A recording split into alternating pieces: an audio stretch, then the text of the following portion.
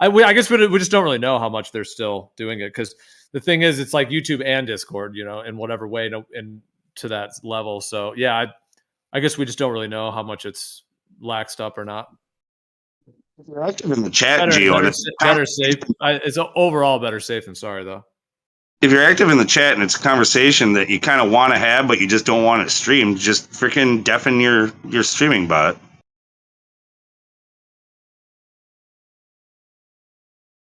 Yeah, but there's people listening as well on YouTube. But yeah, not that many. I mean, they'll come in here. They're almost always they're part of the server. It's not like they're randoms.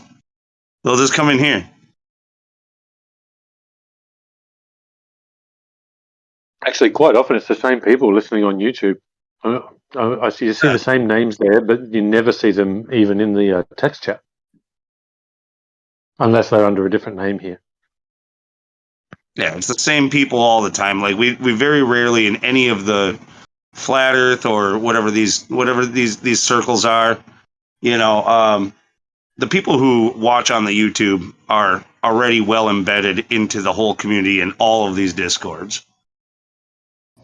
Yeah, Ed Freeze was here earlier under a different name. Mark Taylor, all the old 5 and 6 year old trolls that dox you and do whatever, they're here under different names right now, as we speak.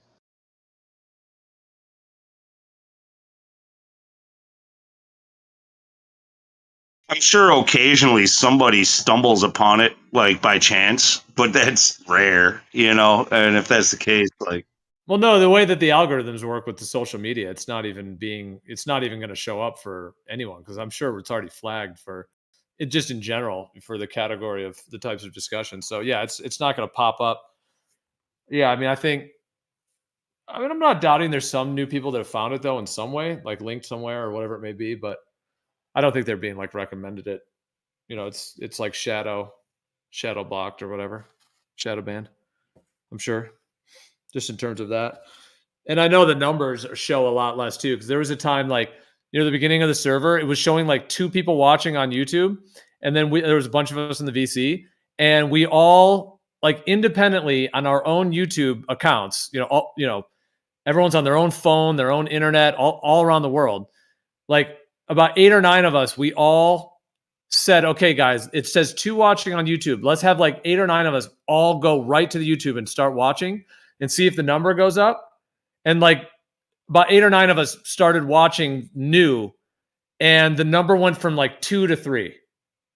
So that shows that it's not at least that small scale. And we could even do it right now. We could have all 10 of us right now just go to the YouTube, we could test it again, see if it's any different, but it doesn't seem more than it shows. How much time I'm not saying it's like 300, but instead of 20 or 30, it might actually be 40, 50, 60 that they're not showing. How much time did he give it before? That is intentional. They do it. Showing. They do admit that though, Gio. Nothing to do with the other discussion you're having is because if you look in your YouTube studio, it'll say something about this, or it used to at least, that they deliberately don't give real-time stats either side, because if they basically you get watch bots that'll have like 100 people watch a video in its first minute, so that YouTube goes, oh my god, that looks really good. Then they're trying to do all this work to identify bots and ignore them. And the challenge is, if you have watch stats, then I can send in bots of one kind and see if that number goes up, or I can send bots of another kind and see if that number goes up. I can use it to figure out which bots they've identified. Breaking up. If you can hear me, you're breaking up. I think I got the vibe of what you're saying, though, if you can hear me. I think you're saying that because there's a lot of different watch bots and all kinds of things like that, that YouTube can't necessarily as easily make it that quick to show them. Like they have to run it through a whole system and check it first or whatever to validate if it's a real user kind of thing. Yes, kind of. Like, and also they don't want to show you, because if you sent in a bot and it doesn't register a viewer, then you're like, okay, we'll get rid of that bot. And then you send in another one, it does show a viewer, you're like, okay, we'll use that bot. So if YouTube is saying if we gave real stats, they would be used to cheat us.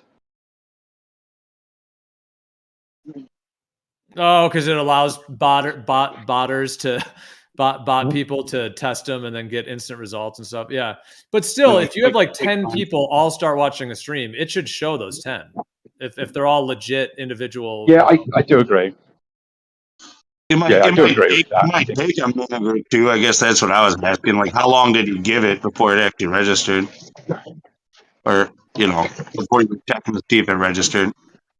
I mean, I don't remember. It's not like I watched it for hours or anything, though. Maybe, yeah, some number of minutes. I mean, we all were checking it and stuff. It didn't go up for anyone. Like, yeah, it's like it just stayed. It went from 2 to 3 on everyone's thing, even though like nine additional people had, all went right to the stream. So, but yeah, I mean, I guess if it took like 30 minutes or something, maybe we didn't keep it going for 30. I'm not. Yeah, I mean, we could try it again. We could do it anytime. See what it's like now.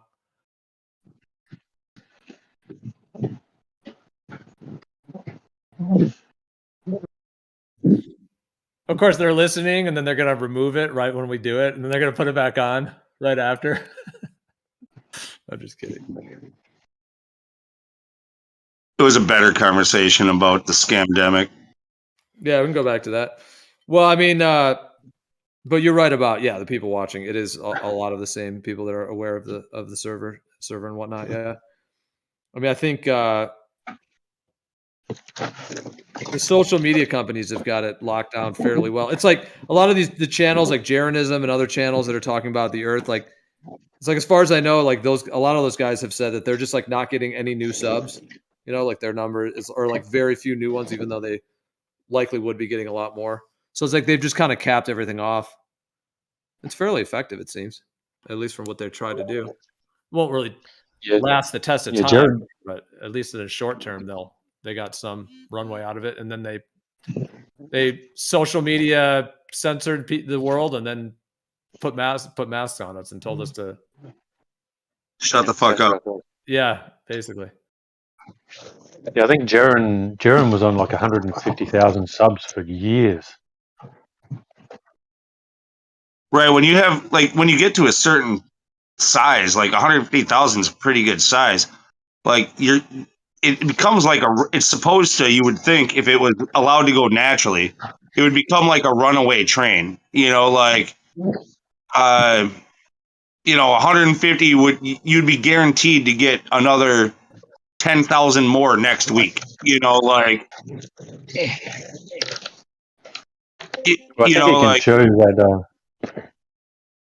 Sorry, I think he can show that, like, I don't know, let's say as an example, he was growing by 200 or 300 people every day, and then that just stopped.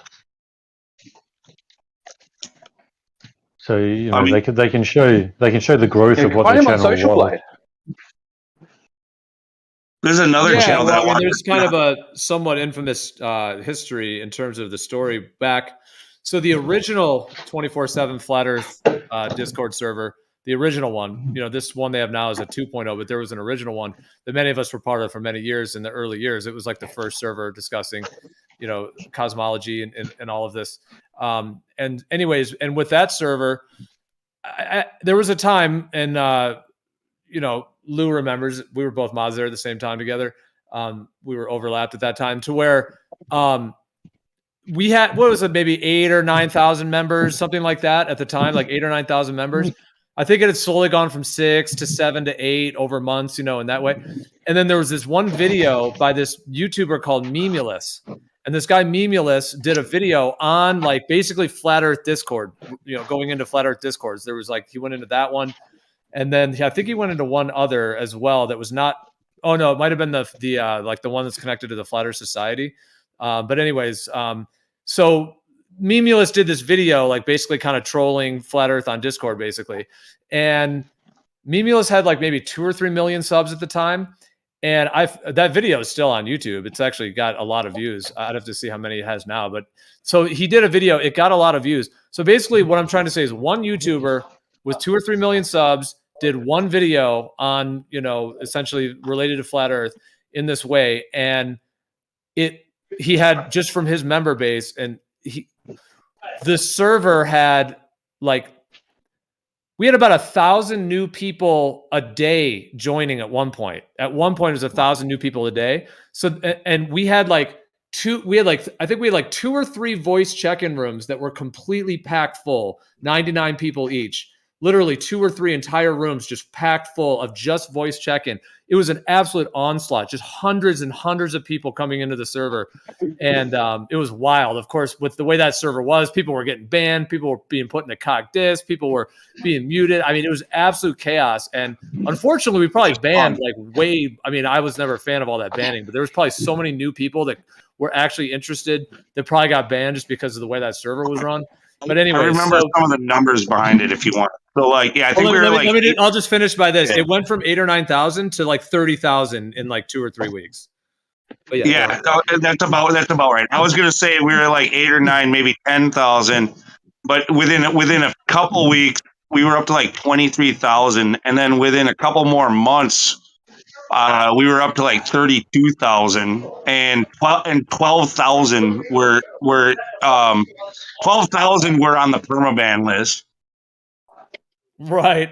Yeah, all those that were banned. I know. So of those, like, let's say from 10 to 30,000, I know there's like another 15 or 20 that got banned probably. Oh my gosh. Yeah. But anyways, my point is just to say that that's how lit it was. Like, you know, when the algorithm works, that's how interested people are in just even using the term flat earth, whether they think they're trolling, whether they're conflicted about it, whatever it is, it has that much energy that just one dude. And that's why, like, yeah, Jaronism, a lot of those guys were getting thousands and thousands of new subs. And, you know, Globebusters used to have like 2,000 live viewers or more, even if those numbers were not accurate. But not that that's even that huge, but I'm just saying, like, the numbers were flowing there for a couple of years. And think if those algorithms had continued working, like what it would be today. And then compare that, and then that's, I think, where the consideration of why they did the censorship. They did put a cap on it. I mean, it didn't really slow it down entirely, but it did at least slow the spread, if you will. It slowed the spread of the truth. Well, what they did is they made it so that you couldn't just like search for it and have the algorithm stopped promoting it. And so you had to like know exactly. And you can still find all this stuff. So this is still the way it is. Like, you can still find it if you're searching specifically for it, but you have to already know of it. Whereas before that, you didn't have to know of it. Like, they'd be like, "Oh, you liked this video? Well, maybe you would like this one," and then they would freaking suggest it to you. You know, like that's when we were getting all that growth, and that's when the government was like, you can't be doing that anymore." Yeah, I reckon if they hadn't of shadow banned it, this discussion would be over right now. It's been years, and it was exponentially increasing. Absolutely, it was really flying off the charts. Yeah, a lot of people. Because the thing is, when it started getting that popular in terms of the interest that people have, I mean, there's only so much that like the ridicule and the trolling can do. You know, there's really only so much. Meaning it's just, those are like kind of side attacks that are really ineffective, and everyone doing them just sort of end up failing. I mean, I guess they get a little bit of kind of, you know, headway on that, but I'm just saying the ridicule and trolling really can't get you that far. So, I mean, if it was getting that out there to people, there's going to be enough people that are going to actually be looking into it outside of after they laugh or whatever programming they have about it's funny or whatever it is, or thinking it's stupid or whatever the various things. Like after that, if they can continue access to more and more information on it, and it could be a topic that would actually be able to kind of become lit, as it were, you know, like go viral, as it were, or just to become like just lit in these, because that's what it was at the beginning. It was lit, like it was like the fire. So many people were just sharing stuff, and you know, to friends and family, and it was when the algorithms work that way. If it's like a thing that's like that's coming up on people's feed on a daily basis, then their curiosity is going to eventually have them look into it. And then if they can get access to good information, absolutely, I think that the numbers that would continue to believe in the globe would have started to crumble very, very quickly, way quicker than they would have wanted. The reason why they haven't shut us down completely is because now it's something that what they call a limited hangout. So it's you have these people who we're going to talk, we're going to find ways to try to get around the system and everything. Especially if they were to shut us down, we'll just create something new, right? Something that they don't have control over or can't monitor or whatever else. We might become actually even more potent, like in our delivery, like to the masses. Look what they did to us. Now we have to do this, and like it'll give it some kind of like validation, you know, like a rubber stamp of like, yeah, we are. This is definitely information the government does not want you to have. If they can say no, we haven't shut them down, they're just not getting any steam because they don't have any steam because they have, they can try to say like, well, it's just people aren't catching on because it's not true. They can say that, but while at the same time we stay here in one place where they already can monitor everything that we're talking about, and it helps them to preempt any like future like arguments or like moves that we make. Like they can actually literally like watch in real time and be a part of it and anticipate the way that we're going to behave as a group. We're in a limited hangout. Yeah, it's a remedy it's just one of the only remedies they have. Yeah, so they're taking liberty upon that, I guess, or their own corrupted form of that. But I don't think that doesn't really solve their problem. Like meaning for them, like for a deceiver, for anyone who's deceiving, the one of the biggest problems for them, if they're getting some gain from it, like control over the world, for example, or in various different ways, then the biggest problem for them would then be the truth getting out there and people being aware of the truth, because then they lose their power. But they have to do it, it seems, very delicately. Like they can't just censor everything, because then people are going to look at it more. If they just hardcore censor it, then people really would look at it like, wait a minute, why is the Earth not being a globe, being censored to that level? Whereas with the shadow banning thing, they can kind of make it so that the algorithm isn't really reaching people, and it limits the interconnectivity of the information rather than censoring it entirely. Whereas if they censored it just hardcore entirely, people would actually probably turn ahead and be like, wait, why is that actually being censored to that degree? It's not like hurting anyone and all that. So it is a fine line that they have to walk, I think. And I mean, if the problem of the truth getting out, if it's a problem for them, then this problem has only been getting worse, meaning they don't have any resolution in sight that at least that we can see. I mean, they may have plans or whatever, but it's still spreading considerably in terms of like exposing whatever their whole cabal is. It just seems like people are becoming more and more aware of it every day that passes, at least on some levels. Well, I agree.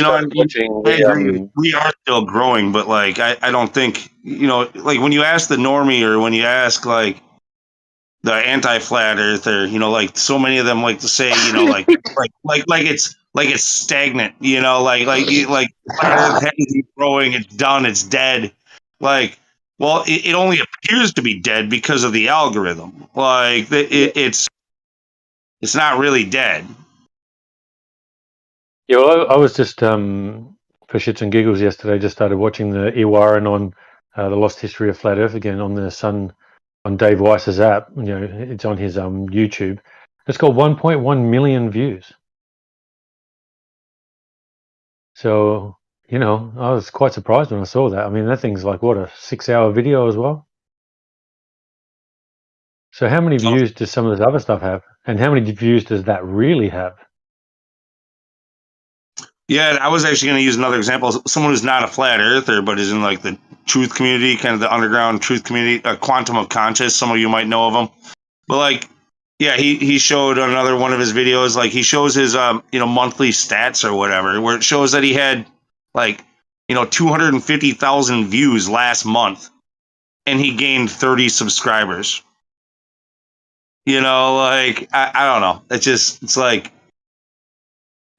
By the way, guys, just because I mentioned the history from earlier, this is actually that video. I just went and looked it up. It looks like it's got 5.8 million views now, but that was the one that created that huge influx. And when that happened, like there were so many new people coming in asking questions, and it was and also the Netflix documentary was out. And even though that is kind of a hit piece, it actually did seem like a lot of the people that were coming in, they actually like had seen the documentary and then they saw this Memulus video and they were actually wanting to ask questions in a legit way. So whatever the effect of that documentary did, it did kind of, it was like a hit piece so that maybe the professional world would be turned away from it. But at the end of the day, it seems to have brought a lot of people more into looking into the topic. Just even the fact that's that whole like no such thing as bad publicity thing. You know, like there's like as long as you're getting seen, like you're getting attention, and you can take it from there. Yeah, I was just about to refer to the same thing. No such thing as bad publicity.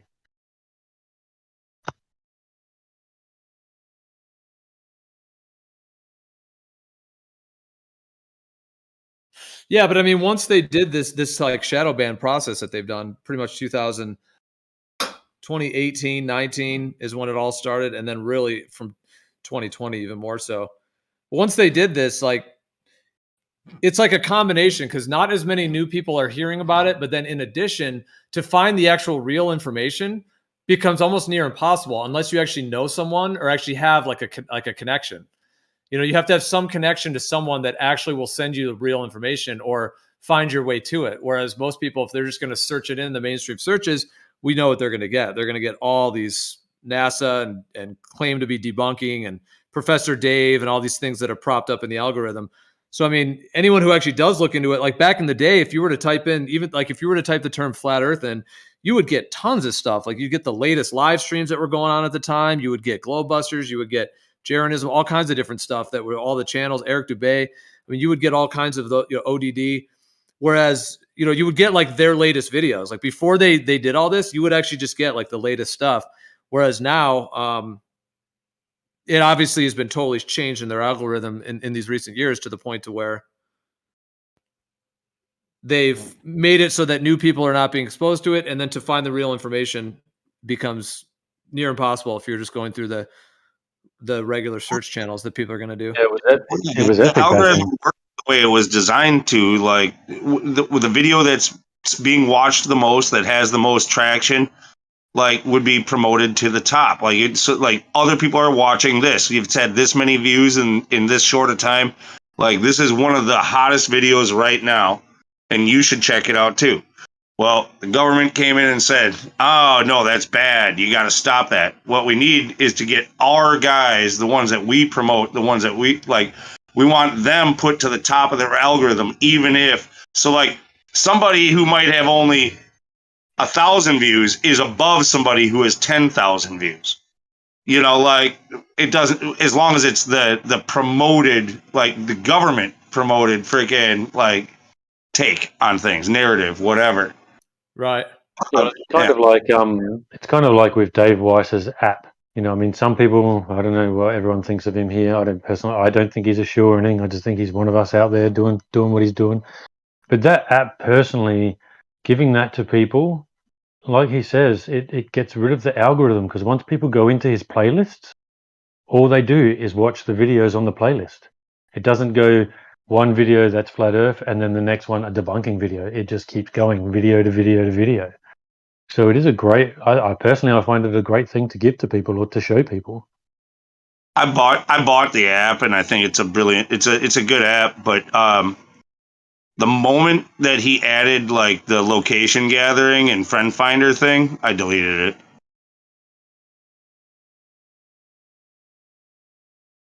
Yeah, it doesn't really bother me too much. I mean, I can see why some people were a little bit stressed about it, obviously. Well, you can not give the app. You can like remove location permissions on the app. I know, no, but the thing is what it actually did though is I had already denied those permissions, and it like every time it updates, it's like you start fresh. Like I don't know, Android anyway. For some reason, you can tell it to like not take your location, and then all of a sudden you find out it's gathering it again, and you have to turn it off again. And it's not that I don't trust Dave, it's that there are some fucking weird ass people, especially on the flat earth side, that go way out of their way to try to dox you, to try to get you try to have your kids taken from you, to try to have you fired from your job, to have you freaking, like, especially if you're a female, there's no way I would be trusting putting this stuff on my fucking phone.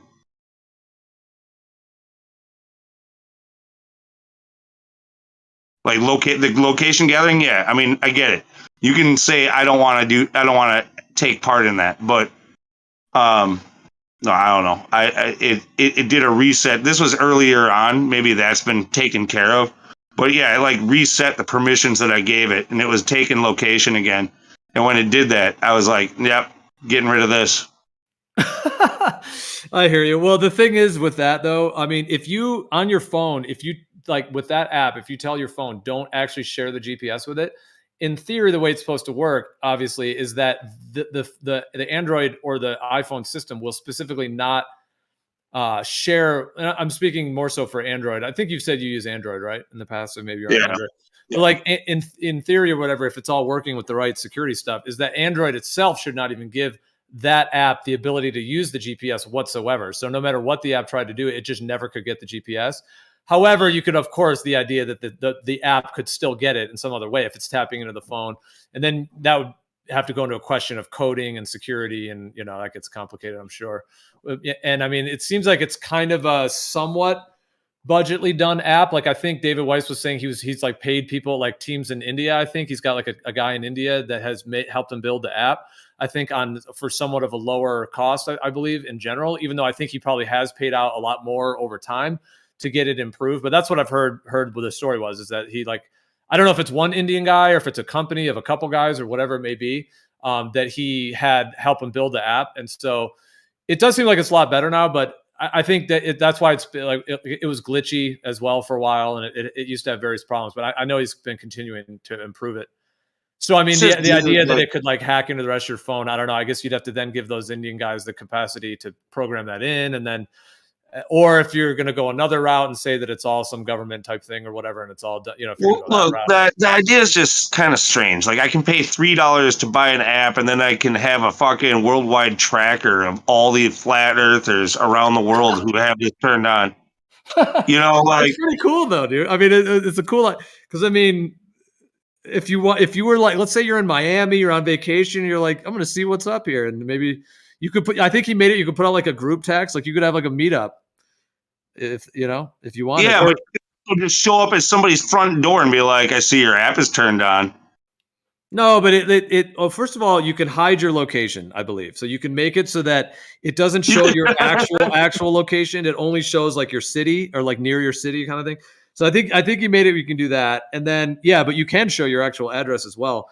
But I think he said you can make it. I've heard him say where you can like group message people. And I don't know if you have to pay for the service to do this one. You probably do.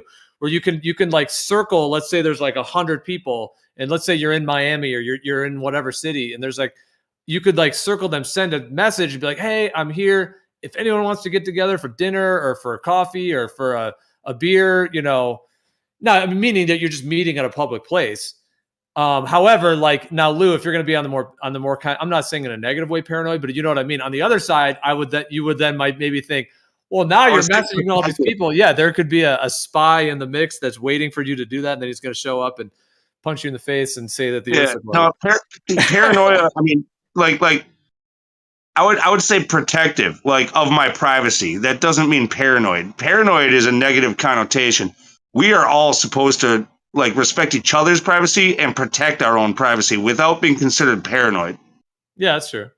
I hear you. That's why I didn't really mean it in a negative way. I just meant it like on that more side of the spectrum. Like one could think, because like I said, if you were just going to message like 100 random people and be like, hey, I'm going to be at this bar, let's meet up. I'm just saying, on the one hand, if they're all just really nice people that are going to come meet you, that's awesome. But I was just saying from the side of a more nefarious potential side is what I kind of more meant.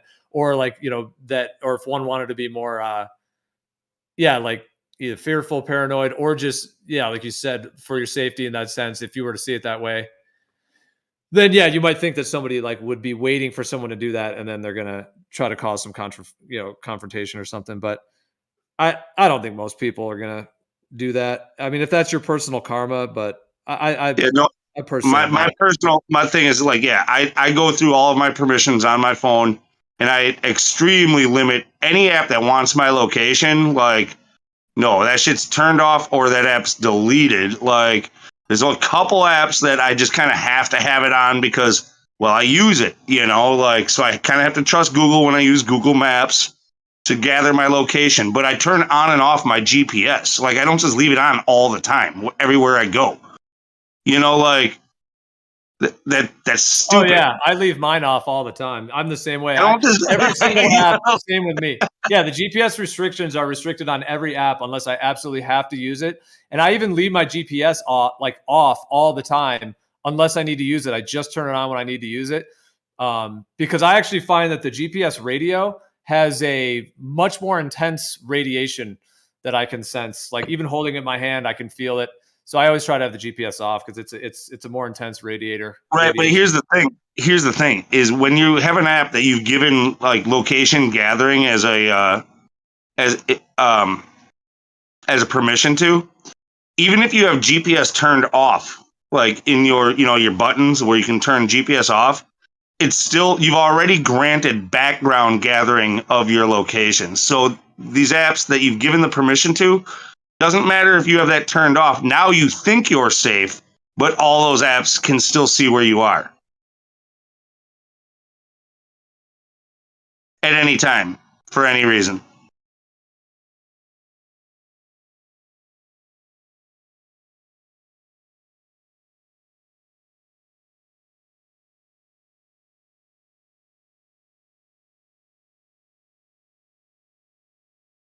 Yeah, you don't go into ghost mode because you've turned GPS off. It doesn't work that way. You're still being tracked. You just think you're safe.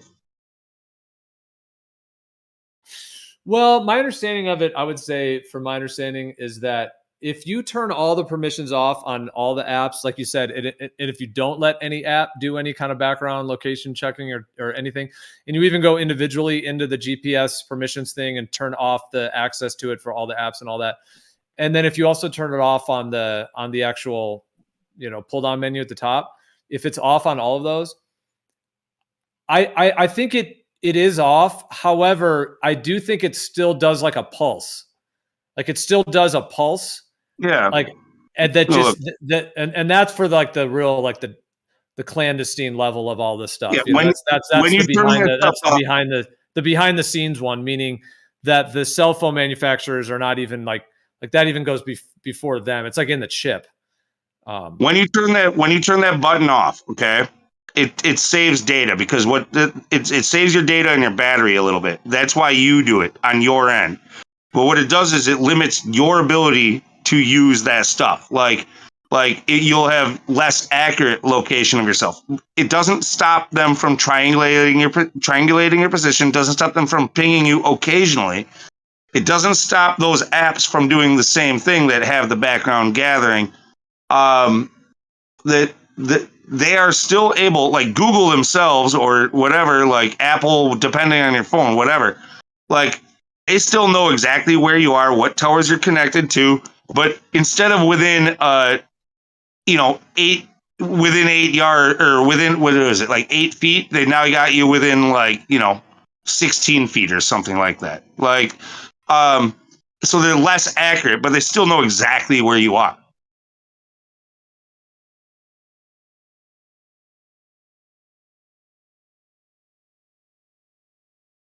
They just don't know if you're in your kitchen or if you're in the bathroom. They're like, well, he could be in his kitchen or he could be in his bathroom. That's the difference. Well, the topic by just having a phone. Oh, good. So I was just going to say, by just having a phone, we basically have a tracker no matter what. Yeah, I think that it's built into the actual chip. The chip itself has a pulsing ping to it that always gives the location of that device, as long as it has just the most minimal amount of battery power. We know this. Look, I had a before the smartphone, before the iPhone and before the iPhone came out, like just before, I had one of these. It looks just like a touchscreen phone. It is a touchscreen phone, but it wasn't considered like that smartphone, right? and it had like a maps type program on it, like a GPS type program on it. Even that, like just through cell tower triangulation, would tell me that I was accurate within 8 meters. That was in 2007. Well, I think we got started on this, but we were actually talking about he mentioned David Weiss's app, and he was saying that's a really good playlist of content, and I think that is a good contribution to add in, because we were talking about how hard it is to find like good content these days. So that's a good point, that just that app alone does give people access to that, even though, yeah, I'm certainly not shilling for it in that sense, but I'm just saying that was the point Plain Reality had brought up originally, is saying that he it's one thing you can recommend people to, because it does have good playlists on it that people can actually get good information. Yeah, I can get down one behind thing that. we can't I like deny. the app for the videos. I like it's good for showing your friends when you're trying to initiate them to like the information, like for flat Earth. Like they can actually like showing the way the clock works, like the way that I mean, it's kind of a good demonstration tool. I loved it for that. Like I said, though, the moment that it wanted my location, I'm not doing it. And I know, unfortunately, though, a lot of people though were like, they love it. It's like, yeah, I just they want to like let their location be known and hope that a flat earther knocks on their door one day or something. Like, I don't quite get it, but I know there was a demand for it. I've heard people exasperate such ideas, in the past. So there was a demand for it when he did it. It's just, I'm totally not one of those people. Yeah, I think the one thing that we cannot deny, though, is that Dave Weiss is probably one of the people who have done the most for this community than almost any other individual. I mean, the guy's done, 2,000 interviews or something ridiculous like that now, on shows that are just random Glober shows, or whatever show, like, I mean, he's probably introduced it to more people than any other individual out there.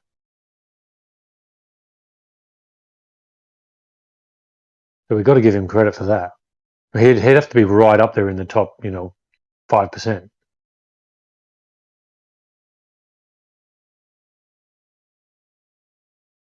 So whatever personal views we may have of him, we've got to at least accept that he's definitely out there doing a lot more than most of the rest of us are. So, I mean, he's brought more people to Flat Earth than I have, that's for sure.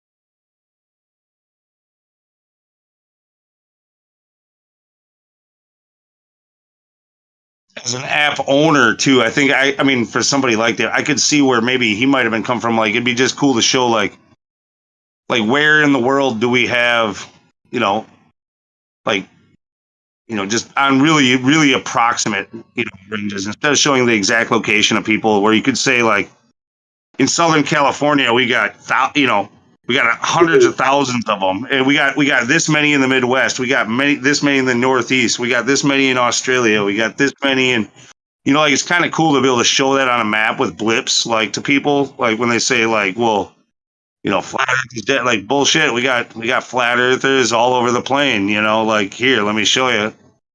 Well, yeah. Did you see? Rakia just posted a screenshot of all the blue dots. Did you see that? I'm sure you've seen it. But No, I didn't look at that, but yeah, that's what I'm talking about, though. I'll repost it. That kind of thing, yeah. Well, I mean, Lou, like, I guess everyone just has a different viewpoint on it. I think it's it wasn't his. That it wasn't his, apparently, this, as the story goes, it wasn't his idea originally. There was that whole story, but nonetheless, like, the idea of having like a finder type thing like that. But as far as I know, it has the feature where you can make it so that, like, it just shows your, like, whatever major city you're close to. So let's say you live near like LA or something, but you don't want to give like your actual location to the public on the app. I think you can make it to where it just shows like your general region, like it just puts you in, the LA region or whatever, and then you can choose to like either message people. I mean, as a thing like that, so that people could connect, and on the positive side, to be able to like maybe even do research together, or be able to come together in some way. I think that's pretty cool that you could be able to. Yeah, I mean, even if you can limit that within the app, like the app, as soon as you turn on location gathering, it knows your precise location. It's within the app itself that they choose not to show your precise location. So if he was to ever get hacked, somebody would have everybody's precise location.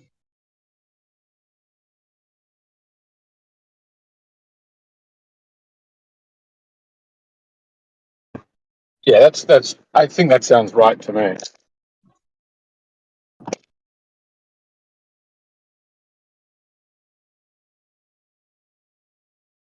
And if you're one of the people who don't trust David, he already has access to your precise location.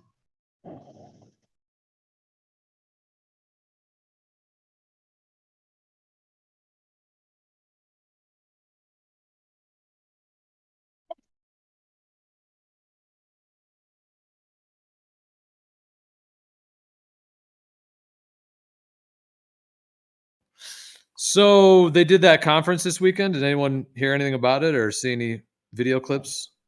I haven't really seen much on it, but I'm sure there'll be stuff posted. But I think Dan was saying that Brian Stavely was taking footage and putting it on his channel. But did anyone hear anything about it? Or Yeah, I watched some of it. Some still up, still got videos.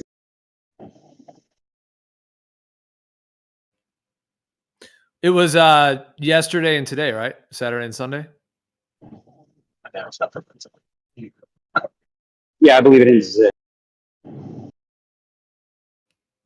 And it's like I think Witsit did a presentation yesterday, I believe. Is that's what I heard, I think.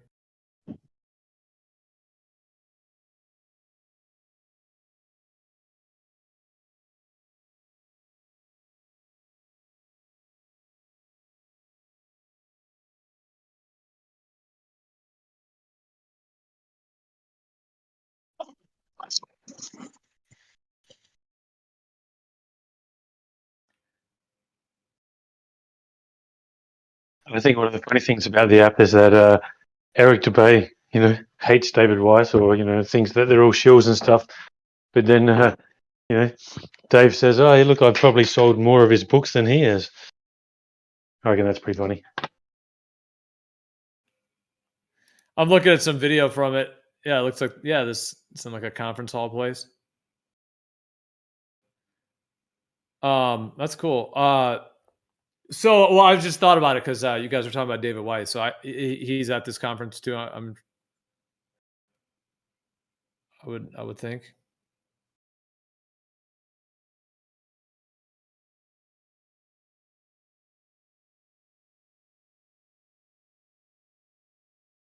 I don't know. I know the only thing I saw was him walking around, and then he walked through, and Witsit was talking, and he went outside, and they were all getting high together. And that's about all I saw. And then he cut it off for a little while, and then there we go back to more of it.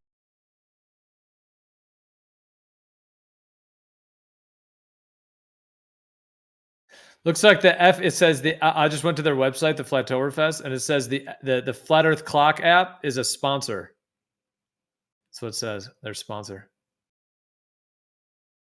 Yeah, well, I reckon I might use that conference as an excuse to come to America next year.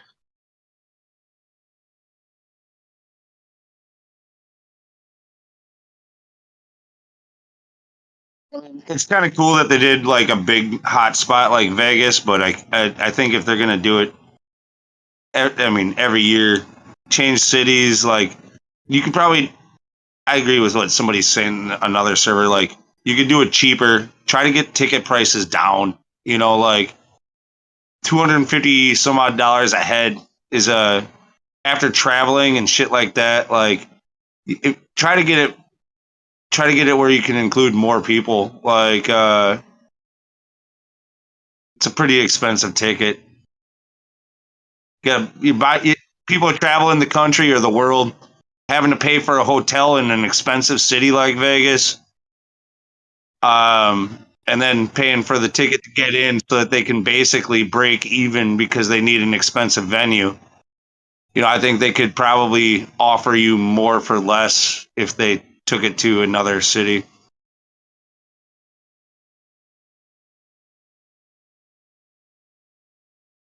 Yeah, I'm looking through on Brian Stavely's. He's got, oh yeah, looks like here's Witzett's presentation. Nice. It's got a big projector, got a PowerPoint behind him. Here, I'll post this one. It's got Witzett on it, and then it looks like this is day 1, part 2. So I just happened to find the part Witzett's on. I'll post it right now, just since I happened to click on it. It's got him up on stage. There, he's up on stage and stuff. And then I think I just saw a cut of David Weiss in the audience. So yeah, he's there. Oh, yeah, but I'm actually kind of surprised too. Like Vegas, Sin City, with how Christian people are in the flat Earth, just the debauchery, the gambling, the drugs, the freaking strippers and prostitution. Like why Vegas? Why is that got to be like the draw? It just kind of seems antithetical.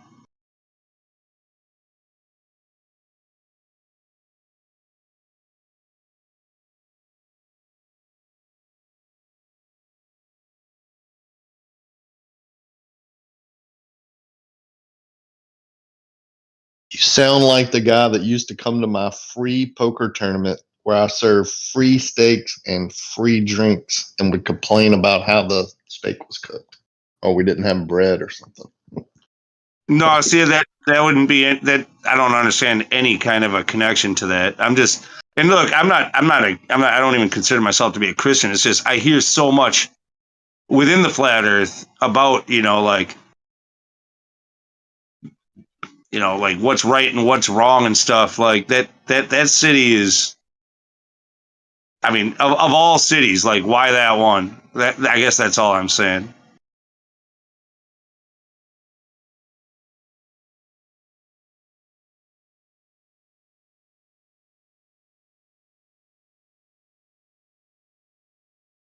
And you're not serving anything for free to get to fucking the meetup in Vegas, by the way.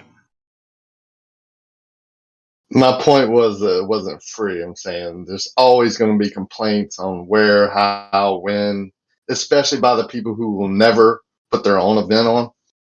Like, my point is it takes a lot of effort. The effort I gave to put on a tournament every week to have all the poker chips, tables, chairs, cards, steaks, drinks provided, and I would still get complaints. That was my point.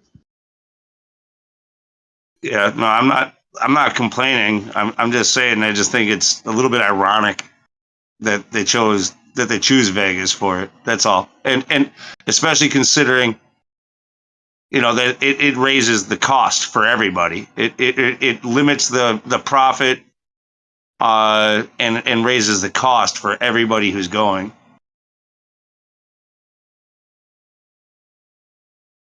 Yeah, I see what you're saying, because obviously, with prostitution and just the debauchery that goes on and that Vegas is known for, it is quite an interesting thing that a whole bunch of there would be some pretty not extremist but pretty intense Christians that will go to that. I think a better place probably could have been chosen than Vegas, but I mean, it is what it is. Try Reno. Reno's still got some of that stuff, but like, dude, if it's about location, like, I'm sure there's. That's not my part of the country, but like, I'm guessing they wanted to get a lot of people where it was easily travelable from people from the West Coast, and there's some place that has it's a bit of a highlight, like I guess they wanted a big city, but I don't know if it needs to be in a big city, like that's what I'm saying. Like, you can cut costs by going to a small city. Isn't Vegas relatively central in America? It's pretty far west.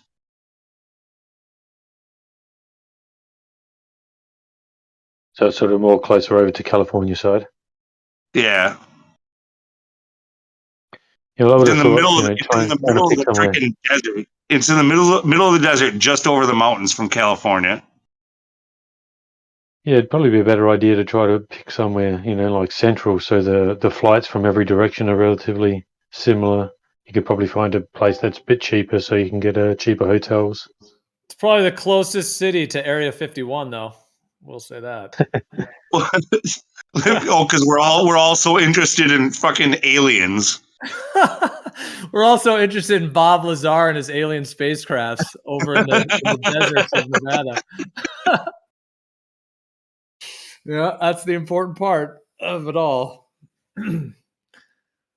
Well, I hear what you're saying, but I mean, Vegas is a pretty lively city. There's a lot going on there, so I think it's cool to have Yeah, an no, informational. It's basically like an informational exchange and a big meetup. It's cool.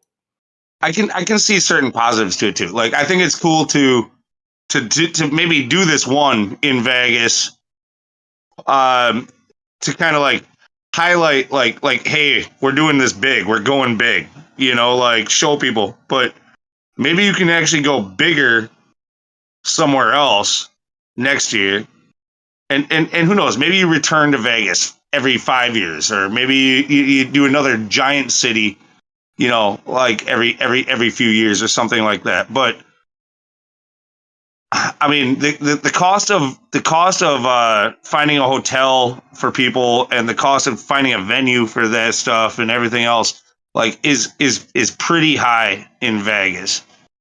Um, you know, there's a reason though. It's cheaper than doing it in L.A., cheaper than doing it in New York.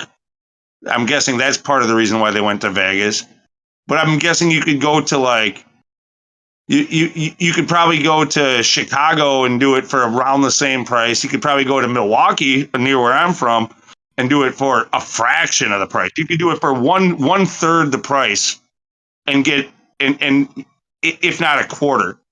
You know what I mean? Like it's just you go to a place like, I mean, I don't know all the different cities, but you know, like maybe in the Texas area, say you would have like Dallas or Austin or something like that. Like which one would be cheaper? I don't know, but I'm guessing you could get more bang for your buck in certain cities like this instead of Vegas.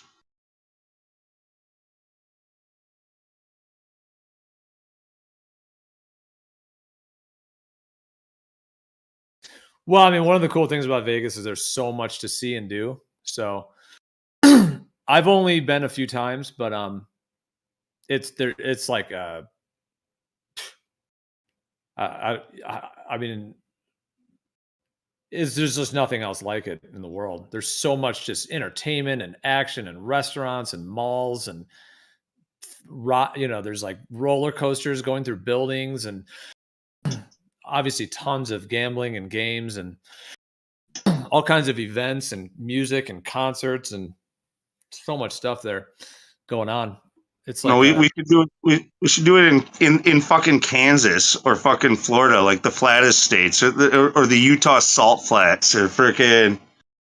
You know, well, I mean, the thing that is, would be anyone fun. is obviously free to do any, like, you know, this is what Karen B is, you know, is doing and choosing to put on. And, you know, so, I mean, you or anyone else could do one as well. You know, it's just what she's doing. Like, it's not that it couldn't be done in other places as well, Yeah. or in different ways or in various kinds of ways. But No, I mean, if you wanted to do something like that, though, like what I just said, like do it. Hey, wouldn't it be funny to do one in the middle of the Utah Salt Flats? You know, like, that would be, you know, like you'd have to do it sort of like Burning Man. You know, like we'd have to create our own little city, our own freaking. So maybe it would take getting bigger yet before you could actually pull something off like that.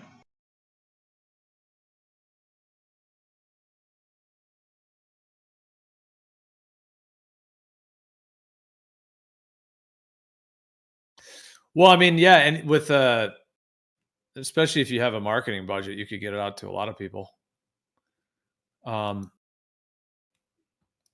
Maybe I guess the term flat Earth is going to have some level of limitation to it, but if it was like a type of event that maybe incorporated like a broader like spectrum of topics, I think it would open it up to a lot of additional people, a lot of other niches and groups of people that would be involved at that point.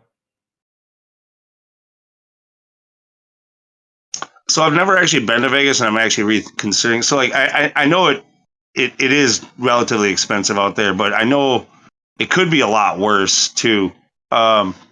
It's crazy, dude. Like that's my overall thing of it. Like when I went there, I was like, okay, this is nuts. Like just the driving down the strip, like I guess it's like a little bit of a Disneyland vibe in a way, but like it's just built up like no other city I've ever seen or ever been to. It's unreal. I just know all the lights and just lights and fountains, and it's really like a spectacle. It really is. Yeah. I just know what I've heard, even though I've never been there, is like actually like your hotel room and stuff and whatever. It's not that unreasonable actually compared to going to say like Disney or going to like maybe going to a ski vacation or something like that. Like your lodging is actually relatively cheap. They give you kind of somewhat affordable lodging and food in hopes that you're going to spend your money gambling. And so if you're not there to gamble, maybe it's not that bad, like, but it's still, it ain't cheap.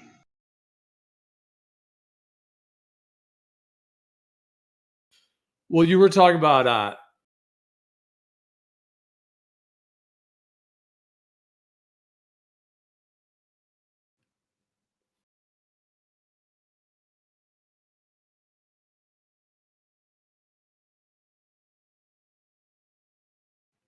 sorry, I think my mic cut out. Yeah, talking about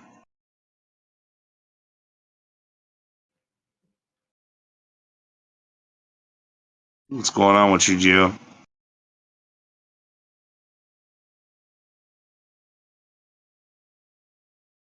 Come on, I'm not talking over you. This is not the time to fucking do this. All right, everybody shut up. It's my turn to talk.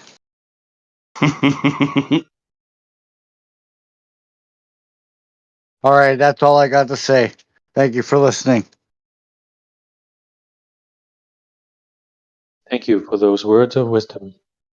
Thank you We very appreciate much for everyone. listening. I appreciate you so much. You like me? You really like me? Lou, what's going on, buddy? Not much, man. Doing my normal thing, coming on, making my gripes and points of like whatever anybody says, I've got something to say about it. Just doing that. Did you let the moose loose in the hoose or what? I got a moose loose about my hoose.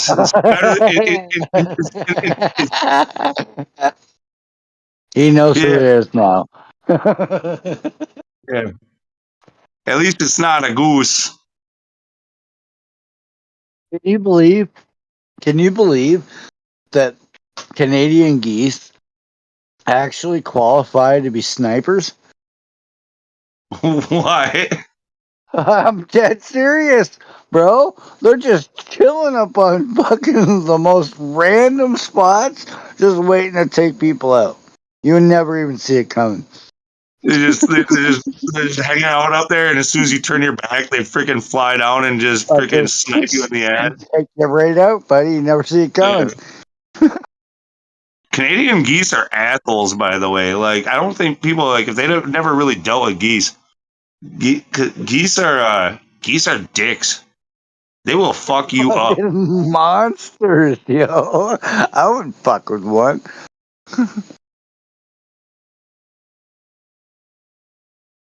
Well, I mean, Geese are mean, bro.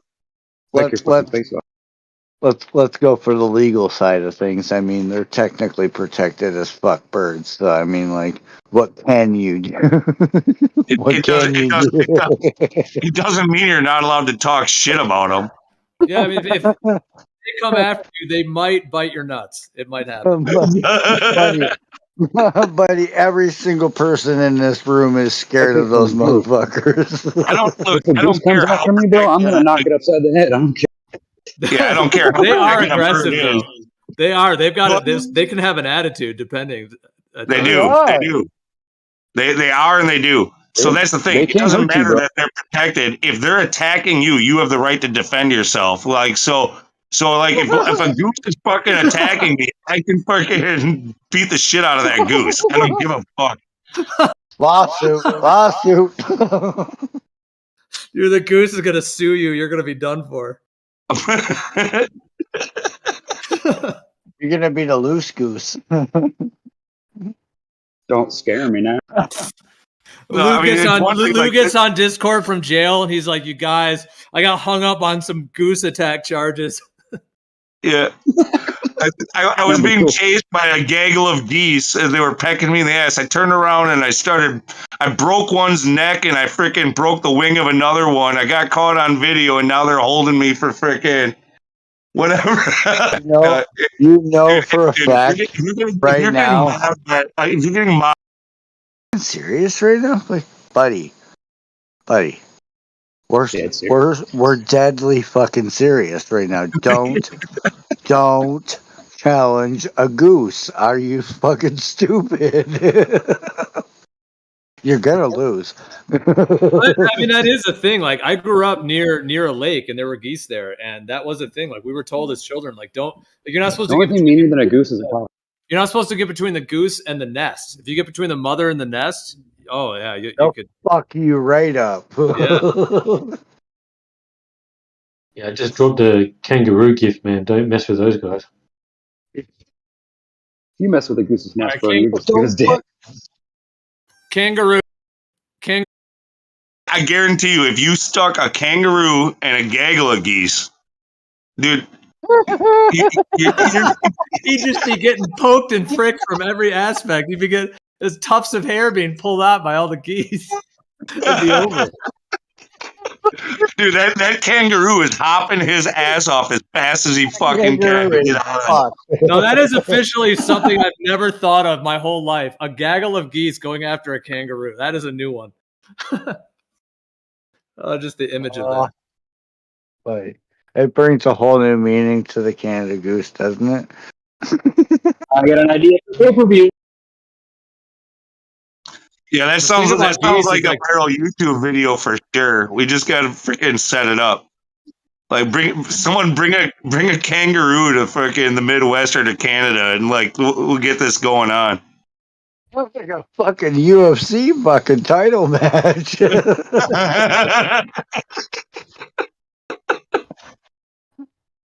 If you look at that GIF as well, right at the very end of it, a emu comes and has a quick look. They're pretty tough birds too, emus. Okay, so now that we've established what kind of an animal the Canada Goose is, how about we establish what kind of an animal the Canadian moose is that I've still in my 34 fucking years of living in Canada have never seen yet. I've never seen a moose in my life, yo.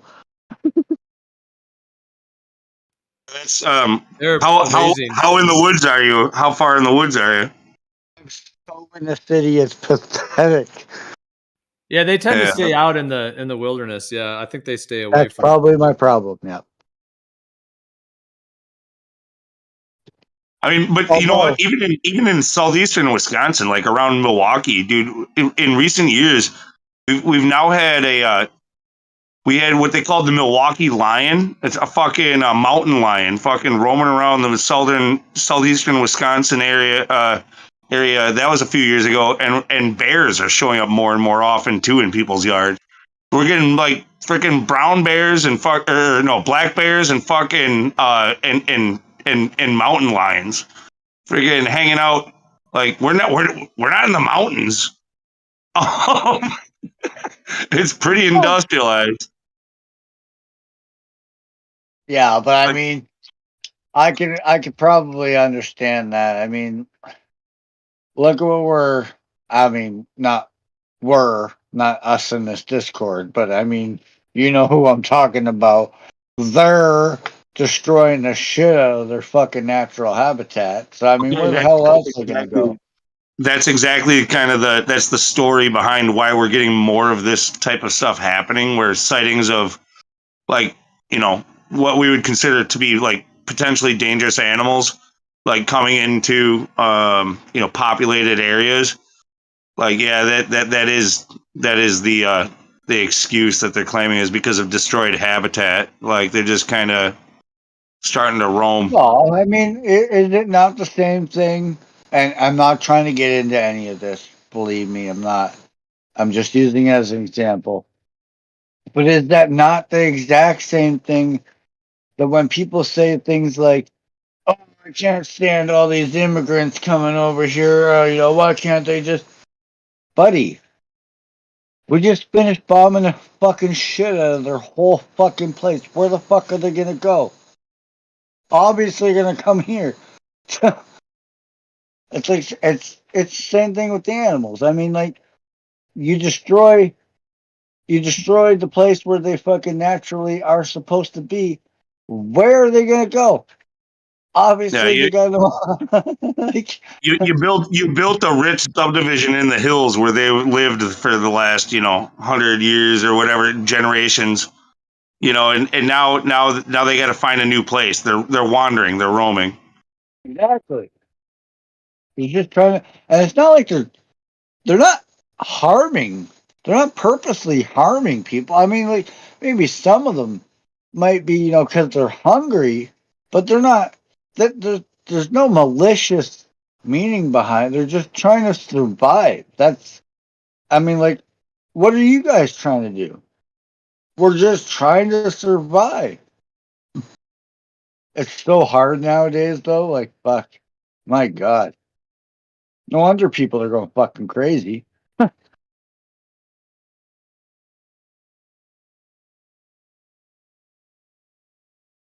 Yeah, anytime an animal like that does come into a populated area, they automatically assume that like he's like rabid or that he's like he's probably Oh, deranged. He's probably deranged coming here. Like everybody hide your children. Like got rabies. yeah. Yeah. No, it's 9 times out of 10 the animal is literally probably just looking, and a lot of the times the people look past this. Y'all have families. Y'all have families.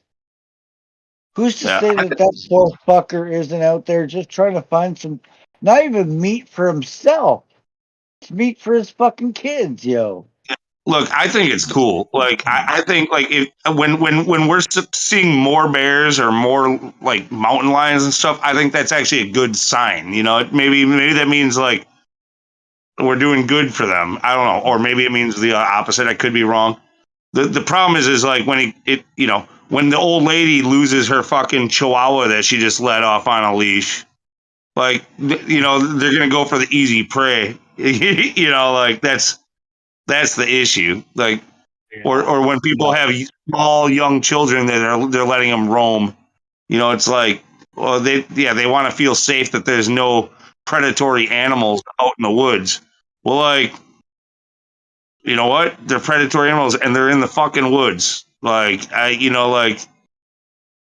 and it's the fact that you're destroying their place where you know, they once resided, that, at a time you were comfortable in living your life away from these, said animals because they had a place to reside. But if we keep cutting down these fucking trees, guess what, people? Guess what? Unfortunately, you better get used to these bears being your fucking neighbors, because where the fuck are they gonna go? well, I mean, no, they're gonna die. They're gonna die. If they don't have a place to go, they're gonna die. But in the meantime, they might wander. Yeah, I don't know if it's necessarily because of cutting the trees. Like, it's more when you develop new areas. So like what was habitat for them is now developed, and now like they are being chased out. They don't want to be that close to you either. Honestly, like they're just trying to. Nope. Yeah, they're just trying to find a new place. That's all. Yeah. Yeah, it's the same with any animal, really. I mean, possums, fucking raccoons, any fucking thing, you know? It's, it has a certain way of living life. Life, as we all know it, has absolutely changed from the way that it used to be. So, I mean, what do people expect? I I mean, think I'm gonna blame. I think I'm gonna blame the turkeys around here. The turkeys are fucking everywhere. When I was a kid, they weren't. Somehow we got fucking wild turkeys literally like everywhere. Like they just freaking in the street. They strut right past you while you're working, freaking on a job site. Like they just fucking. There's just turkeys all over the fucking place. And I have a feeling perhaps animals like bears and mountain lions might be hunting them. so yeah, yeah, they're running out of food in a lot of, a lot of walks of life. I mean, rabbits and you fucking name it, they're being hunted left, right, and center. So I mean, we have a huge list of endangered species that may once roam the earth. They're not here now, but we still have a list of animals that are still here but are very slim to fucking none. Why the fuck do we do that shit? Shouldn't we be like how many animals?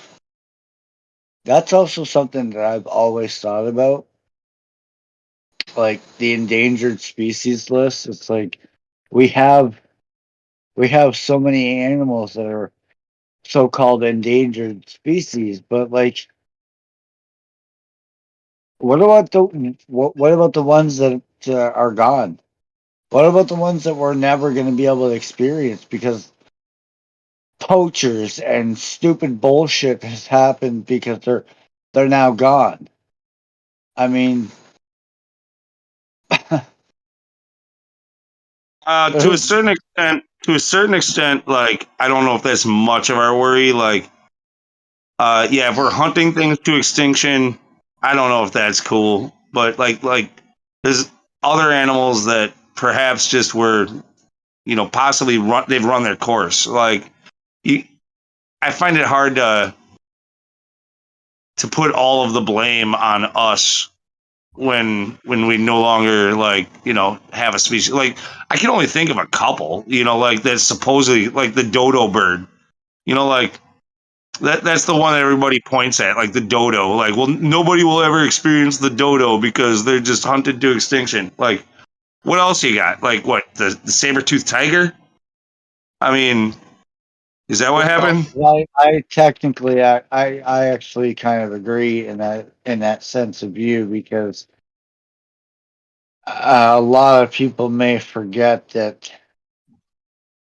um, this is life, and humans, regardless of what your knowledge is, were made a certain way, and unfortunately, we're built to consume a certain amount of something. And unfortunately, that something is meat. Maybe we just, you know, maybe the dodo bird just got extinct because we were fucking hungry. Yo. The dodo bird might have fucking stopped existing without us. A flightless freaking big ass Yeah. bird like That's also a very good valid point. Hey, and here's something else too that maybe not a lot of people, like put into count for their life. But for me myself, I tend to, because I know history is it's fucking rickety as shit. I can only go as for myself, and this is only for me. I can't speak for anybody else in this Discord, but for me myself, I can only go back as far as the year '89, because before the year '89, I wasn't even here yet. So I literally, I'm left with that. I'm left with that. I got to take your word for it. And I mean, we all know how well that served us so far. So I'm just taking a grain of salt from leaving it from there, right? I've only got so many, I've got 34 years in the experience that I've been here. And that's what I can for sure absolutely take for a fact. Anything before that, I got to take your word for it. And, well, I'm sure all of you know that they've lied to us several times. So it's not really a good light to go off of. It's all in how you experience the ride, and that's what I believe that it is. It's just it's a ride. It's not about the destination, because let's face it, I don't care about anybody's opinion in here, especially you, Gio, because you're the only one. You're the silver owner, but none of us in here is going to get to the point where you know everything. That's impossible. That's impossible. Not just in the very fact of knowing everything, but it's the very idea of, think about what that means. Think about what the idea of knowing what everything means. I It really don't. means I mean, I could be wrong, but I don't think. I don't think that's the idea of being a truther. Is like knowing all of the truth or everything that there is to know. yeah, though. It's But about that's what that it's essentially is. about You can't. it's about trying it's about trying to cut through the lies and figure out what It's we don't know. essentially that in itself, yes. Because no matter how much you try, no matter how much you try, there's one thing that's always going to work against the human experience in this place, and that's time. You don't have you don't have enough time to figure out everything. And even if you did, think about what that means. Think about what knowing everything means. That means when you get to that point, what is the point of progression after that? There isn't. There is no there is no growing. There is no learning. There's no there so in my personal opinion, I don't think that in the lifespan that we've each been given, you can possibly you couldn't possibly know everything. And I think that's the beauty part of it. I mean, like I said, I don't think that people are trying to know everything. I mean, there might be some people in the world who are, but I don't think that's the point of like groups like this. Um, yeah, it's about cutting through, deciphering like the truth from the fiction, trying to figure out like how we've been lied to and how we can do better. I think that's more of the point of it. But I also find it funny, like how even as a young kid, child, whatever, like I don't want to be picked on for saying kid, but like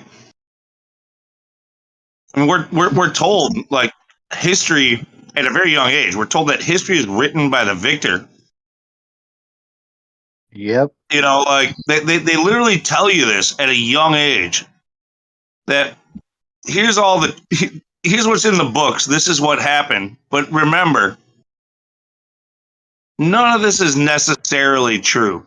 This is the story, the narrative that was given to us by the person who conquered the person before him.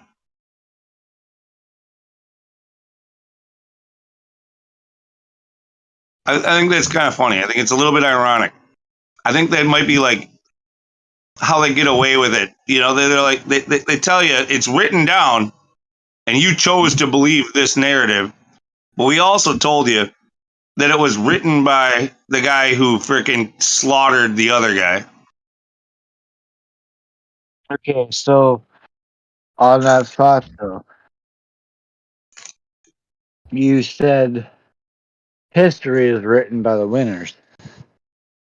We obviously know the history. Obviously, it's written by the winners, clearly.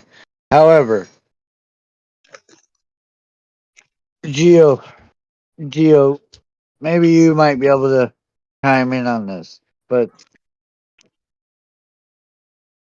history may have been written by the winners, but would those winners that written or wrote that history, would they ever tell you that they lost? Lost, they hadn't been. They wouldn't be the ones telling the story. That's the idea behind that. So, um, everybody, when they tell you that, when they tell you that history is written by the winner, what they are telling you is that history is only nothing but a mere story. It's Right. the propaganda story that was written by the last victor. So, and in theorem, could those writers of said story be those said losers? Not according to that thing. No, I mean the Oh, right. no. Listen. When you win historically, when you win, you burn the entire history and all of their books of the person that you defeated. Right. Which means you're leaving only what? Your Only own your legacy story. left Only behind. your story. That's right. Meaning, even if that legacy involved a loss, the last thing that they're going to say is that they lost, because the whole point of the whole thing is they won. Doesn't matter how they won. The fact is that they won is the bigger picture. That is the most, probably the most detrimental thought I think I can think of coming out of this thing, because does that not fall in suit with what we call today consensus? Because the consensus is just an agreed upon truth. It's not the fucking truth. It's just something that everybody's agreed upon because they're a bunch of pussy ass pansies that don't want to deal with conflict. The consequences that could come from the rebellion.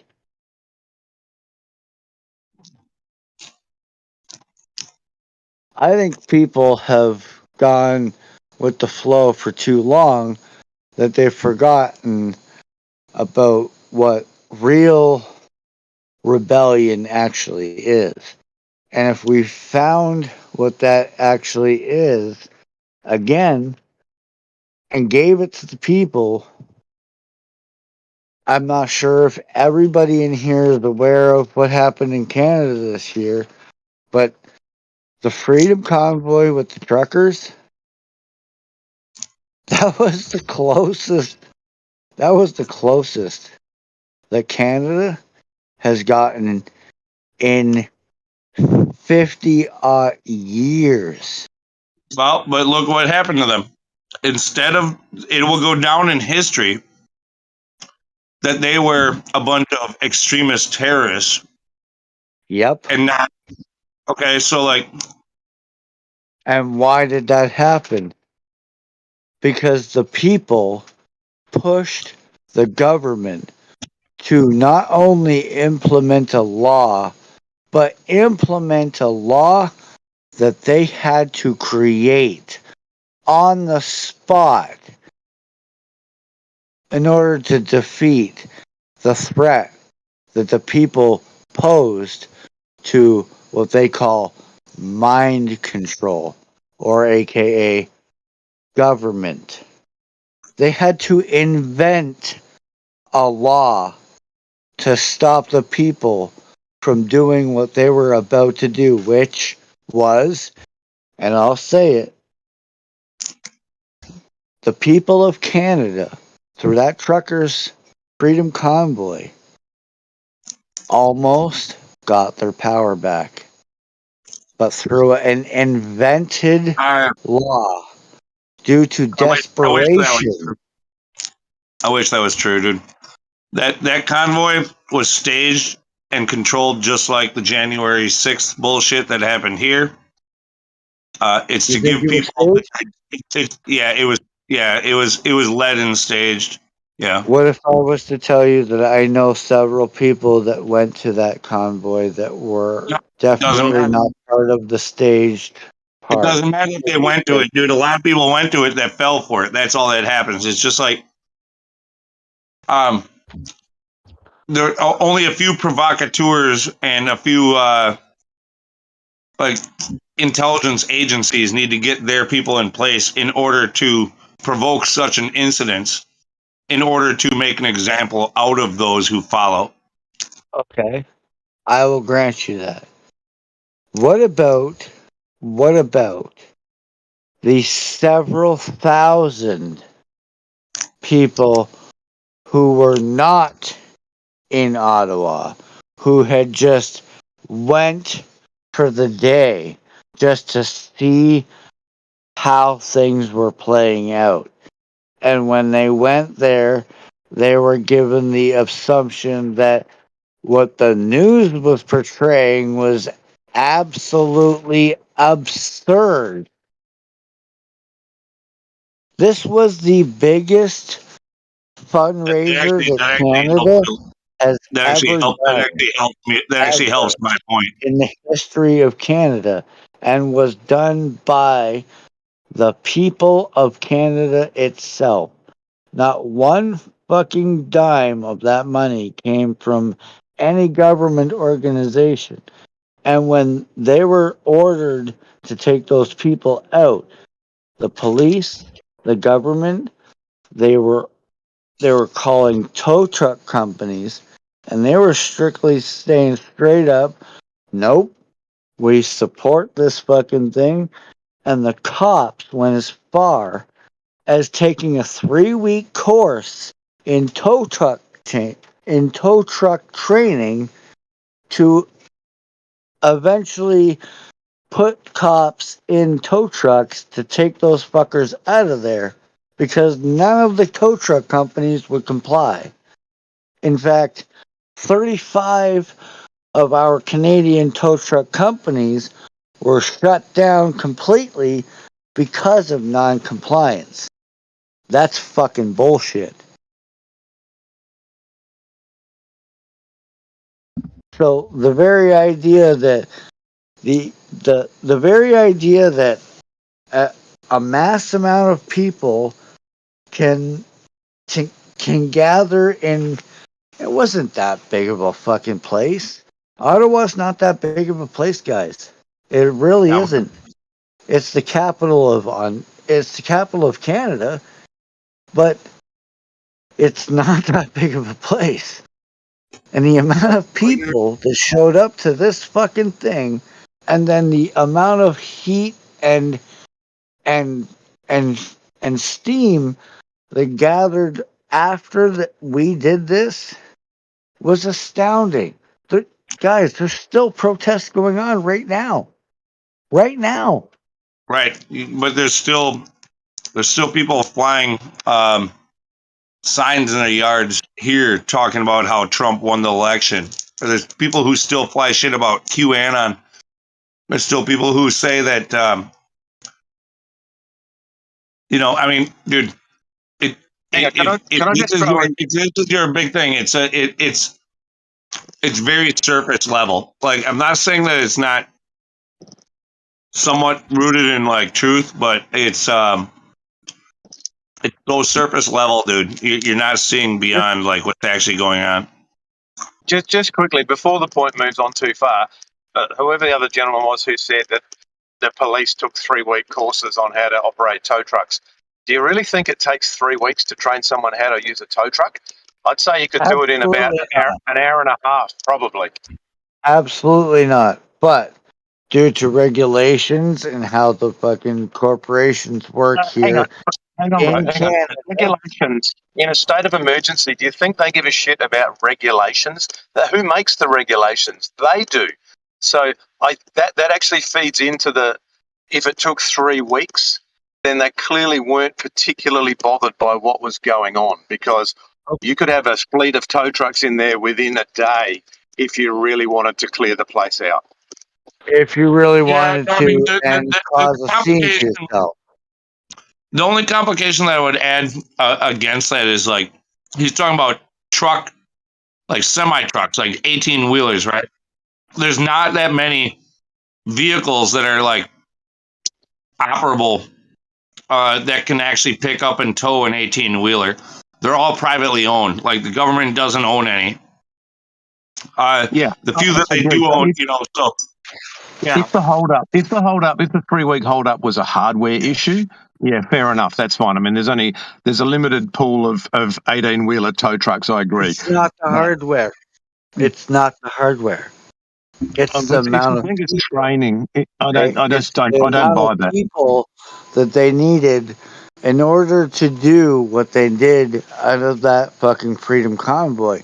The amount of vehicles that they had to tow out of there was remarkable. They had to train at least 150 cops to work tow trucks just to pull them fucking trucks out of there. And it took them almost 3.5 weeks to get them out of there. Where did the hardware come from then? Like exactly my point. But you said it's not a hardware issue. That you just said it's not a hardware issue. It is a hardware issue. Where did the training come? Who paid for these? Who paid for the training for these fucking guys to take the tow truck training? Where did the tow trucks come from, bro? That's the question. Okay, so the tow trucks were actually confiscated from certain tow truck companies that wouldn't comply, and they took the labels off of the tow trucks and just drove them in labelless. Why didn't they just issue court orders to force people to drive them there? I mean, it's all becoming a bit fantastic for me, the way this is unfolding. There are a certain way to do things without causing it. You got to realize these people are trying to implement a power that they don't have the fucking right to implement in the first place. That whole act, Emergencies Act, was a complete, absolute make-up law. The only person ever in Canada's history to ever use that law just so happened to be Trudeau's fucking father. Go fuck yourself. What you were just saying, I agree with. I think that sounds logistically like correct. Like, except for I want to argue with you when you say that they had to take 2-week courses or 3-week courses in order to train people. It wasn't about training. It took that amount of time to actually confiscate the vehicles from these tow truck companies who wouldn't comply, and then get people to drive them instead.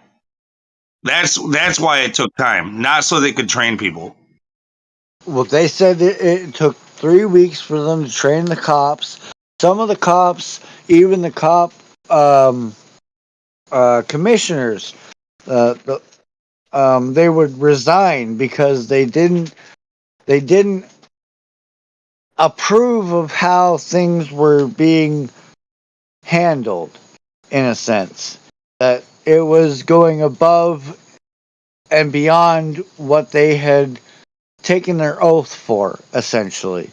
That is essentially why the Ottawa police chief resigned in the first place, because he was told when he first went in that nothing bad was supposed to happen.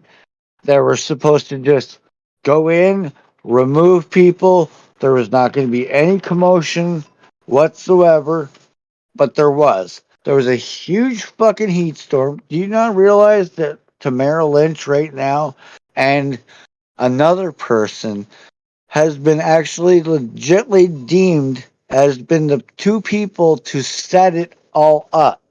Now, even if I was on their side, okay, the amount of people that showed up for this thing, I'll grant it. I'll grant it. I'll be the fucking guy. Tamara Lynch absolutely orchestrated the whole fucking thing, and so did this other guy, and they brought in Yeah. 20,000 Listen, people. listen, Okay? yeah, we had a ton of in order to What get about those all the shots that we random had on people camera. that just showed up? What In about all order to that? get those shots that we had on camera of the big crowds, it took a whole bunch of American protesters and organizers to come up there and also join the fight. Well, there you go. That's what I'm saying. It's like, it's not, you can't just, there's no way that one or two people know 30,000 fucking people.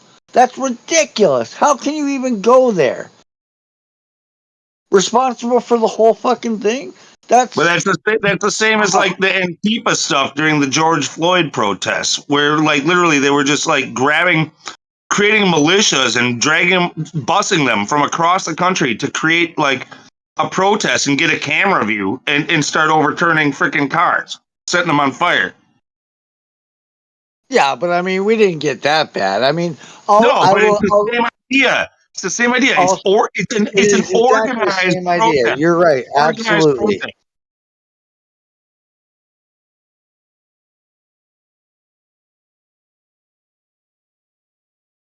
Sorry, I'm just reading a Snapchat.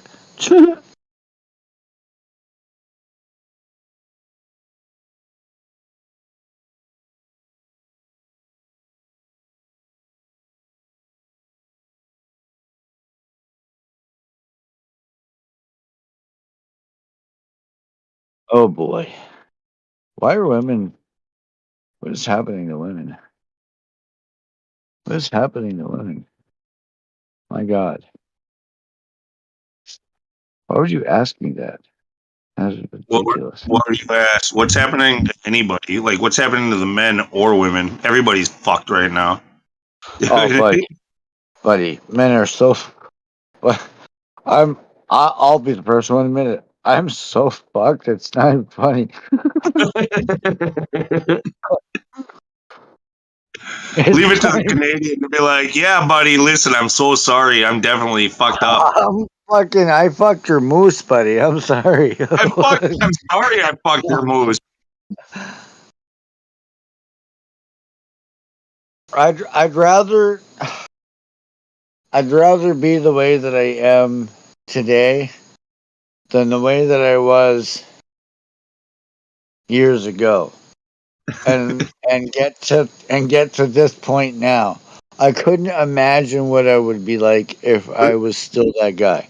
Like I'm still sorry I fucked your moose, but I'd do it again if I was told to. Fuck the shit out of your moose again. But I'd do it.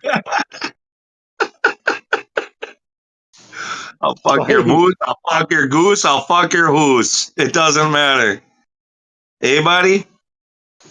Well, I think you might. I might draw the line at hoose, but I don't want to fuck nobody's hoose.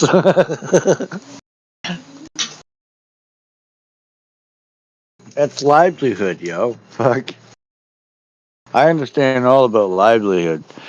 Apparently, Rona doesn't, because they decided that it was a good idea to shut down one of our stores and just say, yeah, thanks for your service. Peace the fuck out. What? I mean, I've only worked here for like 4, maybe 5 months, but what about buddy that's been working here for 36 and 34 years? What about them? Like, fuck them. We don't give a shit about them. Clearly, you don't give a shit about them. Fuck, 36 and 34 years in the same spot? Are you joking me? Buddy, I'd be fucking so pissed. I'd be so pissed. I'd burn everything to the ground.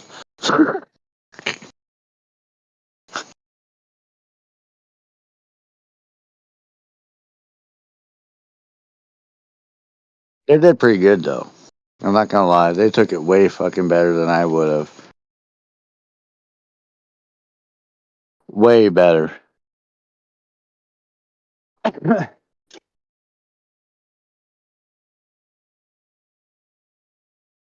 And like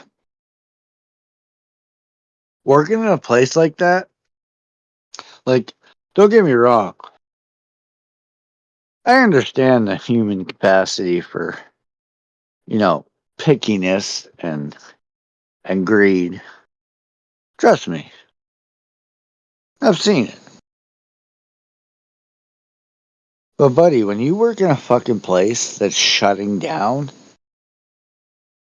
and there's a sale on for 50% off, buddy, the amount of greed and disgust that comes out of people, it would just astound the regular normal human being. I'm fucking telling, but I'm telling you, it would astound you. Like, I can't tell you how many times I was going through the boards trying to pick out some of these nice, really, really nice boards for this person that's making a deck. Whatever. Perfectly straight fucking board, no knots, no chips, no fucking perfectly straight board. Right? Good. I get it. I get it. You're paying for this product. Do you want it to be what you got? Right? I get it. I totally get it. But Well, it why? depends. I mean, being a carpenter, if you pay a whole price for clear pine than you do for fucking knotty pine. You pay another price for like clear cedar than you do for knotty cedar. You can't I go get it. buying knotty pine and then pick through it and go, I want no knots. No. I get it. I totally get the whole pickiness part. I totally get it because you're paying for it, right? I'm not paying for it. It's just, this is your money, guy. I get that part. I totally get that part. The part, the part that I don't get is the entire time that I'm flipping through these boards where they're like, and in my brain, I've been there for 4 months now. I know what a good board looks like. I know what a good board doesn't look like. I'm going through these boards. Why is it the only thing that's going through my mind is, buddy, are you serious? That was a fucking good board. Like, man, buddy, you're worrying about your fucking deck. There's people that don't even have a goddamn home to live in. Are you fucking joking me right now? Fucking take that goddamn board. What the fuck is wrong with you? Listen, no, what you do is you tell them, you say, hey buddy, sorry, but hey buddy, I'm sorry, but you ordered a knotty pine deck. You're gonna get pine with knots in it. You're getting a warranty with this deck. So if one of these boards that I've already selected it fails and it warps and twists, I'll come out here and I'll be replacing that board. Bring You it don't get back. to I'll do. pick out another one. Fuck. I don't understand. Like I say, I get you're paying for it. I totally get that part. But like, buddy, there's a guy living down at the end of the trees right here. And he's got nothing. Maybe that's just me. I don't know. I just. Turn up. I'm going to say it okay. So somebody stop me before I get to this point because I cannot do this too late tonight. But I've been having some beers too. You obviously started before me. In this conversation, you went to sounding like a little bit tipsy to a lot tipsy. And I have a feeling this could happen to me also. So I'm just going to cut it off for you. Somebody cut me off before I get like you now. Please.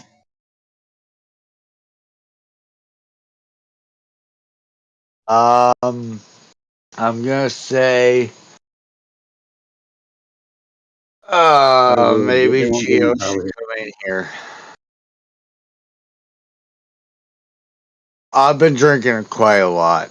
I'm not gonna lie to you. I've been drinking quite a fuck. And guess what? Guess what? Give me Hey, a buddy, do second. you gotta work? You gotta work in the morning, bud? I don't gotta fucking work in the morning, yo. Oh shit. Oh yeah. Yeah, Well, you're all right. shit. This is the All right. last one, though. This is my All right. last one. And I then got you no gotta go more. to the beer store and get more Labatt's. I can't go to the beer store because it's 11:33 and all the stores are closed. All right. You know what? I know the burp made it so much better, didn't it? I heard you crack it. It's the last one. Chug it down, man. I'm just saying, like, this conversation has degraded. Like, Oh we're my not god, doing that well. Yeah. so fucking bad has it degraded. Yeah. Hey, I'm just Somebody waiting for somebody come else in to and back try me and up. take it over.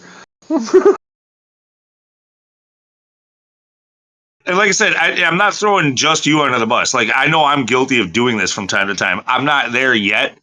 I mean, like, if I were to continue drinking, I would probably be in your situation in a couple of hours. Yeah, You yeah. You don't like, want to be in my situation. I'm so fucking fucked right now. It's not even funny. yeah, Not gonna sorry, lie to buddy. you guys. Sorry, bud. I hate to be the bearer of bad news, buddy.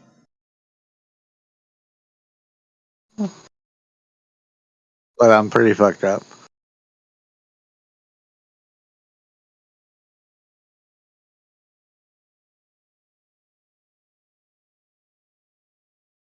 Some goose is gonna come and fuck you in your own hoose. Hey, you know what though? You know what I gotta say about that right now is that all these people are listening to us talking right now, and you know what's And they're funny? not jumping And in to help me cut you up, either. nobody's saying a fucking thing. Nobody's saying anything. Not even Gio. Gio's not even jumping in. Like, hey, turn up. You know, but you're a little bit too drunk right now. I think maybe you should fuck off and go the fuck home or something. Not even Gio's jumping in here, yo. Yeah. No, if this was me, guaranteed Gio would be like, "Look, Lou, you're done." He would be fucking muting me.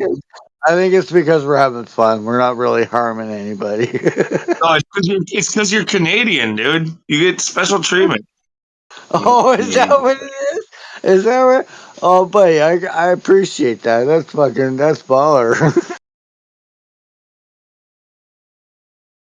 Like, this guy's way too polite to fucking mute. You know, he's like, he says sorry too much. Well, I am sorry. I am fucking been drinking. I probably fucking like. I don't even know how many I'm in. Fuck. I'm I mean, I'll probably like, admit, hey, when they threaten to mute me, I start saying "fuck you." You know, go ahead and fucking mute me. Like, I don't say sorry. yeah, but Gio already knows that fuck you is like my natural like hello. Like, he's like, if I say fuck you, SE, that usually means, hey, SE, how's it going?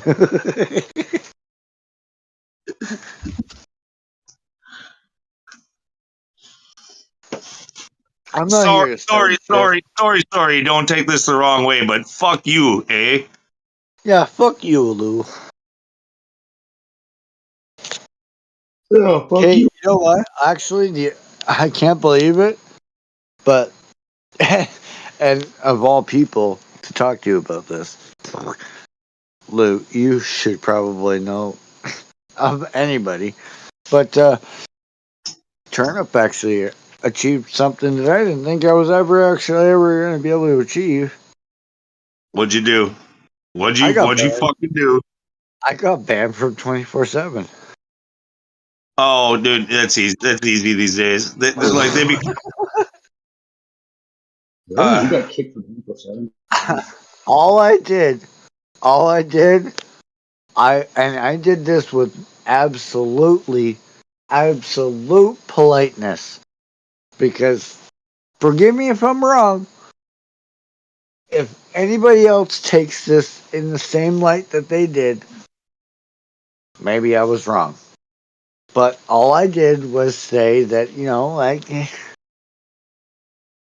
you should do us all a favor, like, Earth's not a globe, so, like, if you're a glober, you should just, I don't know, do us all a favor and just Get to the fucking point.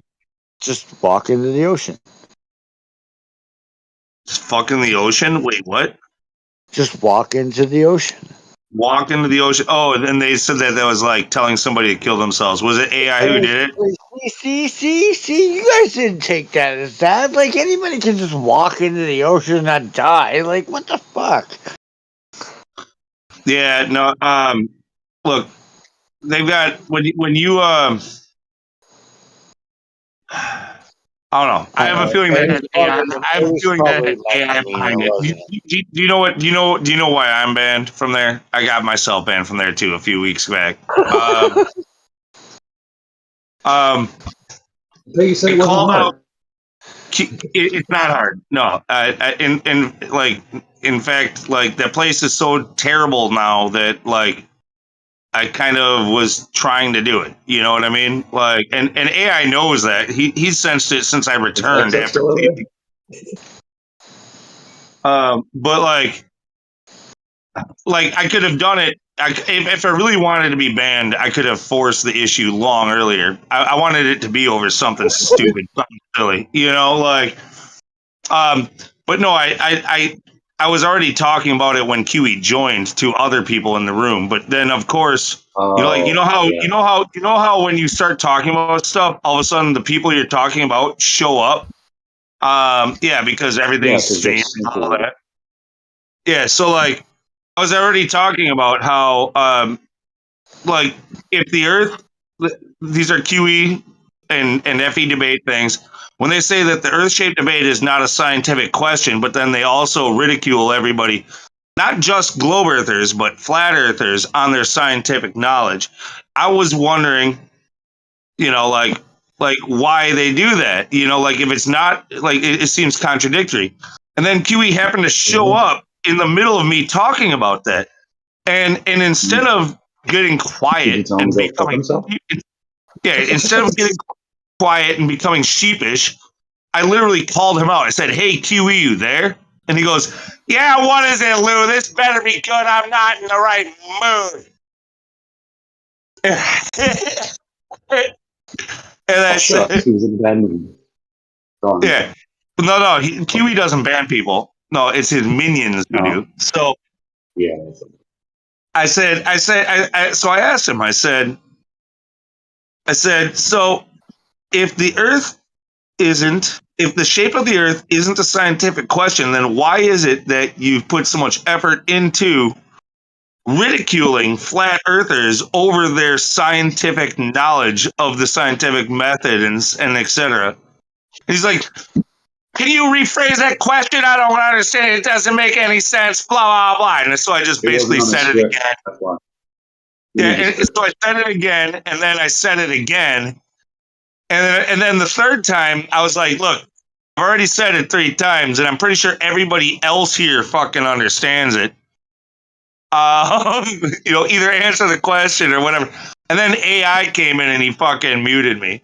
And I knew it was AI. AI freaking sucks QE dick. I knew it was AI. And then in chat, I freaking called him out. I said, "I know that was you, AI." And he goes, "Of course." He goes, "Of course it's me. Who else would I be?" Like, blah, blah, blah. Anyway, so then he started pretending to be he was doing his normal, like, machine LARP. And then he said, if you don't like it, then you can take it up with the complaint department, which is like literally a room that he created for himself to be like, anybody that gets band or whatever, like he's like the only person in charge of determining how they'll get out of there or if they'll get out of there. He's the moderator of moderators of moderators. Like when moderators get fight. How did he become popular over there? I thought everybody hated him. No, dude, he just forced himself into that. Nobody elected him for this. He's like the Klaus Schwab of the fucking 24/7. And so when he said feel free to leave a complaint in the complaint department, me being full well knowing about how that fucking place works, I said feel free to terminate yourself, which was mostly a joke.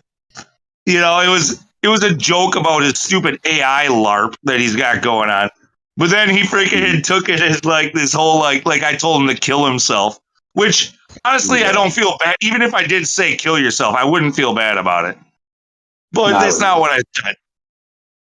That's not very nice. He's a dick. Sport. He does, yeah. And if I met him in person, I'd just punch him in the face. I wouldn't waste my time. Dude, you were super quiet. I can't hear you. I said he needs to get his ass punched out. He's a cocky little bastard. Thinks he's yeah. I don't want him to die. I just want his nose broken. Yeah. Like, you know, that's about it. I just want to see his face when he talks shit. Yeah, there you go. When he finds out his nose isn't made out of fucking like liquid metal or some shit, you know. That's funny. You know he's going to show up, right? Because one of his cronies is always around. You know. Hey, let the moose. He just cracks. Let the what? Let the moose loose. Let the moose loose. Lou, tell him about the moose being loose. So, like, you could have a moose. You could have a moose, but you don't want to have a moose that's loose, and you definitely don't want to have a moose loose about the hoose. You got a moose loose about the hoose. You guys both need and have another one on me. Oh my God. Lou, you fucking nailed it. You fucking nailed it, bro. You nailed it. This guy doesn't know what the fuck to do right now. He's all like checking his yard to make sure there's no moose around. I want what they're having. No, the fuck you don't. Yeah, well, if it's alcohol, no, I'm good. I don't do that anymore. But So we're high on truth, yo. That is the truth about the moose. Like that is the absolute truth about the moose. Oh yeah, I'm aware of moose. Lou gets it. Fucking with a moose is like fucking with a possum. You know, hard to fucking kill. You better shoot him in the right spot, right in the blank spot. Dude, if you got a moose loose about your hoose, it's gonna be a bad day. You know what I mean? Like you just usually it doesn't turn out good for you. You know, it doesn't. Moose are very, very violent, especially when they're mating season. It's not good. Not a good idea. We're pretty unique characters, me and Lou. So, I mean, Gio knows who I am. Just saying. Lou knows who I am. Just saying. And he was listening, by the way. I saw him in the chat. Just yeah, he's listening. I say what I say, and I don't give a fuck what you say. So take that. I do it all the time, and they haven't kicked me out. And they mute me once. That's whatever. I'll let the moose loose right now. I don't give a shit. We'll turn him.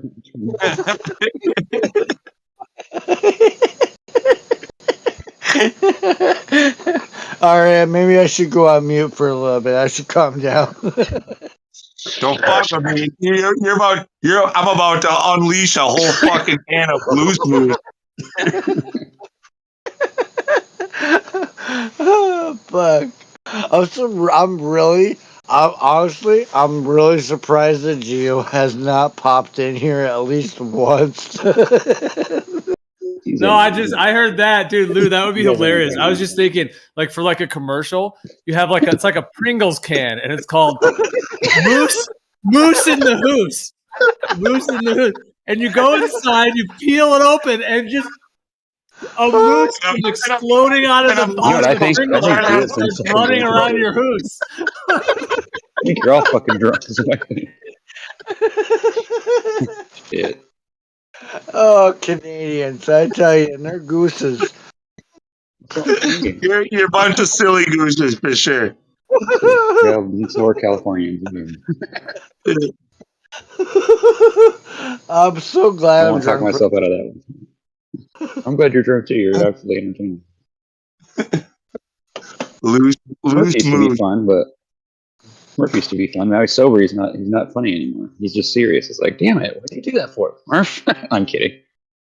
Well, it's I even like him funnier very because sober. moose are actually like kind of sloppy, like they're like runners. I mean, they're kind of sloppy runners, like they're a little top heavy.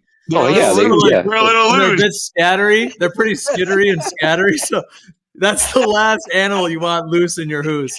Oh. Just a top heavy, like Whoever you are, you just came into a very fun animal. Consider yourself special. Only in Geo server. Oh, it's Rose. What's up, Rose? How are you today? We're finding the flaws of the moose. Hey, I am special. I am special. We already knew that. What about it? Yeah, no. What are you guys talking about? We're talking about you. What else? No. Don't do We're that. talking about how drunk Lou and Geo and everybody is. The foundation of the topic is what do you do when there's moose loose in your hoose?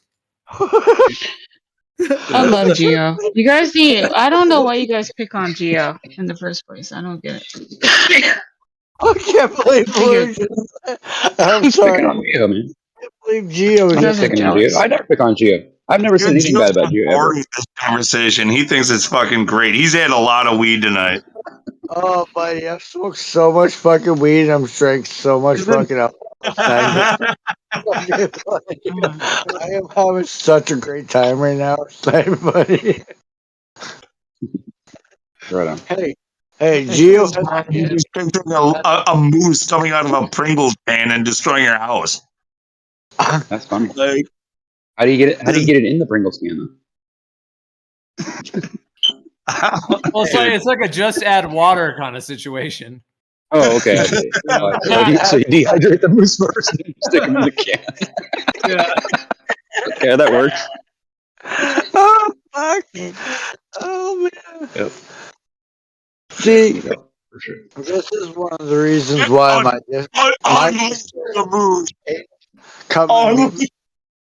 they hate me coming here at night. Dehydrated moose.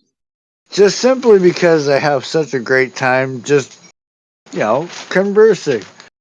You never know what's going to fucking happen in this place. Honestly. You really don't. I honestly, the amount of conversation that's been going on here tonight, I thought Geo would have popped in at least one time and been like, he's been talking to you. What are you talking about? No, he just popped in support of the whole conversation that really should have been awesome. It's just been That's a rarity. Normally, he just ignores it. Down or something, like he's been jumping in.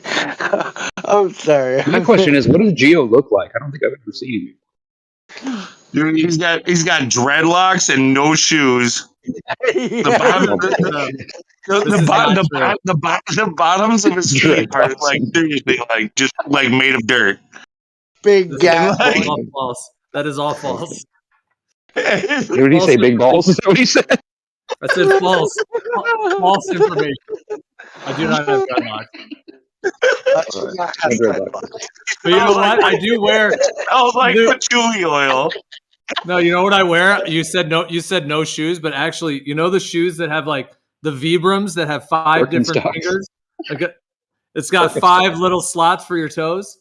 Oh no, you wear toe shoes. That's the worst. That's worse.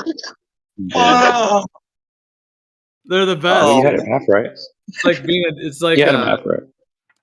You feel like a ninja in these things. You can actually grip. All you gotta do is just put some foam down and step in it, and you'll have those things, bro. Oh man. Oh, so Just took a mold of some fat guy's foot and stuck it in there, and then said, "Here you go." you feel like a ninja. I know that was pretty good. You sneak around the house trying to sneak up on people and shit. Buddy. While remaining equally grounded to the earth. Fucking shit. Oh, Equally fuck. grounded. I got, What's equally mean? this is literally the best orientation for me to be in for this tonight. Like, Scale that wall and still be grounded. I would say, Gio, I fucking commend you tonight for not, like, completely coming down on me tonight. Oh, man. He's actually being pretty cool tonight. I like the guy. No, he is pretty cool. He's laid back and chill, and he puts up with a lot of shit, especially from me. So like maybe that's part of it. I don't know, but Tell me that if I get out of hand He only here, puts up with you because you're entertaining, Lou. Come on. that, The same reason why he puts up with could me. be a part of it. Yeah, that could be a part of it. he's We attract got other people. me on mute here, so don't go that far.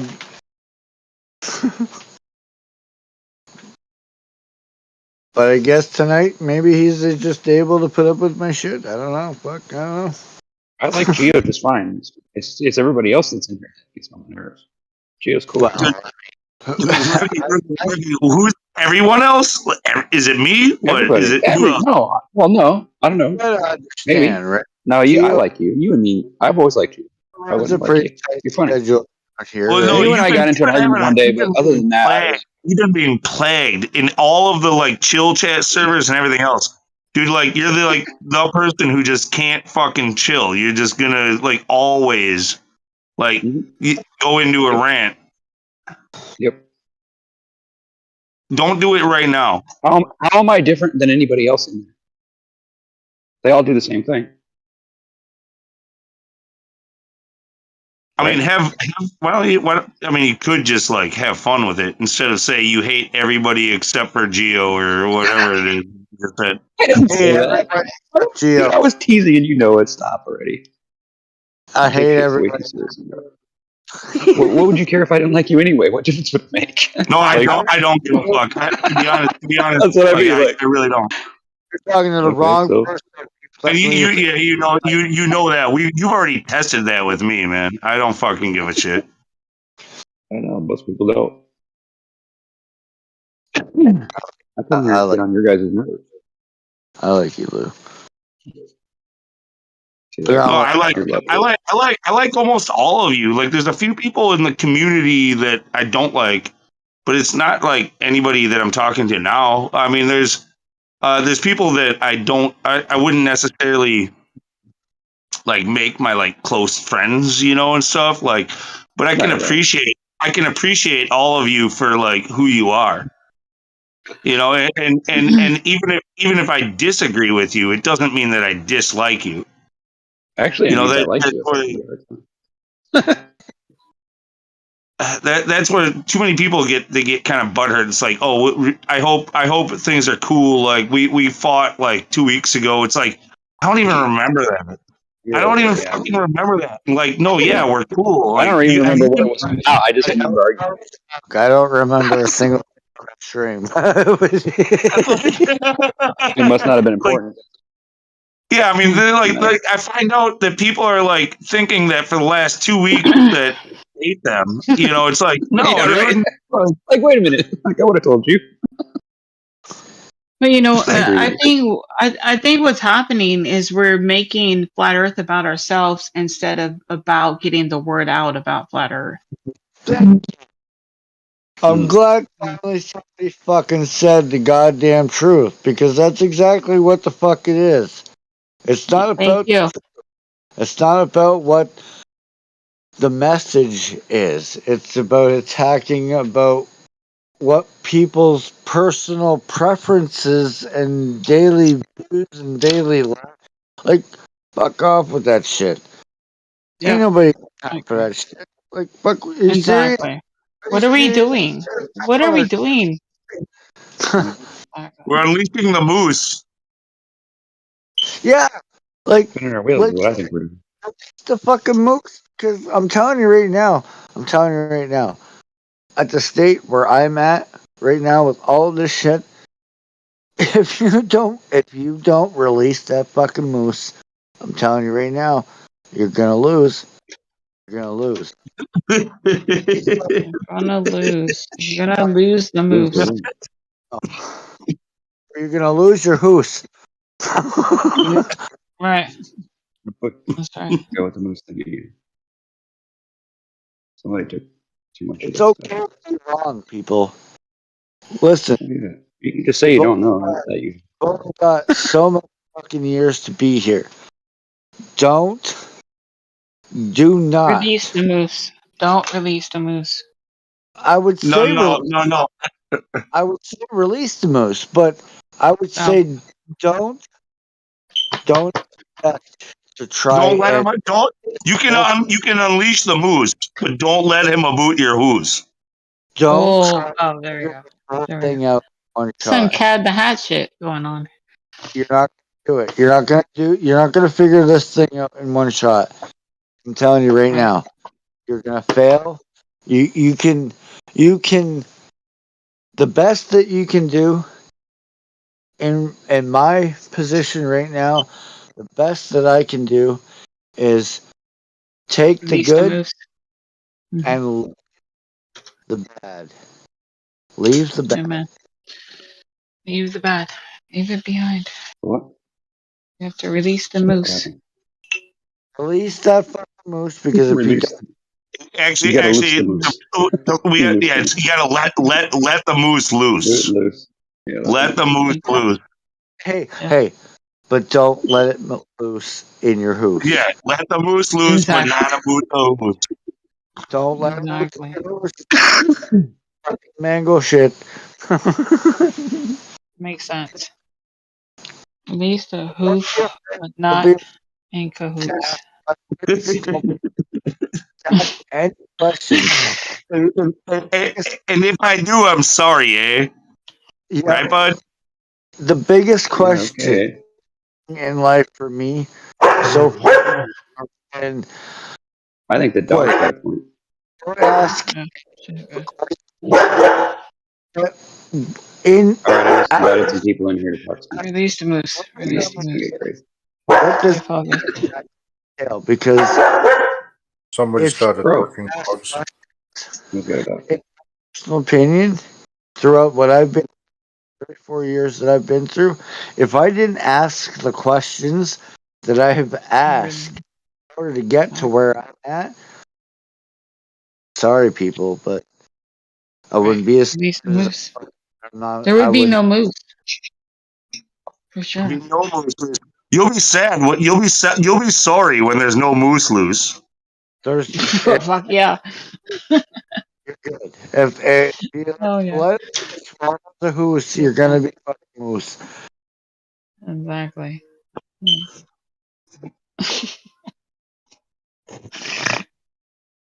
Y'all have the knowledge. Y'all have the. Y'all snorted. Who snorted? Sorry, that was me. Sorry. That was funny. I have another one here. Delicious. All right. Release the moose.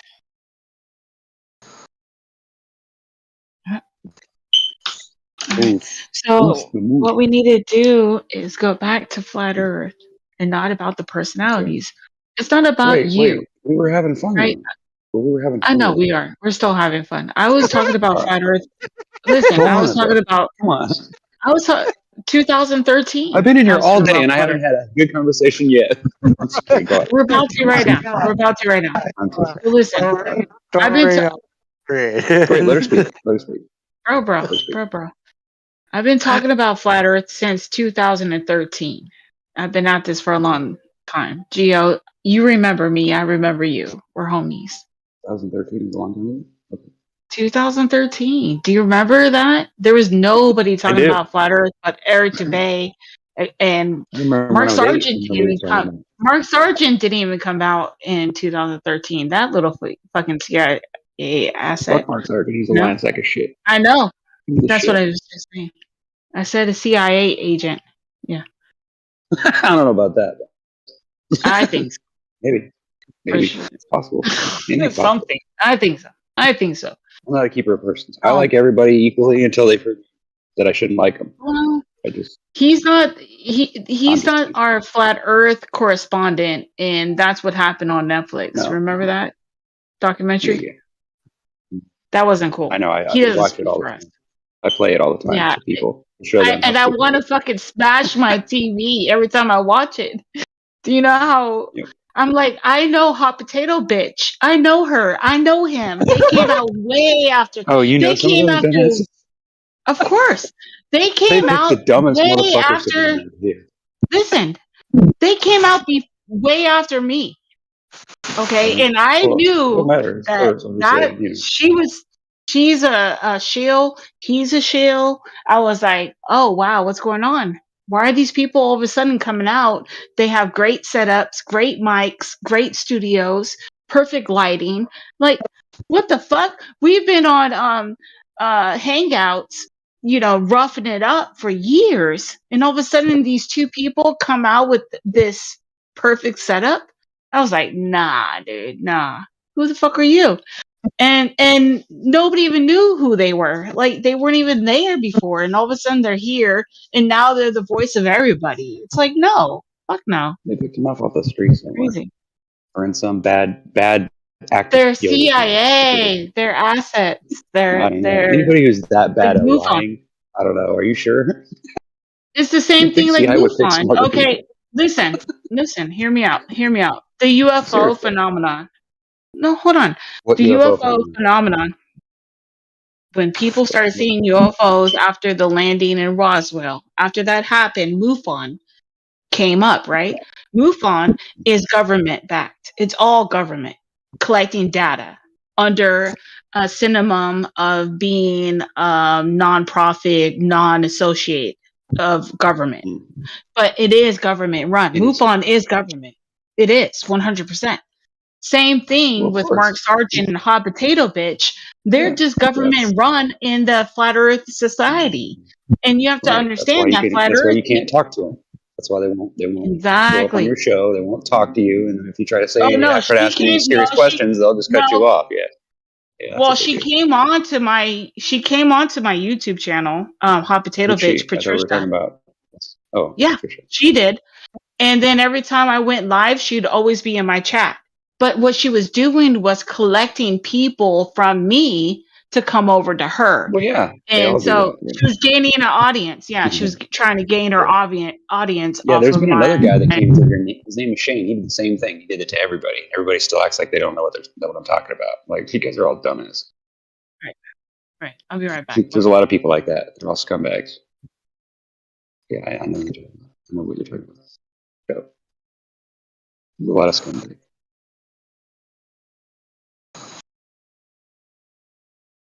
I wish there wasn't. But I wish you could tell the difference between everybody else too.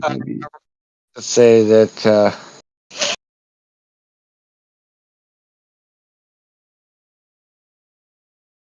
that's about it. Say that again. You didn't hear it? I'm sorry. Anyways, I think it's interesting that you have Mark Sargent and Potato Bitch that comes out of nowhere after me, Gio, and a lot of other people already were talking about Flat Earth. And these people all of a sudden jump. What they're doing is going on everybody's channel and collecting all their followers to come over to them, and then they get big. They're really good at marketing,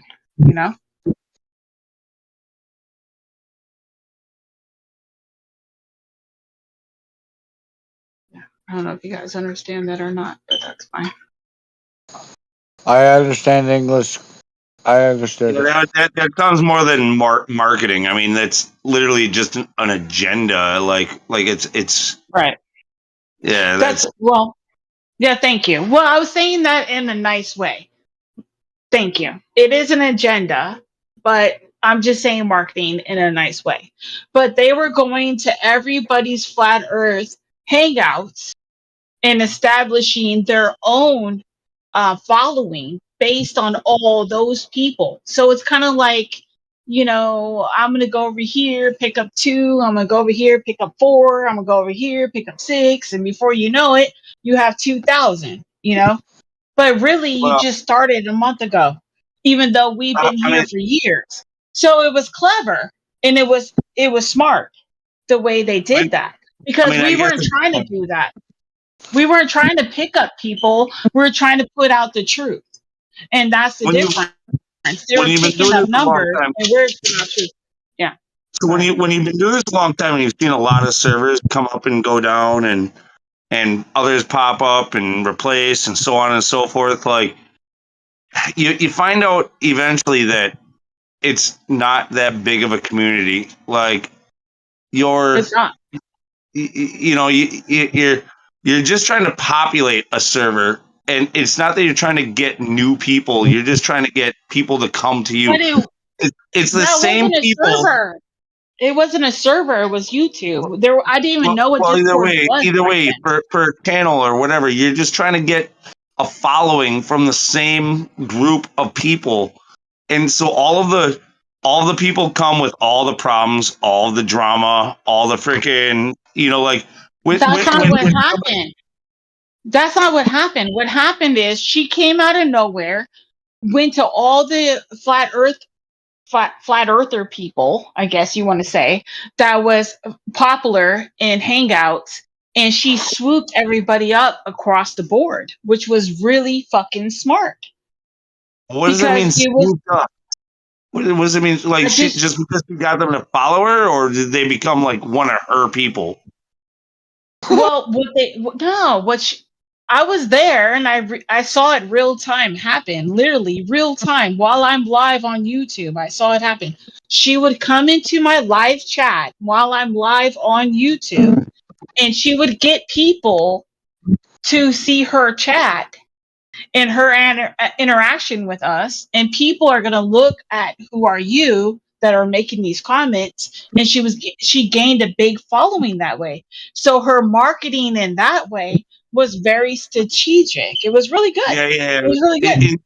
In that way, I would Yeah. actually agree with your original thing. It is more of a marketing thing. I don't know if that's necessarily an agenda. Yeah, I don't know. I don't know. But she would, I didn't even like her, but she would always come up in my chats talking away. And then people liked her, and I was like, I don't trust her, dude. She just came out of nowhere. Who are you? And I wanted to get to know her, but every time I did, it was like I would get lies. I would never get a straight answer from her. And so I just felt weird about Patricia in that way. And I think now hindsight, yeah, yeah. You're talking Especially about when she's you're not the talking about. voice of flat earthers on Netflix. You know what I mean? That's like terrible. Are you literally talking about Patricia Steer about that? Yes, Yeah. yes. So Yeah. yeah, I mean, I think she was already big before I even jumped into it, and No. she Oh, because like right. I didn't really, I was a little bit late, but still relatively early. So like I was like that, late, probably mid late 2016, maybe early 2017 when I like was really getting into it and into the community. I had already been watching like videos and stuff, but didn't like jump into the community itself. And like Patricia Steer she was somebody I never watched at all. By the time I had heard of her, she was already like on her out, like and taking a shit. I know she was big with like the Mark Sargent, that whole thing, like, and he gets a lot of shit as well. She, on the other hand, I think couldn't handle it as well. Being a woman, she was probably getting a lot more, even more vitriol, like nastier comments and stuff like that. Like, and it's hard for women. It really is. Men can be. Well, I don't even want to make it about that, but like, yeah, women will always be more of a focus. Yeah. What's your point? But the point is like the whole connection to like Mark Sargent and shit like that. Like neither one of them were ever really trusted by like a large majority. Well, let me ask you a question. Were you around when they first came out, Mark Sargent and Patricia? Do you remember this or no? Mark Sargent came out in like 2012. No, I was not a flat earther in 2012. Okay, so I'm telling you, back in 2013, I came out. They came out right after, and then they blew up. And it was because they went around to all of us, which is fine because it's about the truth. That in the bottom line, it's about the truth. It's not about I got more followers or you got more followers or I said this or you said that. It's not about that. It's about getting the truth out. So I appreciate when people do that. But this guy came out of nowhere, swooped all went across the board to everybody. And then they blew up, and then they became the voice of flat Earth. And it was like, hold on, who are you? Where'd you come from? We never heard of you. You weren't on a radio show. You weren't on YouTube. You weren't on Hangouts. Where did you come from? And now you're our voice. It's like getting an elected president about flat Earth, but you didn't elect them. And you never even heard of them. And you never even heard of them. You would have a problem with that, right? I can give a slightly more modern example of that too. Like, even though I actually like him, and I met him in real life, like we went and had a burger and whatever. But Witsit Gets It, like he literally popped up out of nowhere. Like, nobody had heard of him. He wasn't in any of the groups. Like, and then all of a sudden he was part of the Globebusters with Jaronism and Bob and blah, blah, blah. And like one of the most vocal people in all the communities. You should question that then. That's weird. I would question that. So Witsit, I've met him. He's been in my server. We've talked. But I would question him. Yeah, I would. Many people do. And I admit that's true. Fair enough. Okay. I admit that it's true, but I mean, still, like, I haven't really heard. So, like, it's more about the content of your character, like, than like where you came from, and like I haven't really heard anything that. I agree, but people know you. Okay, listen. When I first went on Hangouts, I had to establish a name. Okay, it's not like all of a sudden I'm the voice of flat Earth out of nowhere. Okay, I had to establish my name. Who the fuck are these people? Where did they come from? Who are they? And why are they speaking for me? I've never even had a conversation with this person, but all of a sudden he's on a Netflix documentary speaking for all of us. Why? But is this a competition about popularity? Like, no, I just said it wasn't about that. I just said that. I'm asking you, why don't we think? Where did you come from? Who are you? I've never heard of you. Those are valid questions. Yeah. What the hell, dude? Listen, if you're in the flat Earth in 2013, it's a small space on the internet. Okay, it was not big at all. Yeah. Zero. Okay, it's basically zero. Yeah. Then all of a sudden, this person pops out of nowhere, and you never heard of them. Even though you researched flat Earth, wouldn't you think you would have heard of them?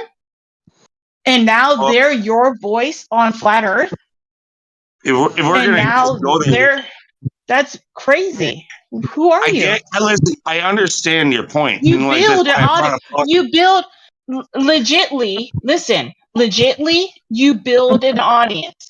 It goes for everything. It goes for bands. It goes for everything. Okay, so like, say you're a band that just starts out. You have to put out. You have to. It takes time to gain a following. You don't just come out of nowhere and now you're the voice of everybody. Right. Well, I That would was before argue, you. honestly, based off of your point, I would argue that perhaps some of these characters, even the originators of this movement, the very early adopters, like Mark Sargent, Patricia Steer, and so on, or even somebody who like Whitsett, who just seemed to kind of like get a huge following really quick. Yeah. Perhaps this stuff is being pushed by the higher ups, the powers that be, the algorithm and Wow. YouTube, You Google, are and so smart. on and so You forth. are using your brain today. That's what I'm trying to say happened back then. And it's still happening right now. Because Whitsett, who the fuck is Whitsett? When I came on Discord, now Whitsett is everybody wants to go into every server and listen to him speak. And I was like, who is this guy? I never even heard of him. And the more I hear him speak, the more I realize he's full of shit. He's quoting Albert Einstein. I just want to strangle him. I'm like, why? What are you doing? I mean, I can defend that too. When he does, it's typically it's as a hostile witness. He points out contradictions in the globe model, like people who just like worship him. They just think that everything that he said is just somehow true, and even he was somebody who said these are just ideas and theories or whatever. Like he didn't necessarily stand behind them as facts. We love to do this after somebody's dead, just kind of like portray them as idols and shit like that. I get that. I understand all that, and that's fine. And Whitsett is a nice person. He's actually a nice guy, and he's really easily understandable. And he's not. He's very kind. He's nice. He listens. So that is helpful too, right? Because you don't want to be in that position and be a total asshole, and he's not. I would never call Whitsett an asshole. That's for sure. But I don't agree with some of the things he's saying at all. You don't have to. You don't have to. He doesn't say you have to either. Voice. And I know that, and I appreciate that as well. How are you not agree I just I have one question though, and one of my questions is, how do you be a flat earther and not believe in biblical cosmology? How do you do that? You don't have say that this is an accident, but it's by design accident? Like, how do you even get there? And so Whitsett is already, hold on. And Whitsett is already saying that. He's saying, he's kind of going with Jeranism, right? Where you could believe in a flat earth, but not God. Well, no, I believe, I think it's more of a deist perspective. So like, I would be one of them. Like, so I believe that there is a creator. I believe that there is a creator. There needs to be a creator. There is an essential need for a creator for all this to happen, right? But Amen. Yes. I don't take the Bible as the actual like written word of God. I think it's the written word of man. There might be a lot of truth in that Bible. There could be a lot of wise things that you can raise a family on and lead a life and do well for yourself. It doesn't necessarily make it the ultimate truth. It doesn't mean that it was actually written by God himself. Okay, Yes, take the marriage. That's your opinion. That's your opinion. Has made man in his own image, and that for a fact on your own experiences of living here and the years that you've lived here that man has absolutely lied to you. Oh, Listen, hold on. Look, turn up, dude. You're done. Okay, you are like that last beer killed you. Okay, just freaking chill. All right. Yeah. When it comes to don't chill.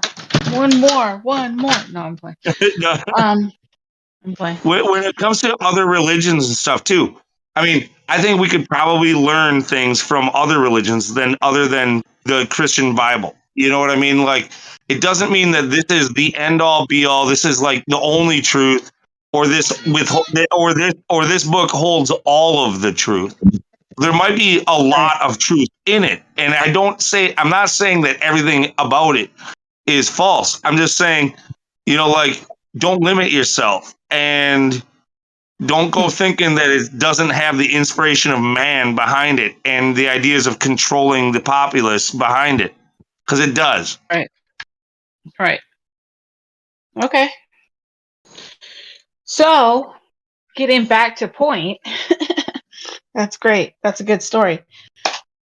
Do you agree that somebody who comes out of nowhere, nobody knows who they are, they can be your voice, like your president, basically, and speak for you, even though you don't even know who they are at all? No, they don't.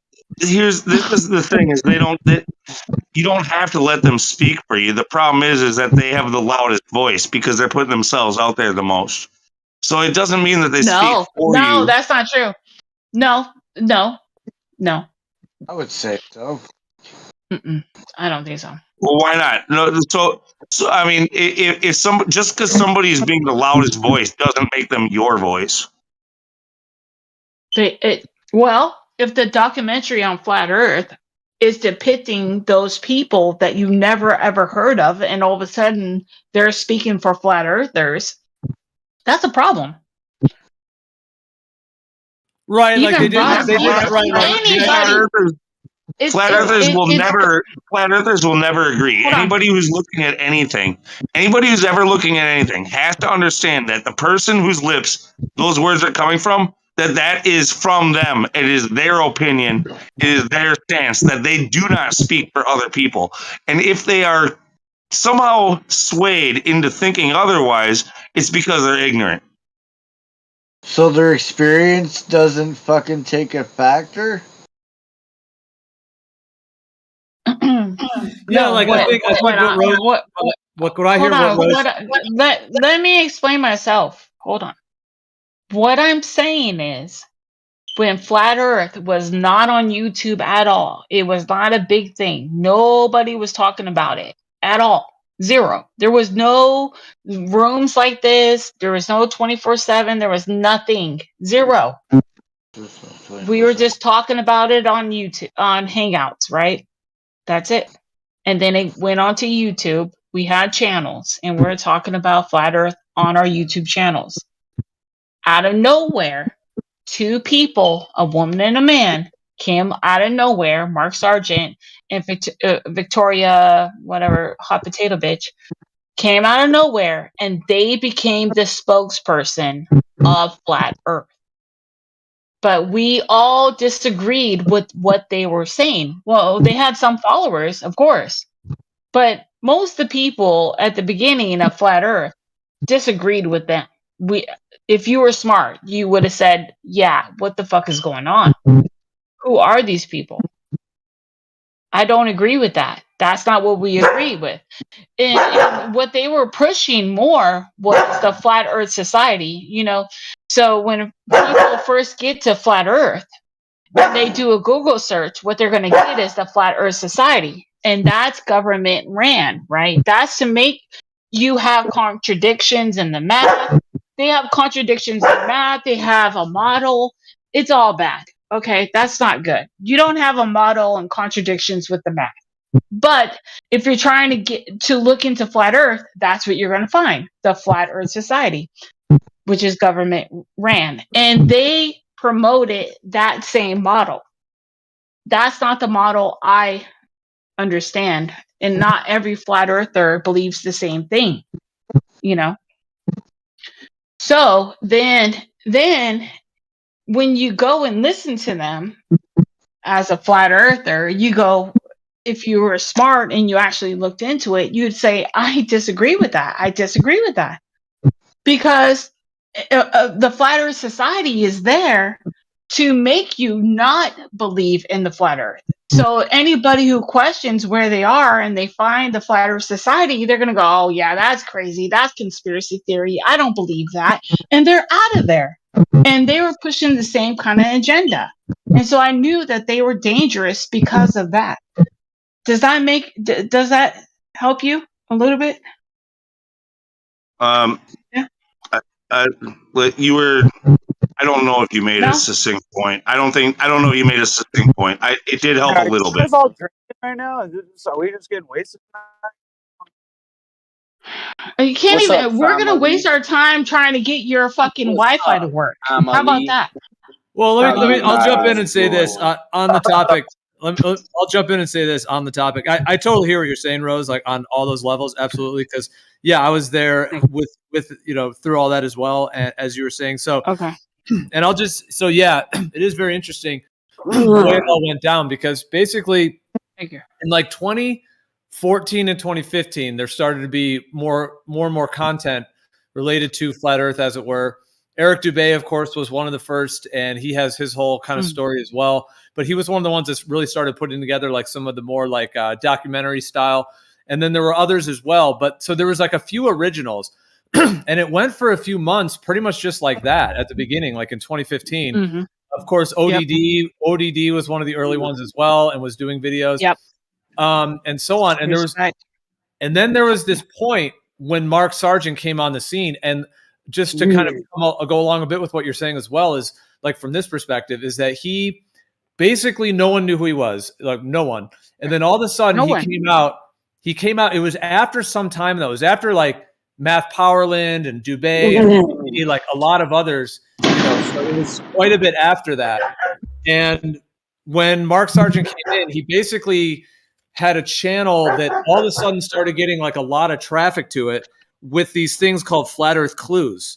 So it's like pretty much everyone that was researching Flat Earth at the time was basically put in the algorithms, like at the top of it was Flat Earth Clues. So virtually like everyone saw those. And they were like these. Why is there so much background noise? Yo, are you there's in a shootout? It's like What's going on, dude? Yeah. Somebody's crashing glass doors. Bang, bang, bang. Bang, bang, bang. It's good. I'm in Iraq right now.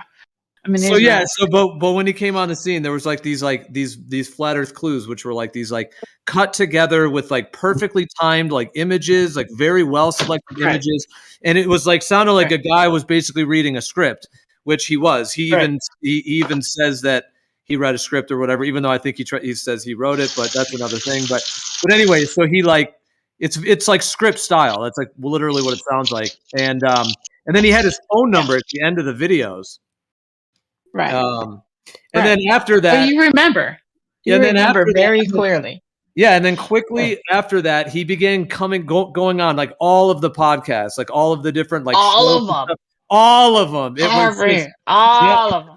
Yeah, and do you remember he used to hold this little spherical microphone? Do you remember that? Yeah.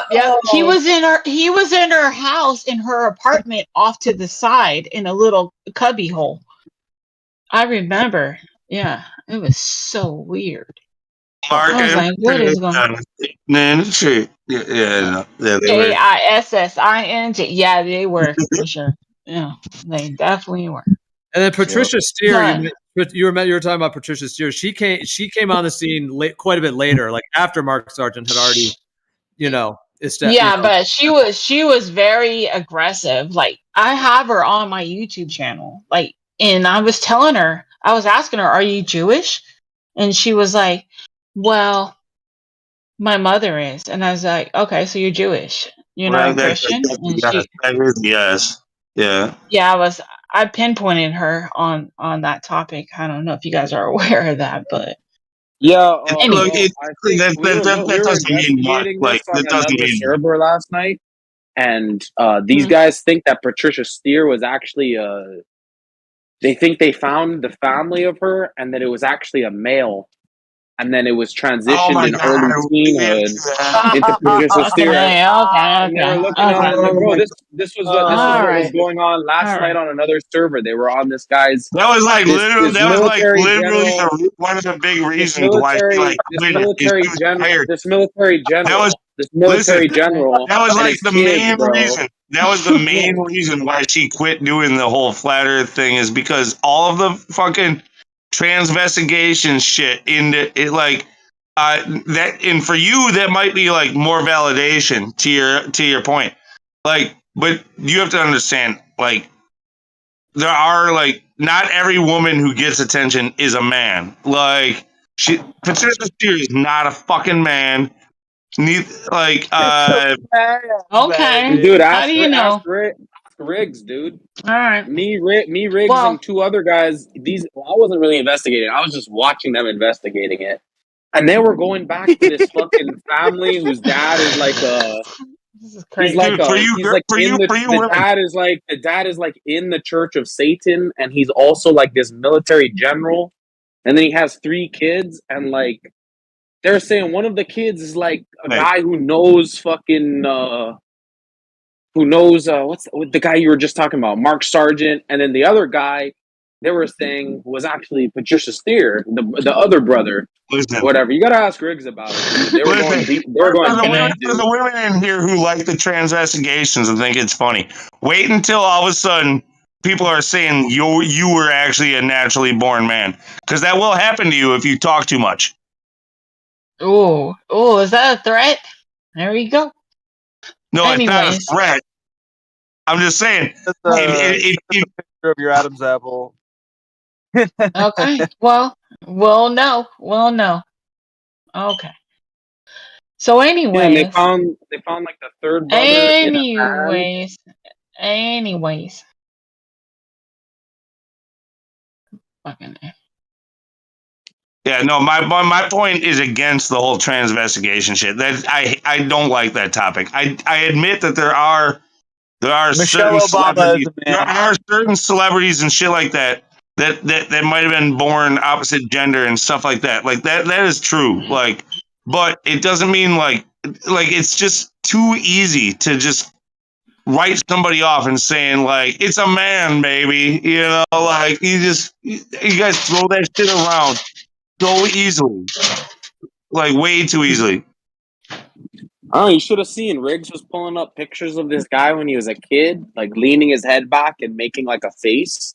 And then there's an exact same picture of Patricia Steer doing the exact same pose, leaning back and making a Damn. face. And on God, man, it looks like one version is him and one version is him with tits and a wig. Like, I'm not even gonna lie. Like, I don't even fucking know these people, but I mostly hear this type of sentiment coming from guys who are incels who basically are just angry at all women in general. well, that's just poisoning the well. That last statement. No, now I'm the one poisoning the well. I mean, yeah, you just made like a blanket statement about anyone professing these types of I didn't say anything. statements. I usually see that. Yeah. Yeah, that's like something the Catholic Church would say about Protestants in regard so that they could go murder them during the Inquisition.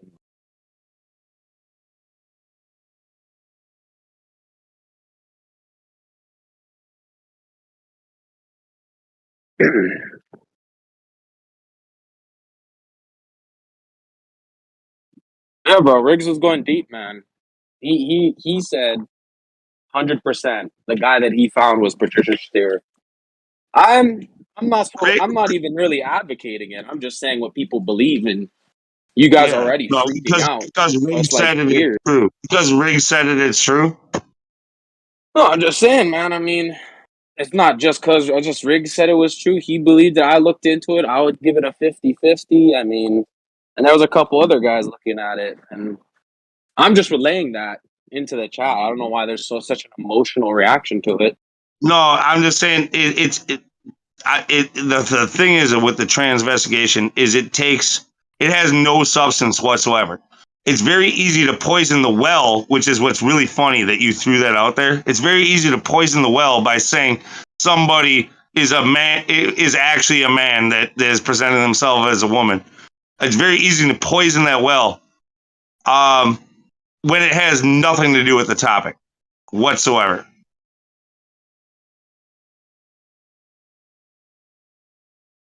When it comes to what that person says or like that person's credibility, I guess You're saying that what they say or how legitimate they are has to do with whether or not they're a man or a woman, which is now questionable because you've made it questionable.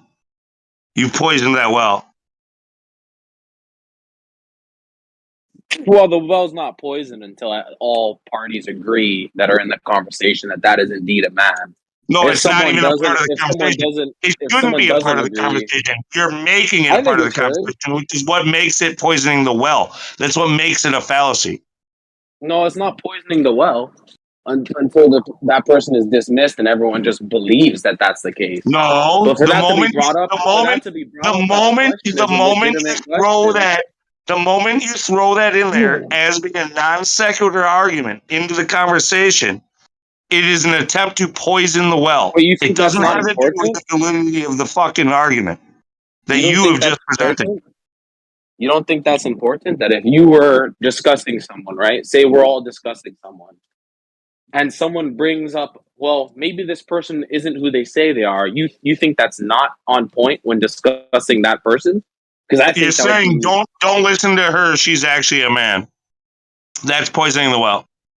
No, that's not what I said. I said me and Riggs and some other guys that were with Riggs were investigating the fact, and I didn't say she was or wasn't. I just said Riggs was investigating it. So now you're putting words in my mouth because that's not even what I said to begin with. No. The whole idea of bringing it up is poisoning the well. Just bringing it up is poisoning the well. That's not true. That's not true. Because it would be poisoning the well if it was like, you have to agree with it, but you can disagree and say that's not the case, just like you did. So it's not poisoning the well. It's just what you have done is made the conversation about that instead of what we're talking about, which is what the poisoning the well fallacy is. That's not what the poisoning the well fallacy is. The poisoning the well fallacy is the poisoning of the well fallacy is like if you were going to start talking, and before you started talking, I started essentially decrediting you. You're decrediting them and trying to take whatever testimony or whatever.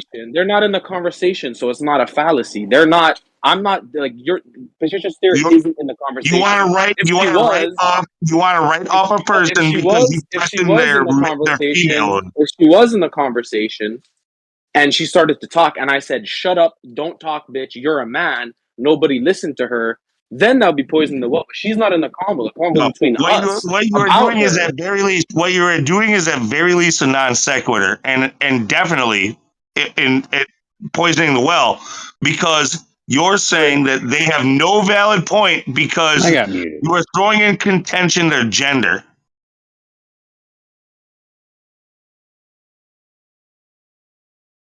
Yeah, that's not what the poisoning the well fallacy is. The poisoning the well fallacy is if you and me were talking, and I essentially tried to discredit you before you made your point. But Patricia's theory is not in this conversation. Therefore, anything said about her cannot be poisoning the well by those criteria. Essentially, so it's not. Look at what you've done. You screaming out. Look at what you've done. No, what you've done is every time I've talked, you tried to clip me. That's what you have done. No, what you have done is change the topic entirely to being about trans investigations instead of what we were talking about. Yeah. Listen, hold on. I threw it out. Can I interrupt? Hold on. This was 5 minutes. I didn't say anything. Hold on. I didn't say nothing for 5 minutes. Let Noah go and then let Noah go. Yeah, let Noah go first. Just let Noah go and then Rose is back. I threw it out there. I threw the fucking piece of information out there. You guys were talking about an individual. I said, hey, I was with someone and a group of people that were investigating this about the person. I threw that out there. I would have said nothing further on it, but then you started attacking me instead of even what I said. No, I didn't attack you. I said there's a trans investigation. I Gio, said this that is the ridiculous, man. transvestigation argument Gio, was come on, not man. valid. You know I would get modded like that. You know Well, you would mod yeah, me. I mean, Lou, why are you getting so aggressive and stuff? What's up? We were having a good convo. What's the problem? I mean, people have All right, you want to speculated keep that going? about certain individuals. That's just, I mean, are you just venting on Noah just because you don't like that topic? I mean, what's up? It's not valid to the conversation we were having. Well, I mean, we were talking about the histories of some of these, like these YouTuber individual type, and these characters, as it were, within the way that Mark Sargent, Patricia Steer, because I thought like what Rose was saying was interesting on that in terms of like the difference between like establishing yourself in a community and actually building an audience based upon something you're actually providing, and then building like actual your own reputation in the community versus the way Rose was saying that some of these individuals seem to have just come in and just instantly had some kind of a position or something, or a holding place, or some kind of a way, and then they started trying to represent others, as happened in the Netflix thing and other outlets as well. I thought that was an interesting component of all that. Thank you so much. Thank you. Who said that? I love you. Who said that? Gio? Was that Gio? Yeah. See, Gio? Me and you are eye to eye on that. Thank you so much. That's the whole point, is that they came out of nowhere and now they're representing everybody. So it was off-putting to me.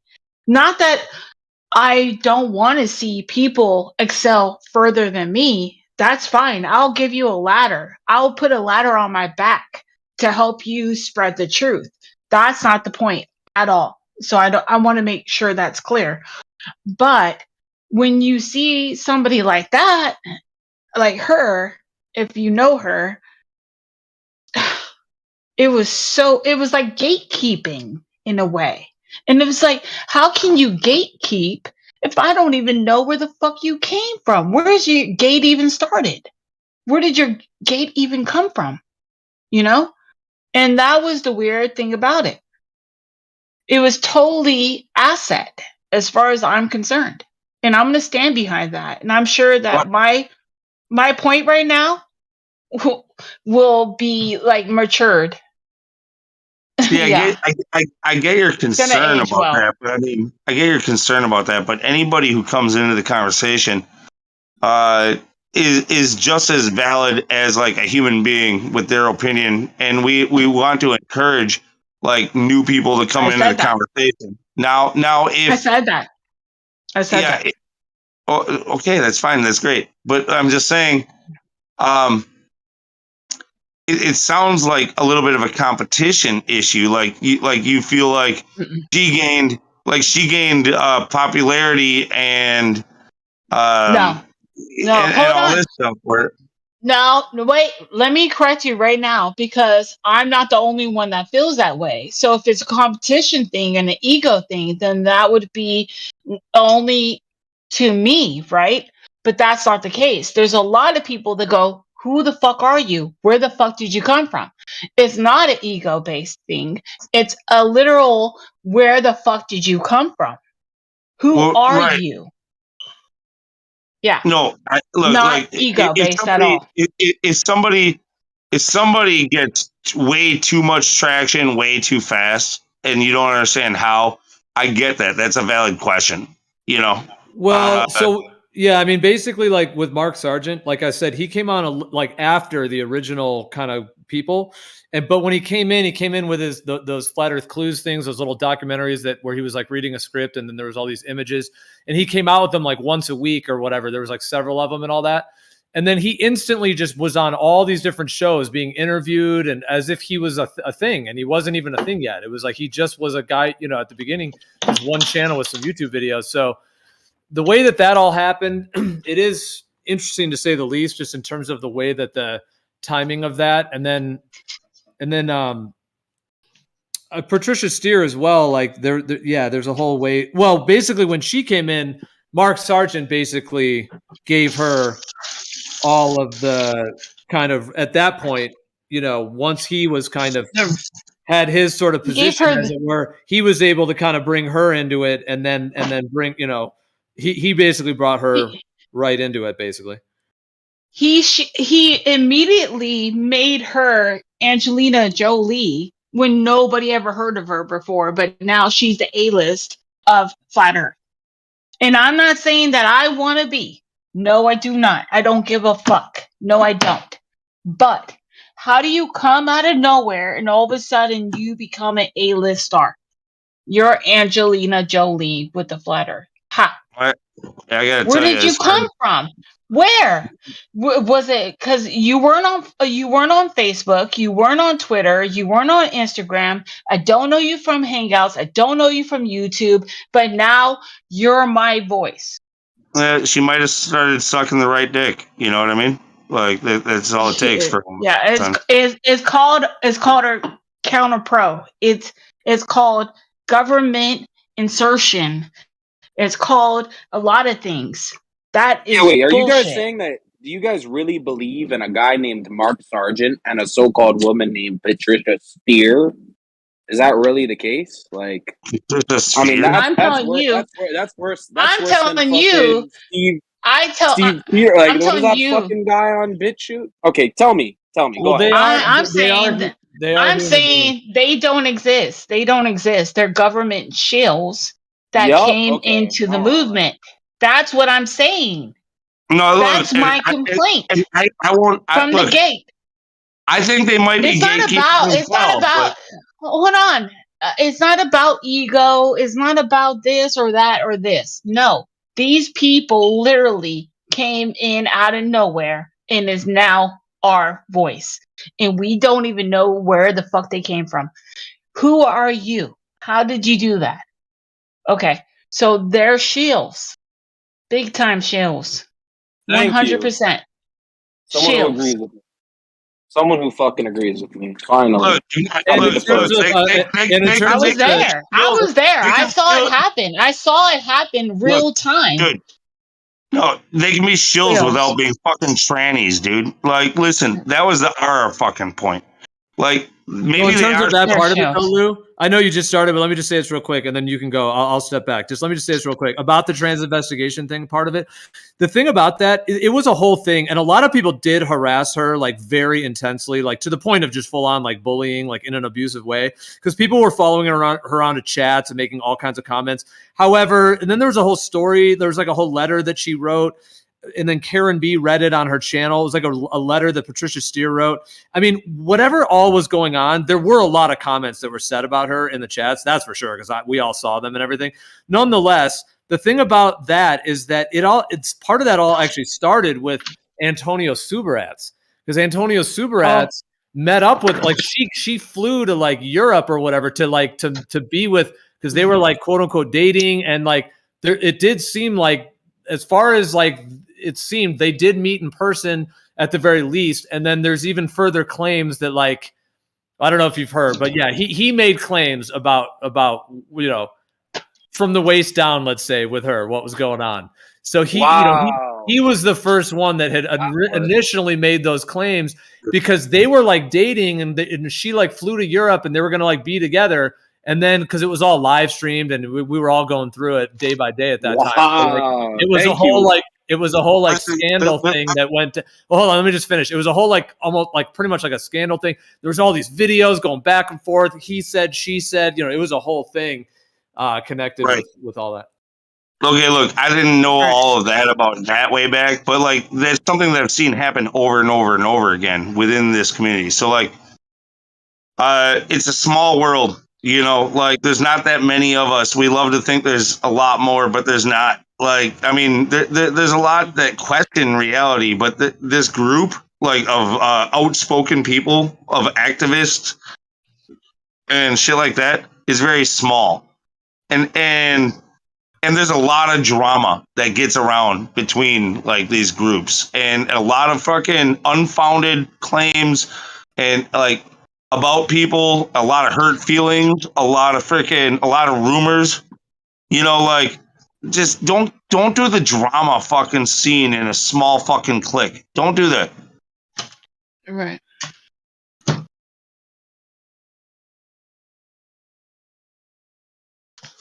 Yeah, dude. Well, I mean, with what you just said right there, I will say, because even though I was kind of mentioning that history, yeah, I've never been into that, and that's what I didn't watch all those videos. I remember seeing like clips and hearing things. I wasn't really into that, what they were doing with that. Yeah, but I'm just telling you from the general, awareness of at the time, like the general thing of that they were sort of dating, and then because it was when her channel was pretty new. Like she was fairly new on the scene, and her thing was like interviewing people. So she came in, and it was like Flat Earth and Other Hot Potatoes, I think was the name of her show. I think, and she claims that like her father was like in the radio industry and all these different things. Anyways, and then she had like this whole little setup with like a jukebox and like a microphone. She had these little It outfits was very that she would nice. wear. It was very nice. And so she was like interviewing, like reaching out to try to interview as many people as she could, like within the whole kind of Flat Earth community, as it were. And then, her and Antonio Subarats had some kind of a connection by which apparently, they met in person. And then there was that whole kind of scandal, or whatever you want to call it, which kind of started that whole thing of Patricia Sear being connected to the trans investigation stuff, right, is where that all kind of that's true. On the positive side, Thank you. on the positive side of all that drama and stuff too, there's been a lot of successes as well. So like, there's been, Jesus, I know of at least like 5 different like flat Earth marriages that have happened. Like people who have traveled across the country or the world. That has nothing to do with her, though. No, not to do with her. But I'm just saying, like when it comes to how tight of a group. And the way that people travel, like it's a small group, and like I think it actually is a testimony to how important this really is to some people, and like to actually how it can connect some people. Like it's sort of inspiring in that way, where like you see people who are basically would have never met. They would be unlikely candidates for each other, and they get connected online in such a vicious place as this, and they still work their way through it, and then and they connect and they start freaking beautiful families, and so far like they seem really successful, like I don't see that really happening on the globe Earth side. Like these people are like, I'm never gonna reproduce, and I hate I'll never be accepted by women, and women are like, I'll never find a good man, and like no, like you have people who have goals and are trying hard to actually like achieve them and looking for the things that they want. They're go getters, and they're going and getting it.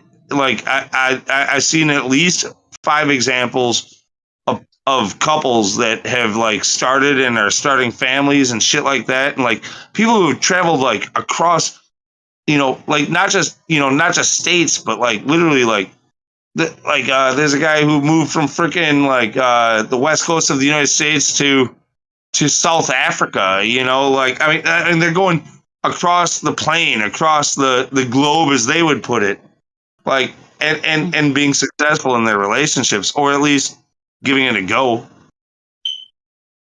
On the other side, they would rather tell you it's not worth it. Why try?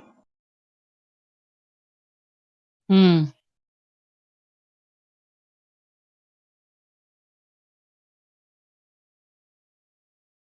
it does come with a lot of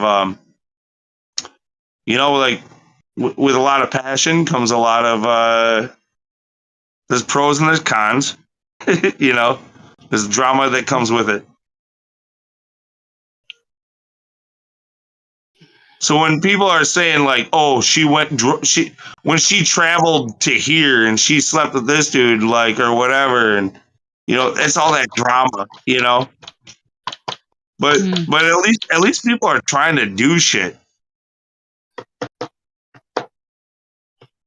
Well, anyone discussing the shape of the Earth over the years, it's even less now, I would say, than it was in the beginning. But I mean, the idea of like demons just swarming the truth and trying to take it down, that could be said in terms of the amount of attacks and trolls and just unbelievable levels of like they did everything, they've done everything they could in that level to try to push people away from talking about it and to try to divide and fracture and all kinds of different ways.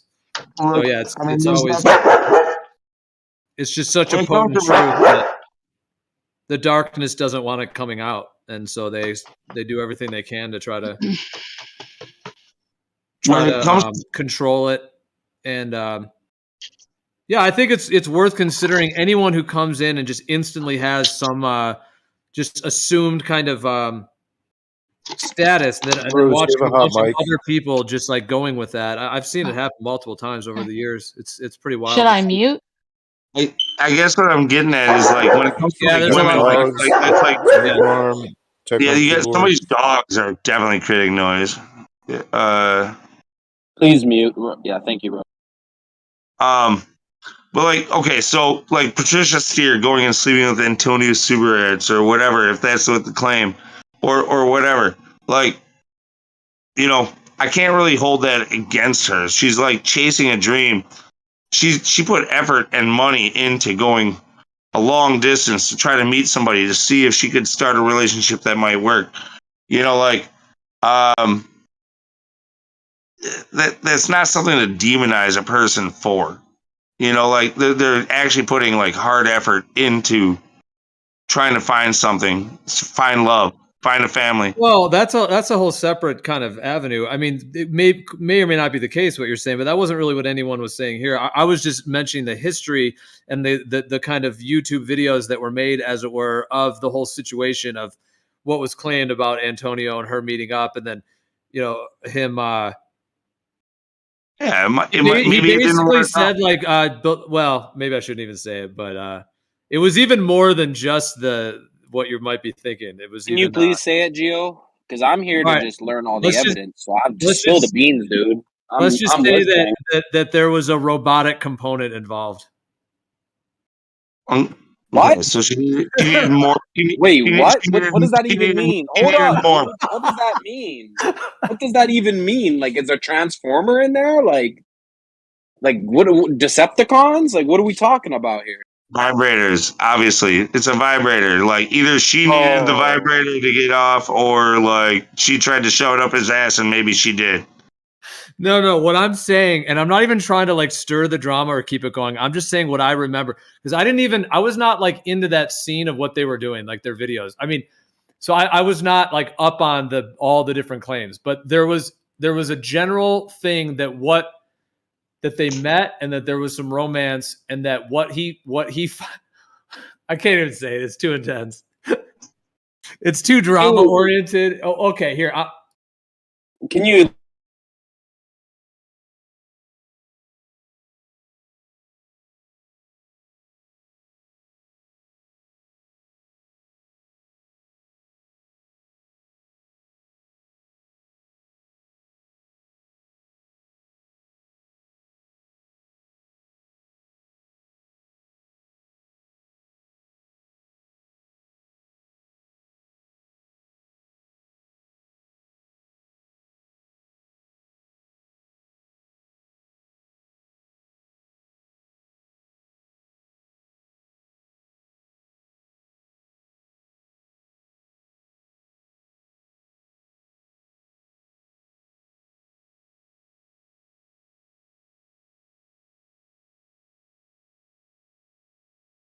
Just like kind of more than needed. Oh, well, hold on. No. Actually, because I don't know. Is he the one who did that whole freaking like gay ass music video too? Because he did. Yeah. Like, how do you know that? How do you know that wasn't? How do you know that she didn't want to shove that up him instead of the other way around? I've just before you turn the live stream back on, like I've picked Patricia Steer up off the ground. On. It's on. If we need to leave it off, we could, but this is getting pretty ridiculous at this point. But go ahead, Snacks. It is on though. It's already back on. I've lifted her off the ground before, and it doesn't compute that she'd be a male. That's all. No, Patricia Steer is a female. Okay, like first She of has a all, lot of feminine features. I will say that. That's convincing. I said so. dude. Just because you say she's not is just as equally unconvincing.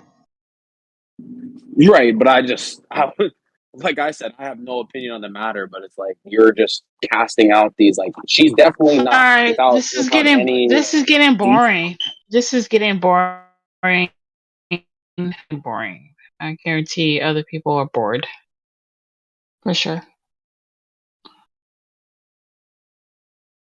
Come on, you guys. I think there's more productive conversations to be had. The only thing is, it is a thing. I mean, it is part of her history in a sense because of that Antonio Suarez thing, and then because of what happened after that. Because after that, like as far as I know, she wasn't really attacked for that stuff before that. But then after that, that was sort of what ended up happening. Was like the trans investigation thing on her was something that was like in every single YouTube chat that she had been in after that. Literally almost every single one. There was who knows with different trolls, and it was always just like the mods trying to like delete those messages or whatever. And so like every chat she was in basically, or if she would show up, like let's say there was some like Glowbuster show or something, and then if she would come into the chat and say hey guys or whatever, then there would be like just comment after comment related to that. So it's just part of when we were talking about Mark Sargent, Patricia Steer, just as they're kind of YouTube Yeah, presence bro. The or people whatever. last And night so were it's saying just connected. It's just connected to that history in whatever way. But yeah, I mean, I don't think we have to dwell on it. It's a whole thing. But the people last night were saying that all Move those on. founding members of this FE movement, all these like famous names that we hear and stuff, all have these connections to this Church of Satan or whatever, and also does Eddie Bravo and all that shit. But that's what they were saying. Prove it. Like, how do they have a connection to the Church of Satan? You can say that. You're poisoning the well when you do. Now you have to. You have to But that present the now proof. you're being hypocritical because You you have to just said present the Patricia Steer is definitely a woman. But I don't have to prove it. But now when I say stuff, Yeah. I definitely no. dude, you're a She hypocrite. presents herself as a woman, and she can be accepted as a woman. The person who says she's otherwise is Doesn't make poisoning it the well factual. unless they provide the evidence. That doesn't make it factual. If I put lipstick on, I'm not a woman.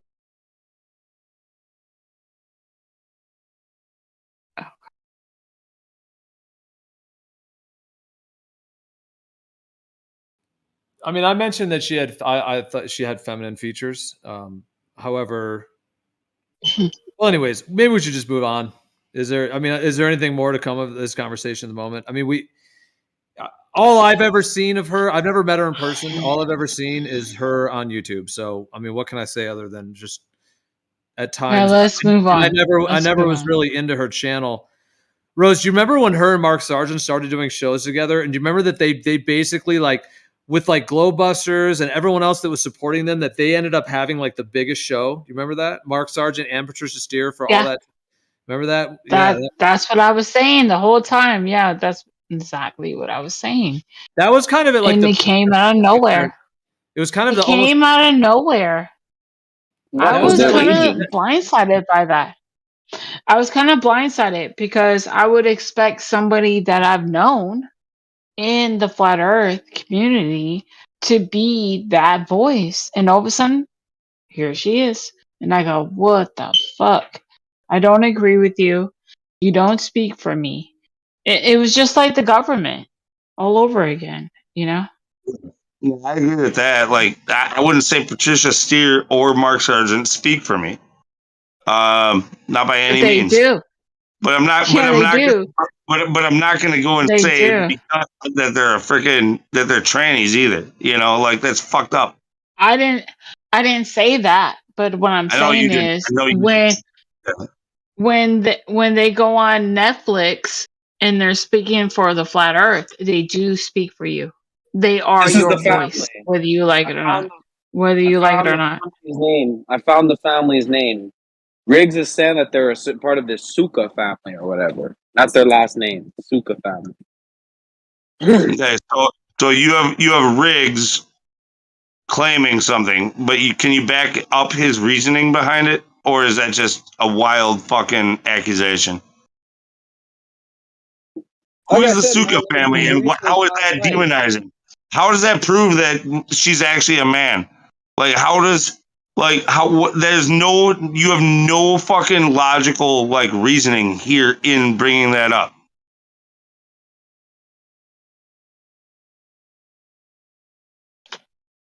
Yeah, actually, it's completely on point, and it's directly the conversation at hand, right? If they're supposed to be the guys we're discussing right now in this very conversation, and Who's I the bring up Suka that someone family? else was Who is the cupping, Suka family? And who in the Suka family changed their gender into Patricia Steer? I think it's Robert. How? How can you prove it? Let me see. It's just kind of weird how you're getting angry about it. Like, Dude, no I'm need to angry get because I'm emotional. angry No need to because get you are emotional. throwing wild accusations and trying to make connections where they don't belong. Let's see. Ah, shit. I went past it. Nah, you're just like wiling out, dude. You need to control yourself. No, you're a retard. Jeffrey Sukla. Now you've just gotten to the point of insulting people. Like Yeah, you're, no, but you can't drop it. If I ever did this, like I would be modded severely, which is kind of weird. But yeah, dude, it's not a good side of you to show. Listen to this guy. All right. Let's not get all technical, dude. Like, calm the fuck down. If you have a problem with Geo, just leave the fucking server. Bye bye. You know? He's screaming at the top of his lungs. There you go. Because someone's saying something he doesn't like. Okay. Well, shit happens, dude. Shit happens. People don't like shit. Shut the fuck up. Get over it. Nah. Very well put. We're still talking about the same subject of person, and I still don't trust her either. I'm just saying, I doubt she's a female. I doubt she's actually a man, and it doesn't matter even if she is. It's non sequitur. All right.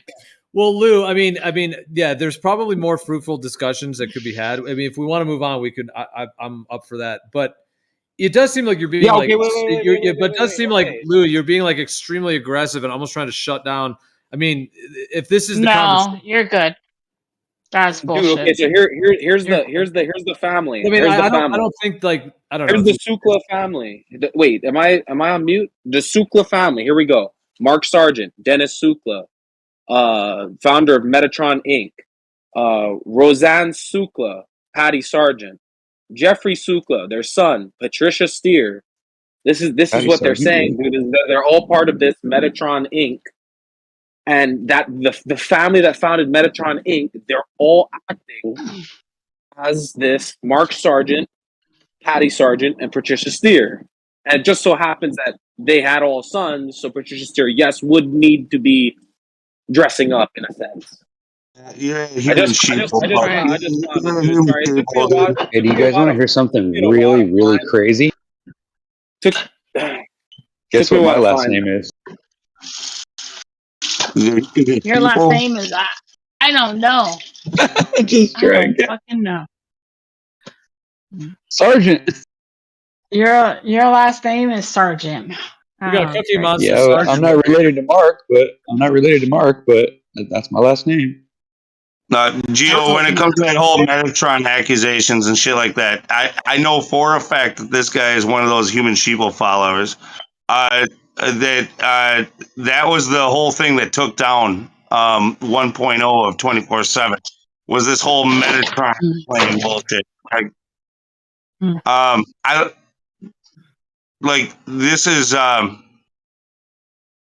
it's complete. Like, it might as well be QAnon nonsense. Like, it's fabricated bullshit. Like, there is no company that puts Patricia Steer and Mark Sargent and all these people in to this company called Metatron. Like, it's only, like, go ahead and show me some other, like, sources, like, other than, like, what human people fabricated. Do tell. How did Metatron Inc. get 24/7 1.0 shut down? Do tell.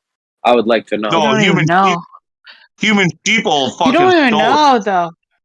Listen, bro. You don't even know. So, like, when did you come into flat Earth? Can I ask you a question, real quick? I know. My question is, what is Metatron No, Inc? What is that Metatron Inc I'm asking history? him. I'm asking History. him. What is When the did he history come? with Hold Metatron on, Inc and that 1.0? dude. Now it gets deeper. Hold I'm on. getting more info. You're I'm not Now getting ask asking other him a any people. question. connections where they Can I don't ask belong, him? dude. Can I ask him a question or not? No. Yes. No. Yes. No. I've already told you though. If you're asking me, I came in like 20. I mean, I was probably watching in like 2015.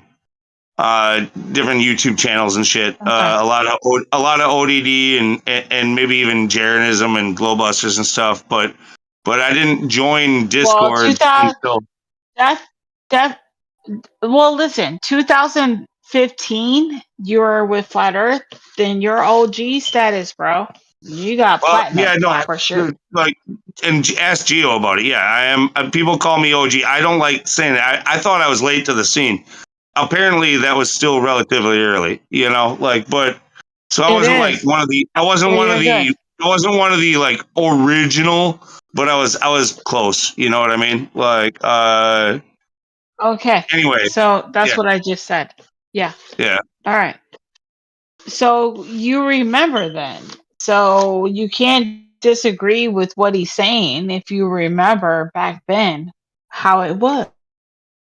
So, No, we were there. yeah. I remember a lot of what happened, but I Okay. know this whole Well, Okay. are we trying Metatron to thing. figure out who was a flat earther first? Is that what we're trying to figure out? I don't understand. No, that's not it. No, it's not. No, it's not. This whole Metatron thing was literally brought up by human sheeple, like when he freaking like stole Okay. 24/7. Okay. All right. So let's move on. Human sheeple? All right. So you're coming in, new booty, bro. All right. What are you So talking about? Metatron Inc. What about Metatron Inc. and people stealing? What are you guys I talking remember about? people telling me about how I know 24/7 Ace. was stolen, but I didn't know that Metatron Inc. was integrated in that story. It's very interesting. Metatron No, Inc. Yeah, Eh? that's news to me. No, look, Metatron Inc. had nothing to do with it. Okay, human sheeple brought the whole idea of Metatron Inc. Some crazy. I don't know. I don't know what his line of thinking was for why he thinks Metatron has anything to do with anything. But he tried to claim that all these people were Metatron. Karen B, Mark Sargent, a whole bunch of other people. Patricia Steer, I'm Claim sure. that? Human sheeple? Like, Claim that? yeah, human sheeple. He was the freaking. He's from off the coast of Italy. What? He's got like a really strong accent.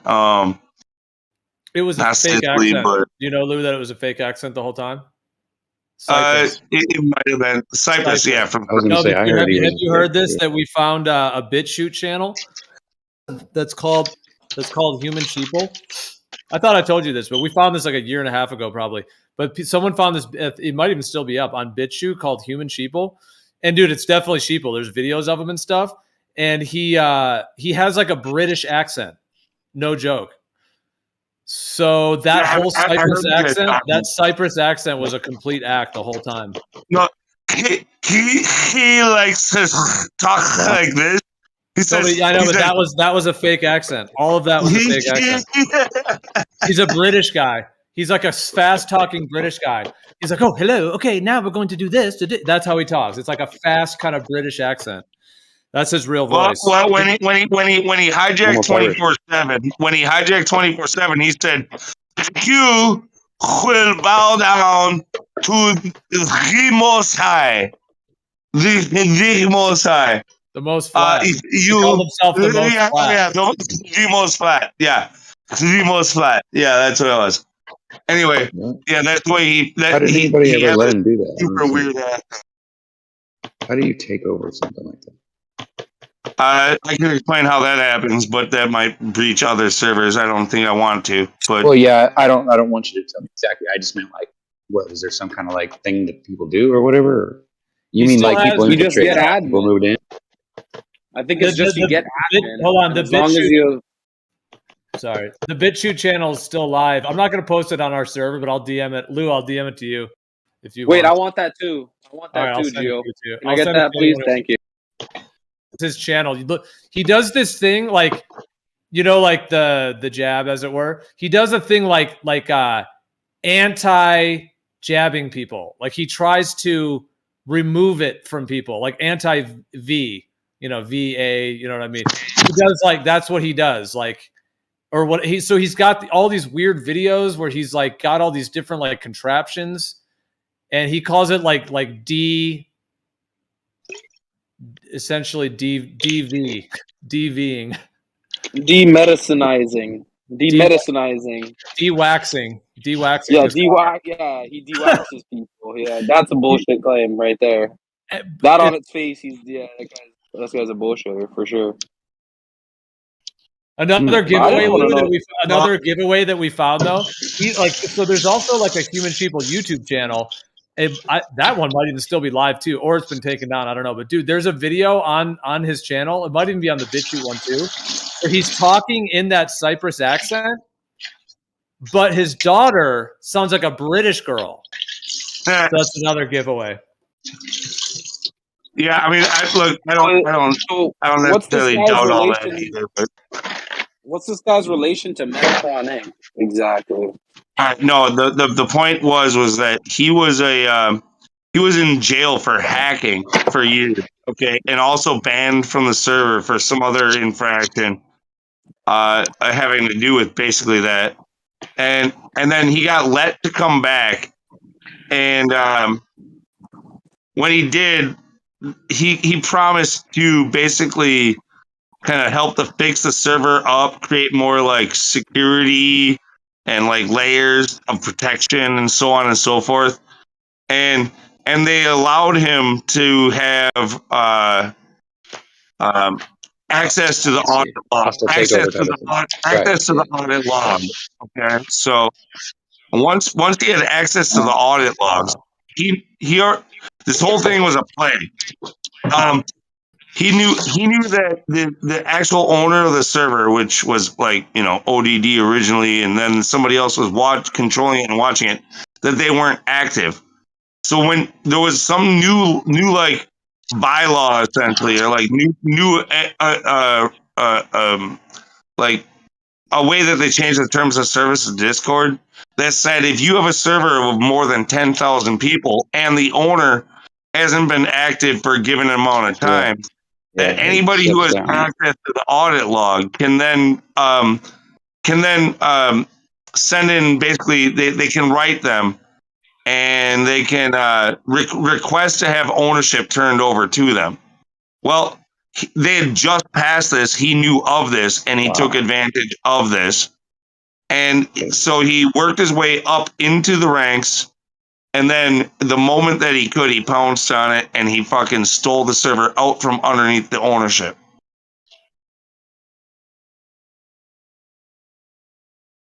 Wait, but what's his relation to Metatron? That's great, actually. Thank you for letting me know about that. When he came, once he gained ownership, he showed up in the live stream and said, "You will all bow down to the most flat. And will you bow down to the most flat? And if you won't bow down to the most flat, then you will be fucking banned for fucking life." And then he also tried to fucking claim that all these different people were part of Metatron. Okay, nobody had ever heard of Metatron. He came up with this whole Metatron fucking thing. No, he didn't really come up with it. There was other documents and claims that were actually that he wasn't necessarily initially connected with Dennis Luca, with that whole Dennis Luca story, and then the claims of that connected to Mark Sargent, and that was all public stuff. I mean, there's been live streams done on it, because when that all happened, Jaronism had Jaronism would have Mark Sargent on his show, and Mark Sargent would clear it up, and then Mark Sargent would go on someone else's show and clear it up, or say his side of it or whatever. But it was a whole thing that was connected to multiple different individuals, and then there's actually some claimed paperwork and documentation of an actual Metatron thing, and as well, like a certain I mean, phone company. Metatron is a real company, but his connections that he was making for the people was not real. That's the thing. Well, he was calling people, Sheeple started calling them Metatron shills, but I don't think he was like, dude, he was into all kinds of stuff. He was into like doxing, and him and others as well that are known for this in the community. Like, so they were all into that, like sharing documents and whatever. So I don't know how much of like the history of it that Sheeple was like the root of those ideas or theories, or whether he just picked it up from others. But he used to post stuff all the time on the server of like just these like screenshots that had all these like documents and like pictures and all this like research he was doing. So it was a whole thing. And then there was like other theories about it. Like there's also theories of some of these apps on the phone that were like connected to Metatron as well. I don't know if anyone like really ever had any like hard kind of like evidence though. Oh, is that why everybody's so paranoid about everything? Like with the flat Earth thing That's a major reason why people are paranoid. Yeah, that's a major reason because there's always somebody trying to undermine whatever it is that you're doing. Yeah. Well, I noticed that happened to me a couple of days ago because I've been involved with Flatoid and stuff, and I've been on a show a little bit here and there, and I've gotten some response. It's like, oh, I didn't realize people were that rude and like mean.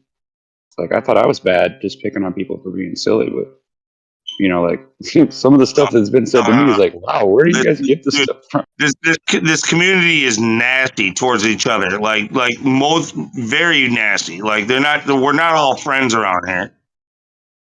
Well, yeah, I noticed that, and I'm like confused about it. I thought kind of like there would be some camaraderie, but I guess there is kind of like these little groups. Like I don't know, I'm trying to like fit in and figure out like why does everybody believe different things, and what is it that you're all like not getting along about? I can't seem to figure it out. It seems like everybody just has their own thing. Everybody's paranoid. Everybody thinks that somebody's a part of a fucking like organized fucking government shill group.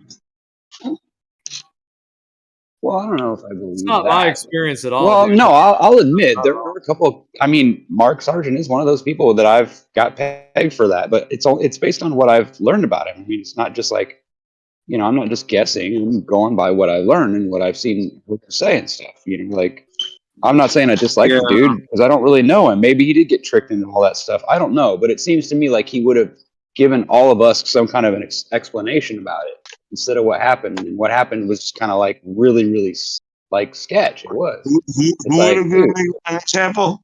Like, because Human Sheeple actually did that quickly. It was like 2 months later. He went to jail again. He went to prison for like 2 more years for hacking again. So, and it had nothing to do with Dave. So he hijacked the server, then went to prison for like 2 years. So that's how we ended up with 2.0. Just redid it. Well, the way that told me some of that. Yeah, we ended up with 2.0. Explain why there's so many different kind of people at 24/7. Like that's starting to make more sense to me now. Like why some people are like the way they are. Like not that I'm excusing it, but I'm just saying I could get some of it. Like why you have like QE, you have this side, and you have there's all these little corners where all these people kind of tend to lean towards one or the other, right? I just kind of wander around. I'm just trying to like figure out what everybody's about, not trying to like be on anybody's side, Like I said, I'm not really a keeper of persons. I'm just kind of like trying to learn about what everybody believes, and if it matches up with me, then hey, let's be friends. It's cool. We can just move on. Right?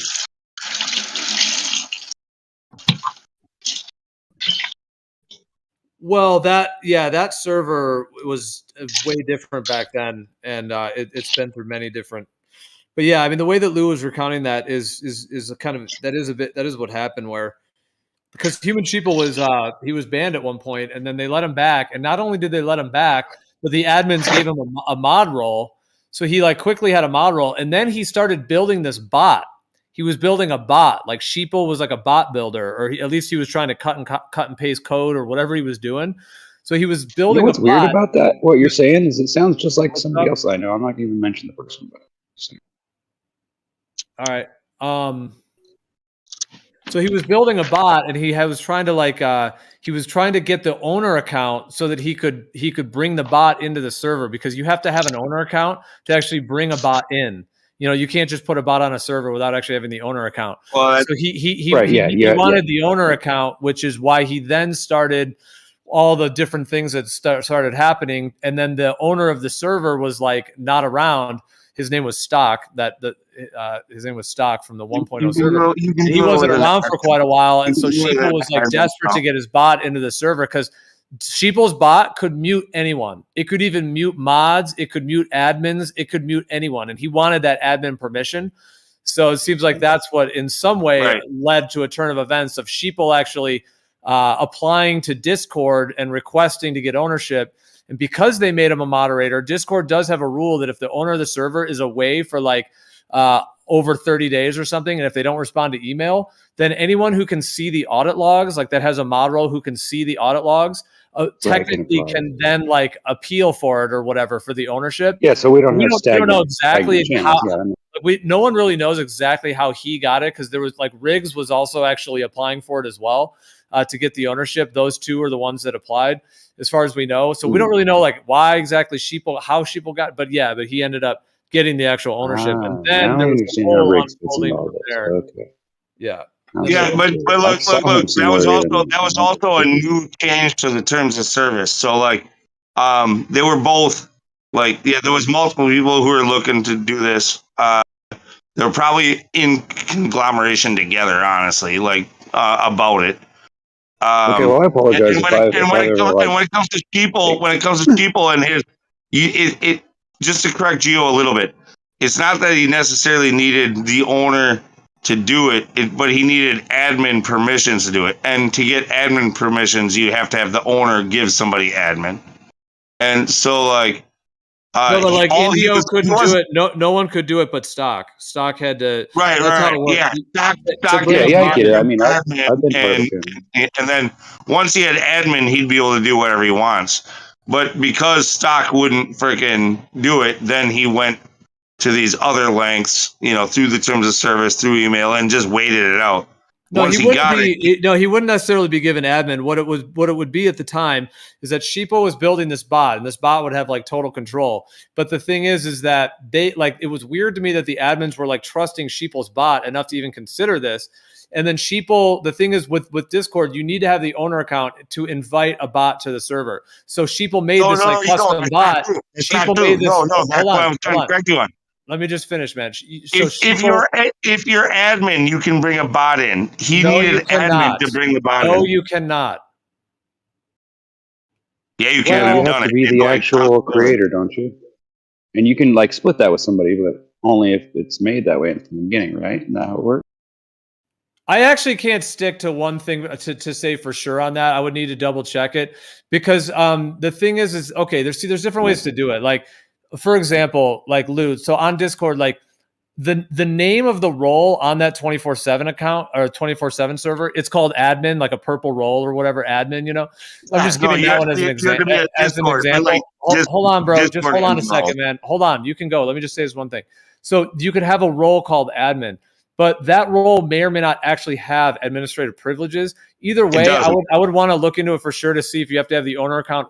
Yeah, I think when you create a program, all I know at the time is that Indio, nor me, Morvet, nor Jose could add the bot, and that's why Sheeple was trying to get it. So, I mean, the admins couldn't do it; they didn't have permission. You can test this out for yourself right now with your own server. So, like, if you were to try to apply admin to another user, it'll give you a warning and say, warning, like, this gives them...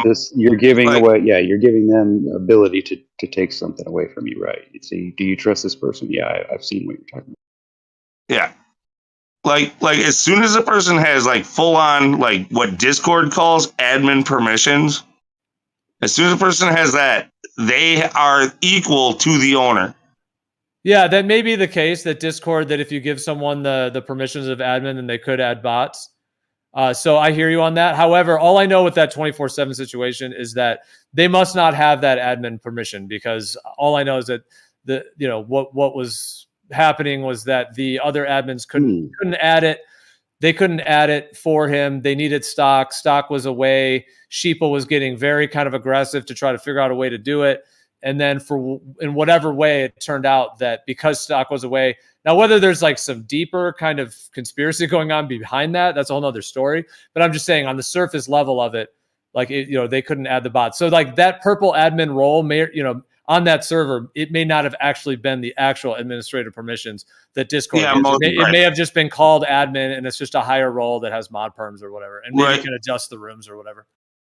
Yeah, you could. Yeah, exactly. They can limit the roles. They can give them almost all permissions, but not full on admin permissions, and that's most likely what they've done. Because I've done a lot of the. I poked around in the permissions of that server a lot. I've written a bunch of the permissions for rooms in there. I created a bunch of roles. Like I know how it works in there pretty well, but then again, and I was even given like temporary temp admin on a handful of times in there. So like they trusted me to do what was right, temp admin, but I have a feeling with temp admin, basically I was getting the same thing as what all of them have.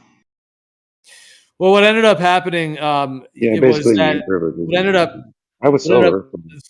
ended up happening with that is that Sheeple ended up getting, Discord basically granted him the ownership of the server. He then instantly brought his bot in. His bot was brought in the first day, of course. And then he was just rampaging the server. He called himself the most flat, and he made a role that was called the most flat that he only gave himself. And it was actually like a full blown like psychotic break that he had. Like we all watched it unravel because he became extremely egotistical, was calling himself the most flat. And then he was going one by one to all the moderators that were mods. He was going one by one. And this was happening over like hours and hours of deliberation. This was like hours and hours of, are you hot micing or what's up? No, I'm just saying, wow, that's insane. I'm responding to what you're saying. Well, you don't need to do that. Just let him talk. Which just throws off my train of thought because then if someone else is going to talk, I'll let them go.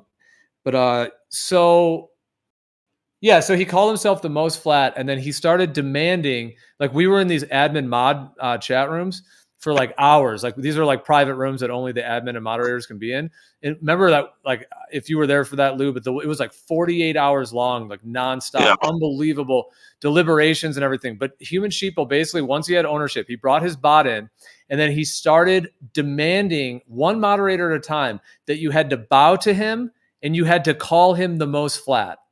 And you had to do anything he said, basically. Like you had to, he literally, it was like out of a movie. He was like a character almost. He's like, you must bow to me and call me the most flat. I mean, it was like literally, but he was serious. Like it was actually happening. He was banning. If you didn't bow to him and call him the most flat, he would just ban you. Like it was intense. So, he said he was going into the different chats, which were all very active at the time. And he'd be like, will you bow to me and call me the most flat? And like, and if people said, like, a lot of us were like, fuck no. And then he would ban. And tons of people, because tons of people are fucking followers. They're like, fuck yeah, I will. And they fucking bowed to him. They fucking licked his boots. They licked his balls. And they fucking said, I will bow to you and call you the most flat. Those people, by the way, it doesn't matter how much time passes, because some of them still exist around these servers. They're not forgotten. Those people are a part of the Sheeple Brigade, the Sheeple bootlickers. Okay? You people, any of you, are never to be trusted. You're listed. You're blacklisted. Just so you know. Wow. I didn't know a lot of this. I mean, I'd heard stories. That's crazy. Well, the server like quickly melted down because it had like 32,000 members. Ironically, just before it hit 33. No joke. It had not quite hit 33,000 just before, like 32.9, like 32.8. It was up there right before 33. And then the guy, one of the admins, his is Meme Warvet was his name. And he was one of the admins. I mean, this is all just like publicly known history. It's not, none of this is like private. It's all like, it's just the whole community went through it. But anyways, after Human Sheeple got ownership and there was all this deliberation, it was people all trying to figure out what to do and all this stuff. And then people were like, we were asking like, Sheeple, you could just give the ownership to one of the admins, like, which would have been, at least in that sense, he wouldn't be usurping the server. Or we could have had a vote for it. Like there could have been, but he wouldn't give it up. He just absolutely wouldn't give it up. He was like out of like Lord of the Rings. Remember that part in the movie where he's like, not one single coin. He's got like billions of coins and he won't give one coin. So yeah, give it up. And then Meme Warvet, he ended up like doing what's called a purge, where you can click. Oh no, it's called pruning on Discord. You can click a button and it just prunes like thousands of members. So he clicked a button and it deleted like 10,000 members instantly. So once that happened, the number went from 33 to 23. It went from 33 to 23, and then Sheeple started freaking out. And then all these other mods started pruning even more. And then all the mods started just destroying the server, like everything they could do, like banning people, changing the names of rooms, giving people mod roles, and the whole thing just went into complete chaos. It's even better than that, because we were in back chats talking to each other. We were copying all of the information before we did the pruning. So we made sure to copy the server so that we could destroy it and then move on somewhere else without him. Wow. Nice. Yes.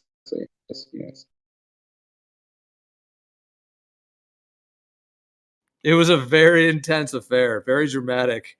And the way that was all orchestrated was intense, to say the least. But then, so after the server was like basically completely destroyed, I guess there was maybe 10, 15,000 members left. And then he ended up changing the name of it. Like he stayed like an owner on it for a while, as far as I know. 24/7 most level, and it was a Minecraft server. Mostly level. Yeah, he changed it to mostly level. Yeah. You know what's funny, dude? That BitChute channel, just to show that it's him, or just to even give more, like it looks like him for sure. But if you also see in the about section, he says something like Earth is not flat, but it is mostly level. So he actually says mostly level in that BitChute description thing. So yeah, it's him. Wow. And then what happened to that server now? Like, I guess it went on for a while. Well, remember, like, because some of the original guys that were involved in 24/7, they started like Mike Flatbird and some of these other guys. They like moderated back. They still do. What? No, our servers again, and they're the ones who bring up things like Metatron nowadays. They're the ones like that dickhead just an hour ago or 30 minutes ago. Yeah, no, they are your human sheeple bootlickers. Okay, like they're them. They're still lingering around. Yeah, I wonder why there's a certain attitude against certain people, and I've always been like, what is this about? Like, I'm not getting it. I'm like trying to figure it out, but nobody's really telling me anything. Like, you guys are the first that have literally laid it out for me. Like, this is what's going on.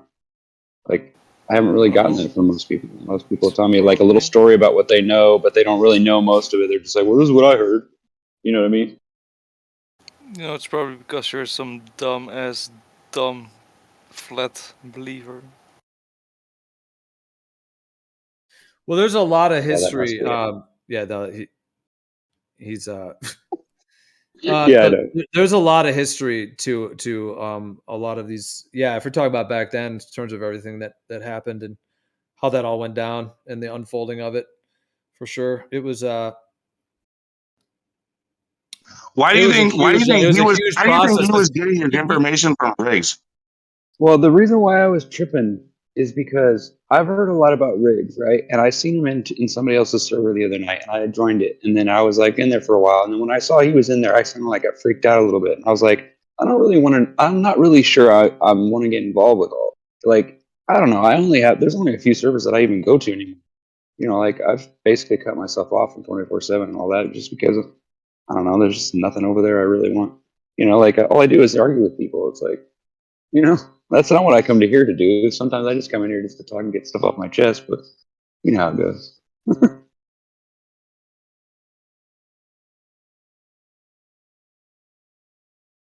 I've always been curious about why there's always this stuff in the background going on where everybody's kind of secretive about it, but they're all trying to feel me out all the time, and I'm always like, well, why does everybody always do that? Why do I feel like I'm in this room full of people that are asking me all these weird questions? Now I'm starting to get it. Now I'm starting to get why they do that. Everybody is suspect. No one is to be trusted. That's just a fact. It's unfortunate, but that's a fact. Oh, okay, I get that part. Like, I just wish somebody would have explained that to me before this point. Easy for me to understand why why there was all these like seemed to be little like clicks and cliche things that that everyone thought I should know about, but I was like, what? Like, I mean, that's one of the reasons, dude. That's just one story out of many. Like that's one of the few reasons why people around here don't trust each other. There's at least another dozen Discord. stories why people don't trust each other. My whole experience with Discord has been not good.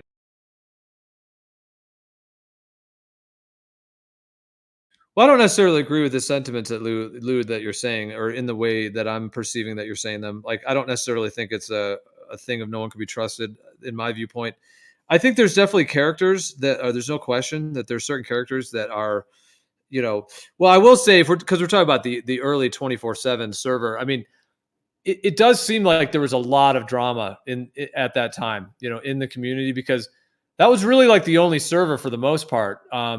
In terms of for the shape of the earth discussion and everything related to flat earth, as it were.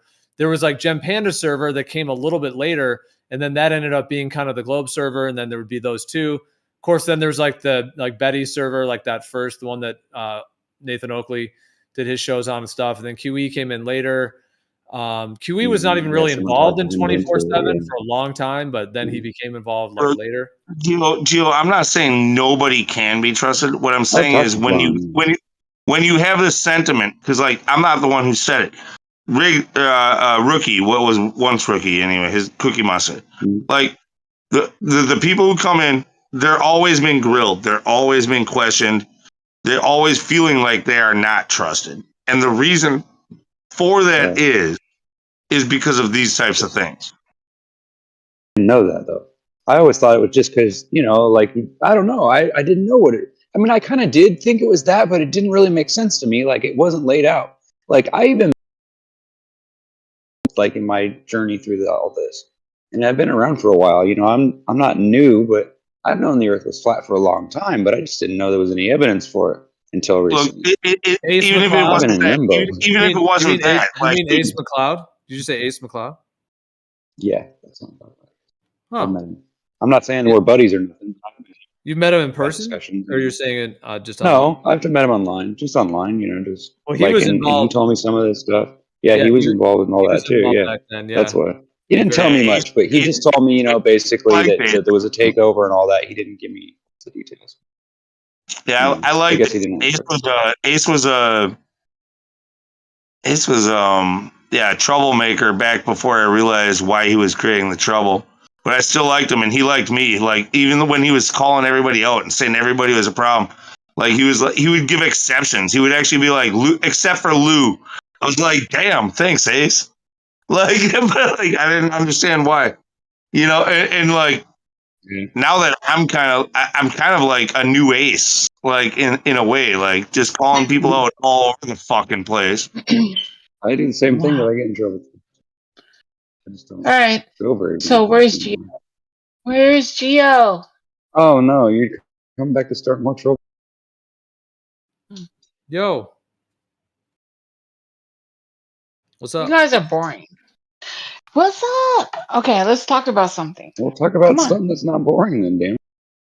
Yeah, we can do. I did, bitch. I was breaking down. You're doing this. You call people bitch again.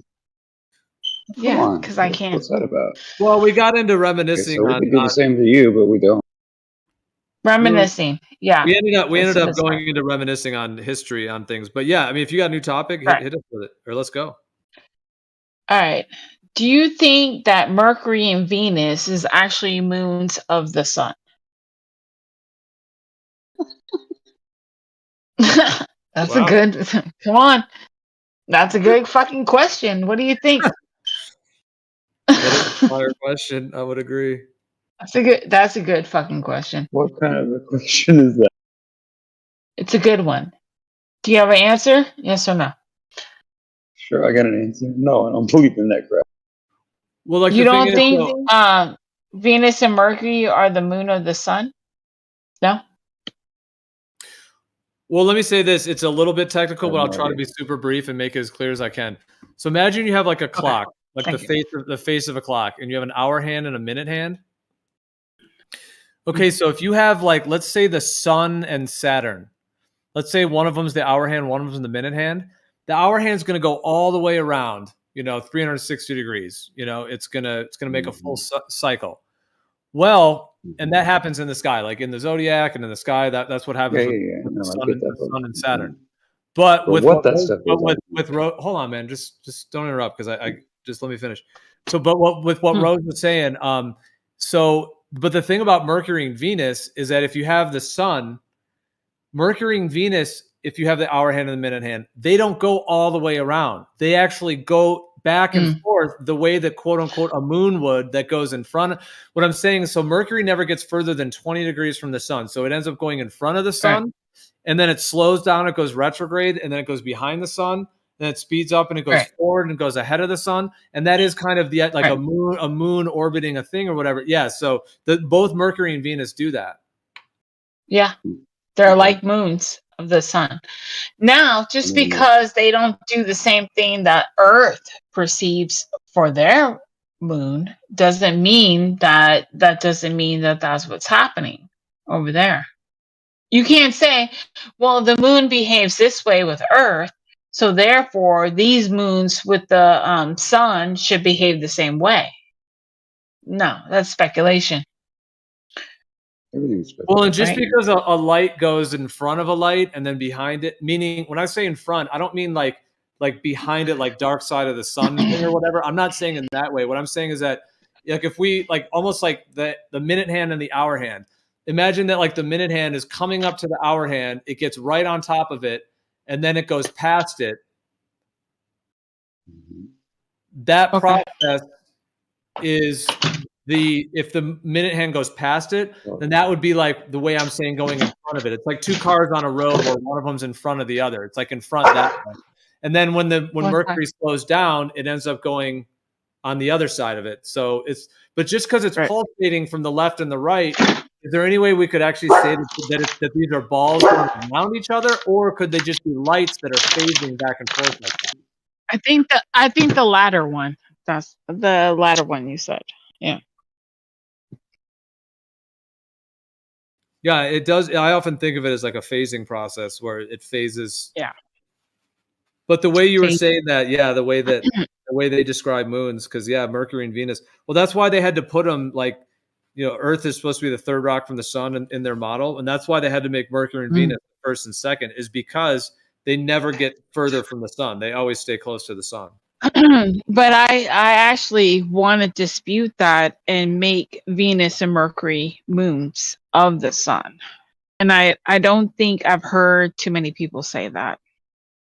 Well, I mean, if you go heliocentric, like all of the planets are moons of the sun, and then they also have their own moons. Like that's but I'm not saying that. I'm saying Earth has its own moon, Mars has its own moon, but we're looking at Venus and Mercury as their own planets. But I really think that they are moons, not planets. So what do you think about that? I dig that way of thinking. I think that's I'd have to think on it more actually, especially considering the difference between. You should look at all of it, because it actually adds up. That I've actually it's not something I just thought of and I go, oh yeah, maybe Venus and Mercury are the sun's moons. No, if you actually look at it, it adds up. It really does. It really does. Well, okay, so is that what we're saying is happening around Jupiter then as well? Like they're just doing this like retrograde turn instead of going around it? Well, it could be said that. I mean, those things that they call Jupiter's moon, they are essentially either moving, in direct motion or retrograde motion in comparison to Jupiter. So it does fit that in terms of the celestial, on the technical They're side, moons. celestial observation. Venus and Mercury are moons. I would bet my life on it right now. I'm not a betting person, but I would kind of bet on that. Mercury and Venus are moons, and we're not being told that, and we should actually consider it, Because if you look at the data, it actually adds up. It really does. It makes sense. So are we saying that those planets don't go around the sun? They get halfway around it and then turn around? No, they're moons. They're not planets. No, Venus whatever. and Mercury. It has moons. Fine. Venus and It has moons. Is that do they go all the way around it, or do they go halfway then turn around and come back? no, they Mercury and Venus stay around the sun. They circle the sun. In a full When the 360 days? yeah, Because when the that's not sun what comes deal. up, That's not what deal was just before describing. hold on. Before you see the sun rise up in the east, you see the moon of Venus. Venus rises up before the sun, right? So Yeah, they therefore, call it I'm they saying, call it the morning star. Yeah. yeah, the morning sun, but it's actually the moon of the sun. It's the moon of the sun that rises above the sun. You know what's interesting is that the moon and Mercury have phases related to their position to the sun, the same way the moon has phases in relation to what we see as well. But we don't see phases on other planets that are beyond us, right? No, but I'm saying So it goes with her correlation of Mercury and Venus being moons of the sun Yeah, because they have phases. yeah, As they yeah. and the phases in that case though, like for the moon, the phases are related to its position to the sun, but with Mercury and Venus, it's also related to its position. So then would you say the yeah, moon is the to moon me, of the then sun? I would think that if they have phases, I would think that they were moons of us instead of the sun. What? Well, they basically illuminate like the light like fluoresces in its position to the sun, it seems. So whether it's like a electromagnetic or electrostatic effect from luminaries, from plasma, or in their model, they're going to say it's just like, rocks out there. But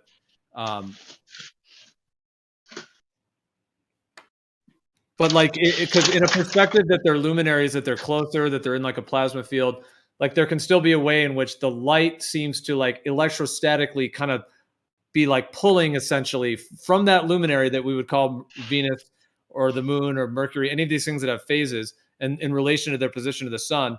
There's some way in which the sun's energy is like charging that luminary to create that the light that sort of seems to be lighting up on like the circle of the luminary, as it were, like lighting up on that section in that little sliver that we see, like in the phase, in the relational position to the sun. There you go. Does Mercury and Venus do they ever disappear behind the sun for a long extended period amount of time?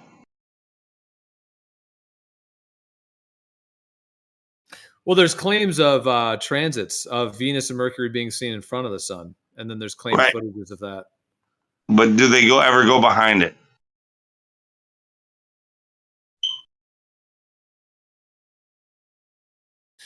Well, that's the thing. Do we ever actually view them at all, or are those footages like that's what gets into that part of it too? Like, are those footages legit or not? Because if you can see them in front, then there should be a consistency of seeing them behind. But that's the question. And there are claims of No, and that's where because you talked about transiting and doing retrograde and turning back. So is it the case that we just constantly see like Mercury and Venus? They don't ever disappear? Because like as far as I can tell, I'm not like an astronomer. I haven't spent that much time like trying to view them. But is that what they claim? Like that we're able to see them like most of the time, like or if not all the time? Good question. That's a fucking good question. And then if they have phases like our moon, why wouldn't they be just more distant moons to us instead of or smaller moons to us instead of being a sun's moon? Smaller moons. Yep. All right. Do you have a question? Do you have an answer to that? I mean, because we only see phases on our moon. We relate these phases. Like, why would we see phases to the sun's moons necessarily? Like, well, yeah, that's the thing. I mean, we see phases on Mercury and Venus in a similar way than we do to the sun, or sorry, to the moon, meaning that it's a similar kind of shape in a sense. So, I mean, in their model, they're trying to describe it in the globe model, they're trying to say that these are all rocks, and then the way that they're lit up is correlated to what part we see them lit up. But what we do see either way is that the phases are angled towards the sun. But I didn't hear the full thing of what you said, so my bad if I'm not responding directly because I was well, I'm saying, away for a second. But yeah, go ahead. It was about what you had said about how you see them retrograde. Like you see them go halfway around and then they turn back and then they come back. If that's true, then they're not orbiting around the sun, right? They're not doing a 360-degree circuit. Well, that's the thing. That's what's wild about it. Okay, so if we just talk about what we observe from Earth, if we're just standing on Earth, and essentially it can be seen as like a circle of the sky, like whatever the sky is, it can be mapped. That's why you can have like star charts that are like a flat disk. So you can have a star chart that's a flat disk, and it is accurate to the geometric positions. So once you have that, imagine just like the face of a clock where you have a 360 degree all the way around. And that's essentially like the 12 signs of the zodiac, which are the 12 different star constellations. And then all of the luminaries move through those fixed star constellations because those are the fixed stars. Those are the ones they're moving at 23 hours and 56 minutes to make one rotation. So 4 hours quicker than 24 hours sun. So that's why the fixed stars are moving the fastest on the wheel. And then the sun is moving a little slower, which is why we get the seasons and how the year progresses. But anyways, but when it comes to with Mercury and Venus, like all of the quote unquote planets, like including the moon. So the moon and then all the planets that in their model are supposed to be out, beyond Earth or whatever, like starting at Mars. So it would be the moon and then Mars, Saturn, Jupiter, etc., going all the way. Those all make complete like independent 360-degree circles. Like they're in their own cycles, their own times, their own speeds. And they are just going in their own rate to make their whole full circle around. But Mercury and Venus don't do that. They stay close to the sun. They go, like I said, in front of the sun, then retrograde. They pulsate kind of back and forth. And then the phases of Mercury and Venus are correlated with its position to the sun. Like let's say that Venus is like way behind the sun. Right. Then like the phase is going to be angling the sun. Pause. So that's what I'm saying is like if they're doing different thing, instead of trying to explain it away as saying, well, their inner bodies around this heliocentric sun, why couldn't they just be similar to our moon? When we see phases of the moon and we see Mercury and Venus having phases like our moon, and they're not behaving like the other so-called planets and shit like that, perhaps they're not orbiting the sun, they're orbiting us like our moon. Right. Yeah. So this could all be seen like in kind of a grand way. It could even be seen that like, let's say you have like an AE map type of layout, like a planar surface, like an AE map where everything's going around the North Pole and all that. Yeah. You could have the sun is going around every day. Mercury and Venus are kind of going with the sun. And then it could even be said that even all the other, luminaries or planets, as it were, that they call them, that all of those as well are all in some cycle to the sun. And that the sun, not like in a heliocentric way that it's some kind of like that the big ball at the center of a globe kind of system, but more just that the sun is like a focal point that all these other things seem to be dancing with as that's all going around us. I mean, that's geocentrism at its finest. Like geocentrism was like long, like it had a longer life and it was around long before heliocentrism. So like, I have a feeling it's these patterns that you're talking about that made people suspect that they were essentially like another moon of us, like a more distant moon. Well, because it functions that way, the way I'm describing, that's why they had to put Mercury and Venus like between the Earth and the Sun in their ball model with all their balls. Geometrically, that's why they had to do it, is because of what I'm describing. But I mean, the phenomenon I'm describing, it does happen with Jupiter as well. I mean, it is interesting, and I mean, their idea of balls orbiting balls. I mean, it kind of fits geometrically. You got to admit, at least somewhat, it fits I just geometrically. had another odd thought that this could be way disjointed, but eclipses, Rahu and Ketu and shit like that, like these two like these odd planets, like getting in the way. What if it's actually Mercury and Venus and they're orbiting us, not the sun? What if it's them getting in the way? Have you heard my idea that Rahu and Ketu are actually like the entry points of the sun and the moon into this realm, and then that's why it's like the birth points, like the magnetic birth points of the sun and the moon when they first like entered this realm or like came through the waters, as it were, above, or however that may be, and like that births themselves through those portals, like black circular like realms, as it were, or like black bodies. And because they're the same size as the sun and the moon, that's why they eclipse the sun and the moon.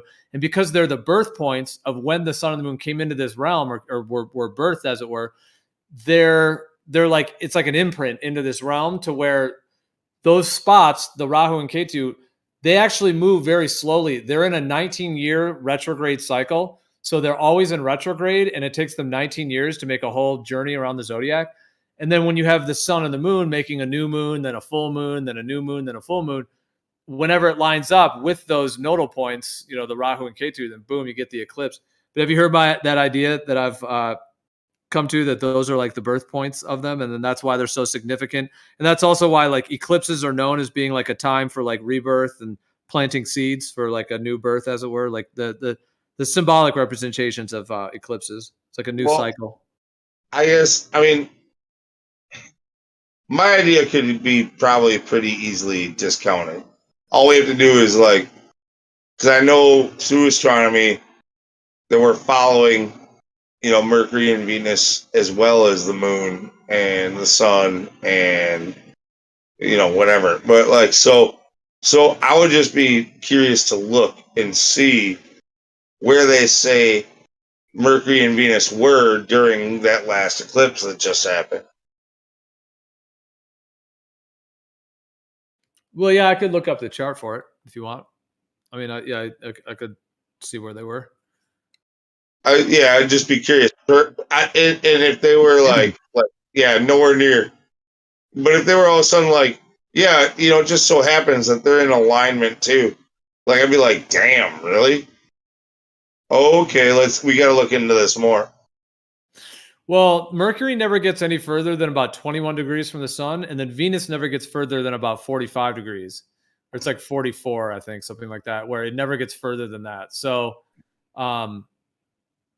they're always going to be within fairly close distance during all eclipses. But there's definitely some eclipses where they're more exact, or they're right there, like Mercury and Venus. Or sometimes like Mercury will be retrograde. Maybe even sometimes Mercury and Venus will be retrograde.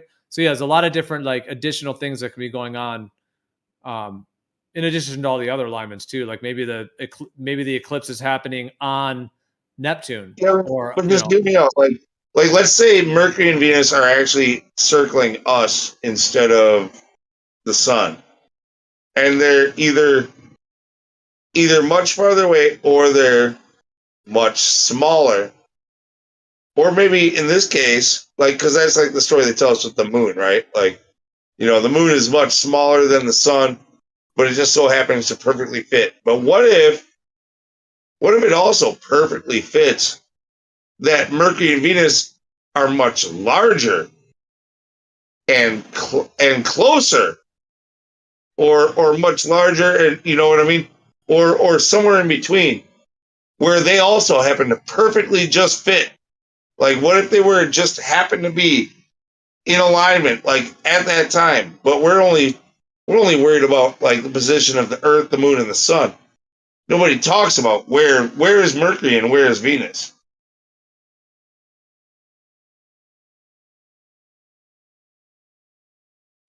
Well, I mean, astronomers know where they are, and astrologers do as well. Well, they do, but I'm just asking to find out. Like, I'd like to see what if they're in that same range as well. Like, what if we had like a huge alignment? They didn't Well, I even can talk look. You about. want me to look at the last eclipse? I can pull up the chart for it. What was the? Is it the 17th I'm not sure. or 14th? Was Yeah, it? it sounds right. I think it might. I think it might have been the 17th. That sounds about right. Was it the 14th?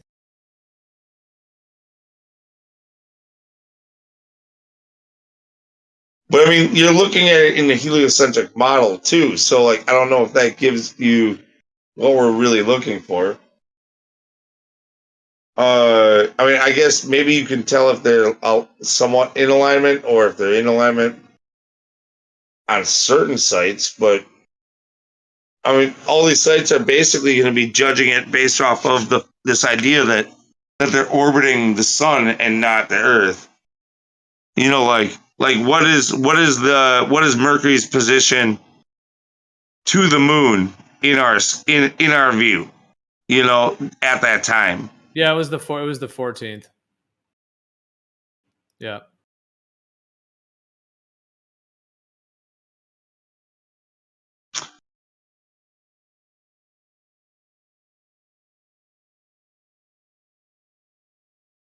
I'm just going by like just kind of gut feeling, and I'll easily throw it out if somebody can prove it wrong. But Well, yeah, it's there's like, a bunch of stuff going on. There was so this was a solar eclipse.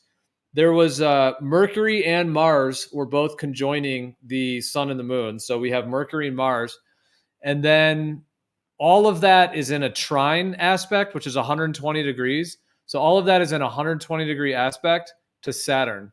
And then it's in a square aspect, 90 degrees to Pluto. So yeah, those are some of the major patterns. Also, there's a Venus opposite Saturn, but that's a little bit more minor.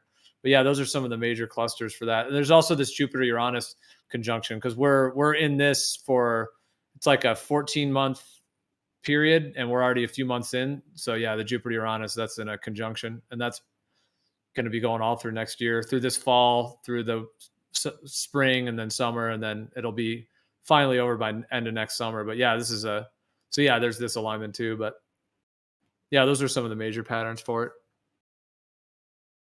I mean, so if we have phases on Mercury and Venus, right? Then that means that they're behaving like our moon, right? Which means there would be like a new Venus and a new Mercury where we just can't see them.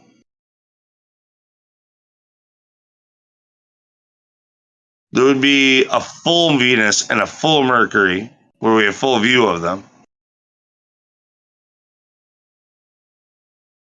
Are there any of these alignments that happen where all of a sudden we have the full Venus or the new Venus?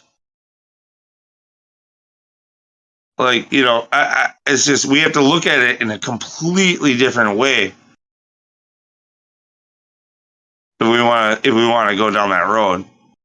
I don't know if you can just go to a website to figure this out.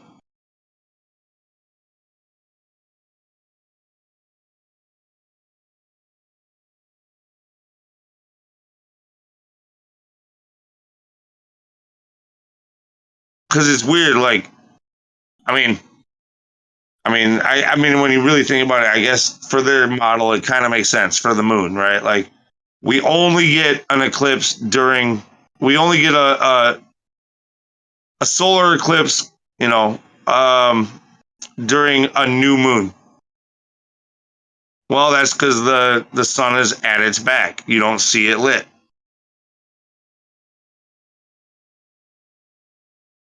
We only get a lunar eclipse during a full moon. Like there's no in between. So do we get any of these things, any weird phenomenon like that happening when Mercury and Venus are full or new?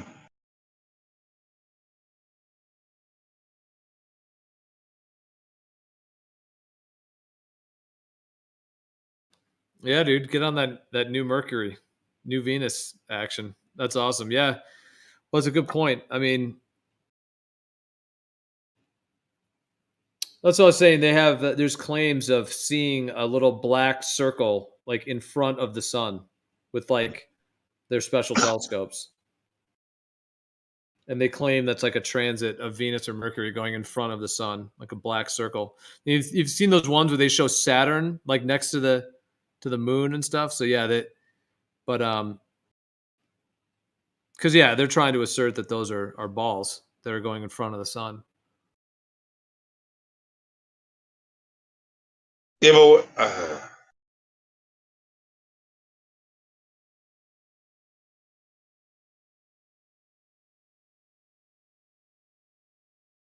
I don't know, the retrograde thing that you said and the phases thing, like I can't imagine why we wouldn't see phases of all of the outer bodies as well. You know, if we can see phases on Mercury and Venus, because it has to do with the relation to the sun shining on them from our point of view, well then why wouldn't we see it on Jupiter? We don't. In the globe model, you mean? You're saying in the globe model? Yeah, in the globe model. Like, we don't have phases of Jupiter. Yeah. No, that is a good point. Well, I think they try to claim, though, that I think it's just too far away, that the light doesn't reach it enough to make that reflection occur. We only get phases on inner bodies, not outer. The line is drawn where we are in the sand. That's what they say.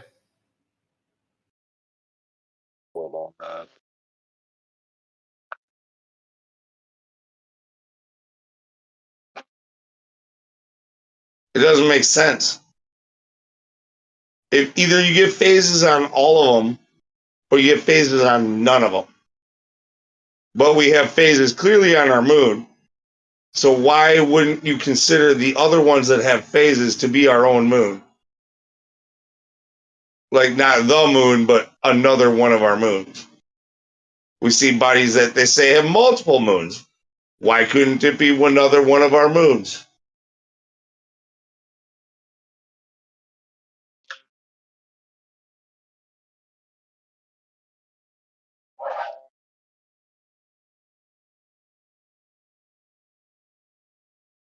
Why would you think that things go around stuff except for in these inner bodies where they retrograde, turn backwards, according to your point of view?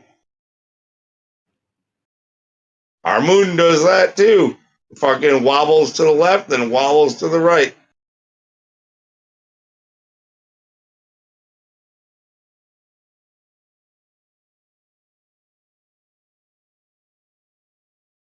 What if Mercury and Venus are our moon, not the sun's? What if they're geocentric, not heliocentric?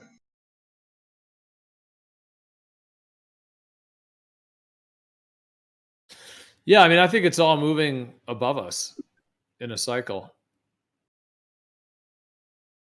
So yeah, it is all. Well, it's like orbiting us per se. I mean, in a sense, it is, because if I walk outside, all the stars are moving around me in that sense. Like, I'm stationary and everything's moving.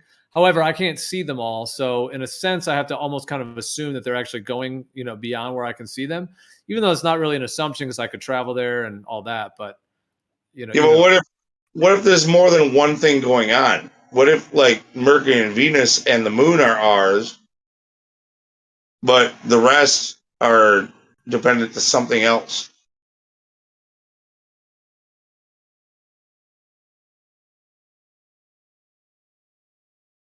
Or there could be 3 things or 4 things.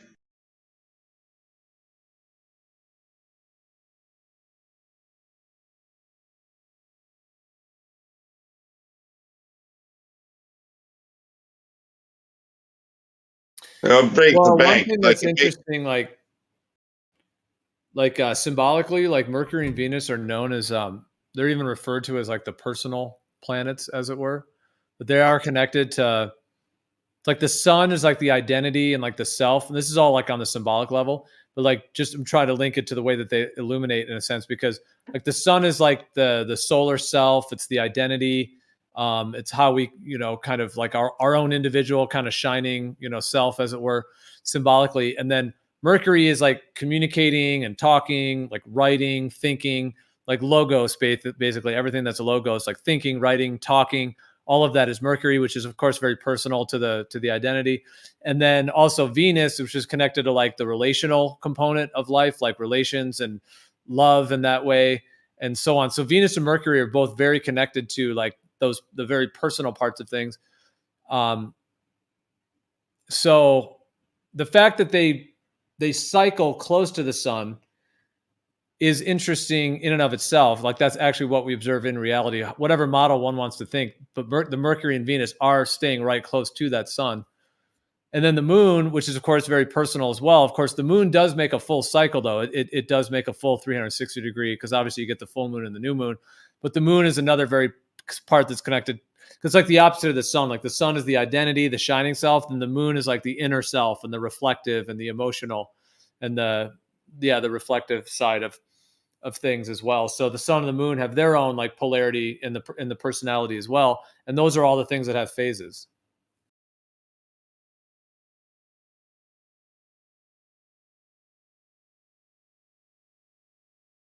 Yeah, I mean, I don't know. I'm just asking questions here. Like some of it might be very easily explained away, but like I think they're valid questions. I think they're good to ponder on. Maybe the ideas, maybe the explanations that they give us aren't good enough, and it'd be good to ponder on it and come up with new ideas.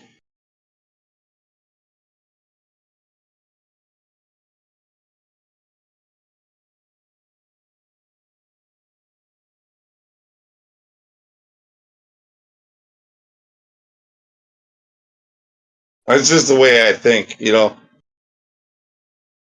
I like to think outside of the box, come up with new ideas, actually like try to grasp the situation and literally like sit down and really like kind of meditate on it and think about it. Like too many of us, I think, are like, too many flat earthers are like, oh, I just know because I watched a YouTube video that this is wrong and now I believe this person. It's like you're not a truther if that's the case. You're just being tricked into believing another thing. Like you gotta stop and actually like think. Don't be swayed. Just because I'm not gonna gain respect for you because you like got swayed to my side. You have to like show that you put thought into it.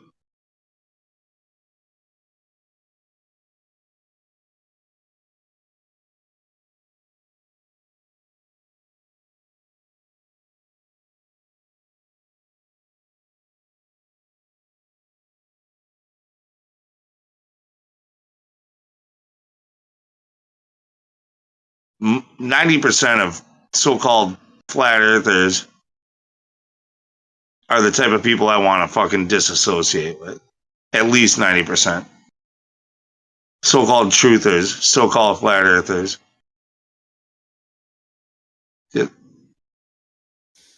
Well, I mean, I myself never really associated with that term. I mean, I've used it and everything, obviously, but I've never really called myself like a flat earther and never really had that focus. So, I mean, to me, like we're all people at the end of the day, and I think it's awesome people that are tuned into cosmology, the truth of cosmology in today's world. It is a huge thing to know about, and it's pretty rare in that way. So it's pretty amazing that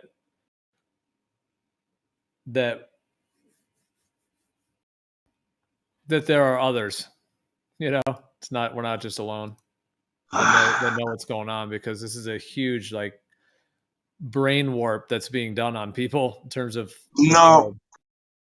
Yeah, but that's the thing. Like to think that there's others, like as a comfort, as a blanket, like that's not good. I don't need a fucking comfort blanket. I don't. I need to find. I want to find a community where everybody disagrees. I don't want to find a community where a whole bunch of people agree. I want to find I want to find a.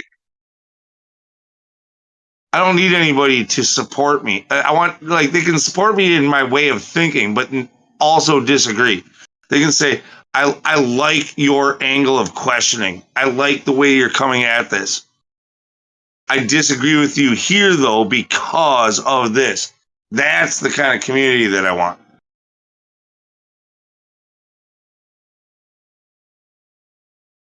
One that always keeps you guessing, on your toes, thinking about it, pondering on it. Not one that wants you to get swayed into a new paradigm. It's not even new. It's their paradigm.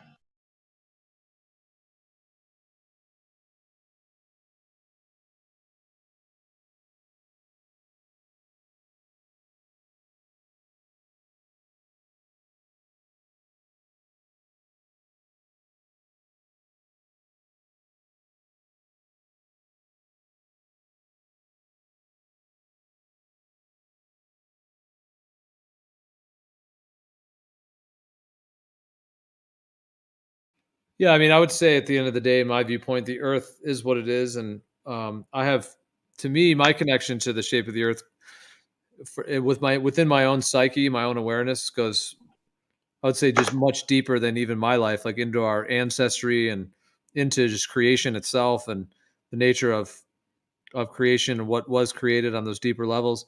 In the modern day, I mean, that term flat Earth has kind of had its own like association. There's certain kind of characters and certain things, and yeah, I can appreciate a lot of the work people have done, but I'm just saying that term and the kind of whatever's associated with that as kind of like a either whatever's been like fabricated and programmed to be connected to that on various levels. It is pretty complicated, and there's a lot of levels and layers to it. But I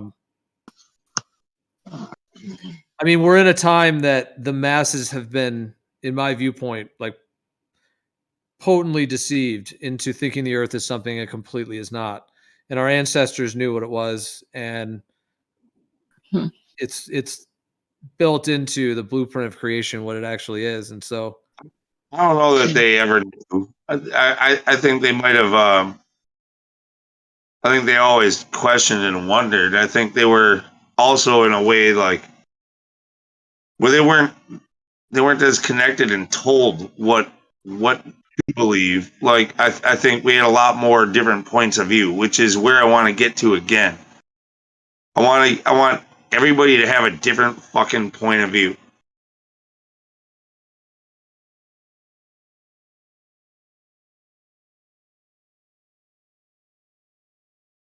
Because dude, like this idea that you can know, like again, what the Canadian bloke, he was too sorry. The moose loose and the boot the hoose.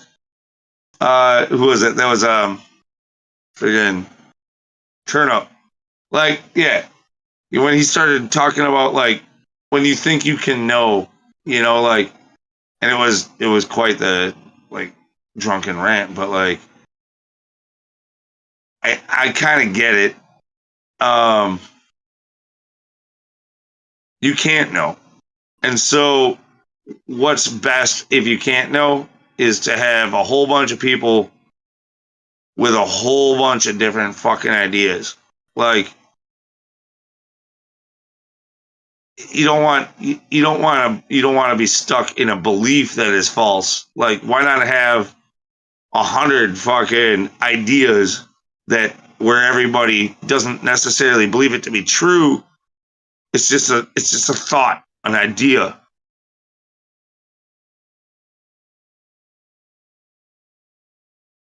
Something to consider.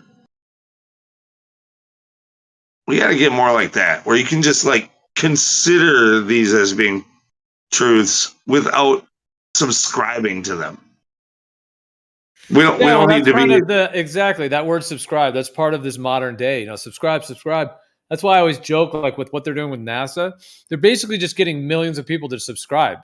Whether people are actually subscribed to their channels or not, they're looking at it. It's in their feed. They're So they're trying to get people to subscribe. Yeah, in a subscriber world, which is trying to get everyone on board with certain things. So, and instead of having like an open dialogue and that we're all unique and have our own unique perspectives and we can like share research and actually expand and like synergize things like that with, like you're saying, with coming from different viewpoints and actually making like a melting pot of coming together of knowledge and all of that, rather than like systemizing it, branding it, and then, either forcing or in some way trying to pull out subscriptions and people, buying in basically. And you're not one of us, then you're freaking muted. And if you don't like it, you're banned. And if you don't like that, then fucking create your own damn server with your own fucking movement that you get people to subscribe to, where you can fucking mute and ban them.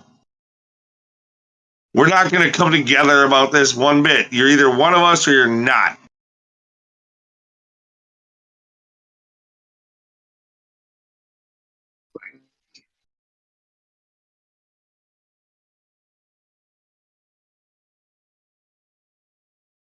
Yeah, I'm not a fan of that mentality at all. And it was that was in a way what you're describing, like the way 24/7 was. It was pretty yeah. That's the way we were. Before Sheeple broke it apart and we started again. In fact, once we started again, it was really strong for a short period of time. But in more recent because times, the admins left us alone. Remember that for the first few months of the new server, everything was just super chill. Like the admins, it was like, and we were able. Yeah, there was a good little golden period there. You're right. Well, because they were being super like chill because we were getting everyone. We were, remember that we were like DMing like everyone we knew and like giving them the link and stuff. Like we did so much work for them to like rebuild that server. It's crazy how it ended up unfolding, because at the beginning, it seemed like it was fairly, it was going to be possibly. Dude, it was way the 2.0 was way better than 1.0 for at least a good 6 months, maybe more, like a good year. But it eventually turned into, unfortunately, the echo chamber, like the cult got a hold of it. The fucking that's fairly recent. In fact, I think it did good probably for more than a year. It probably, at least, it might have been even 2 years. But it got slowly worse. That's the thing. So there was a your golden period, whatever, like that's good. But it just it got kind of like overtaken slowly, one bit at a time, just chipped away at. And now now it might as well be a fucking cult. Like, you have to be a fucking FED QE subscriber, or your point isn't valid.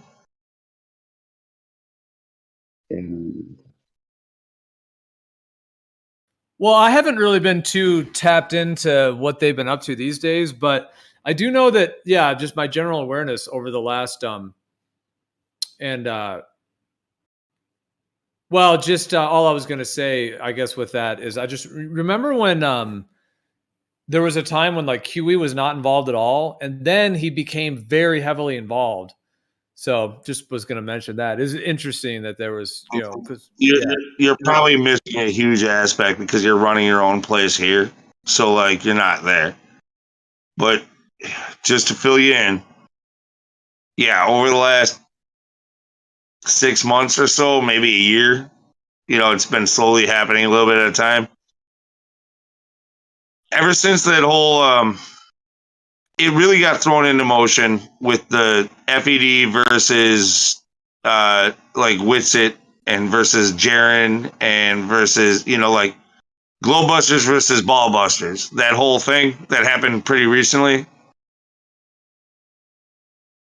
It's because of Witsit talking about the ether and Ballbusters and QE and all them saying, no, the ether is bullshit. Everything is particle science. And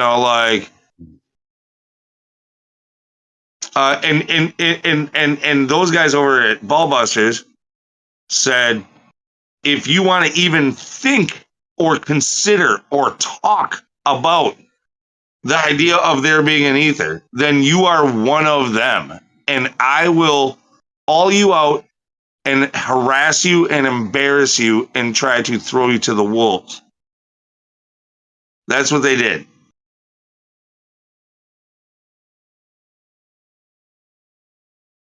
So it forced people to pick sides.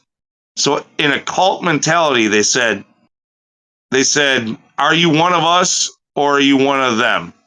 Tell me now so I know whether or not to make a mockery out of you. They stopped focusing on whether or not it was a globe earth or a flat earth, and focusing on which people are part of our flat earth group and which ones are the enemy.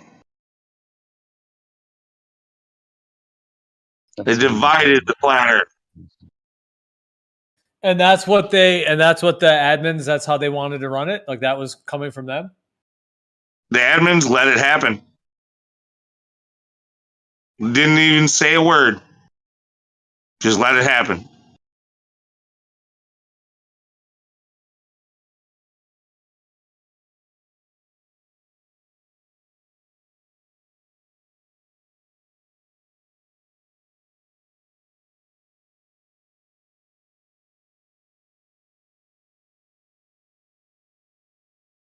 I can understand.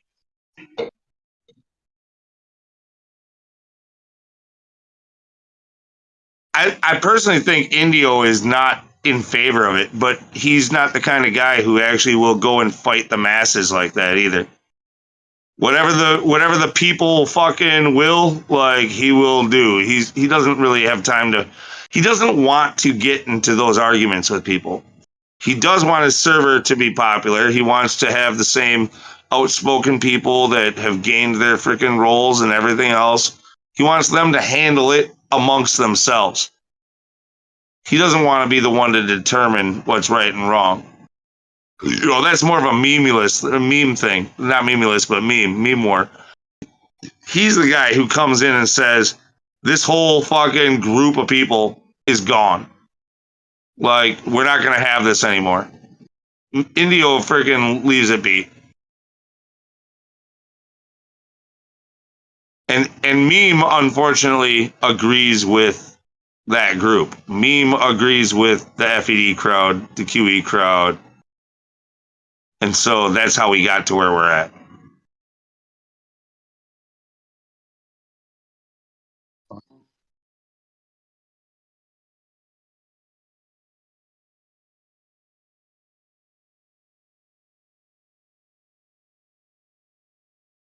I'm not even against, like, it's not like I'm for, let's see.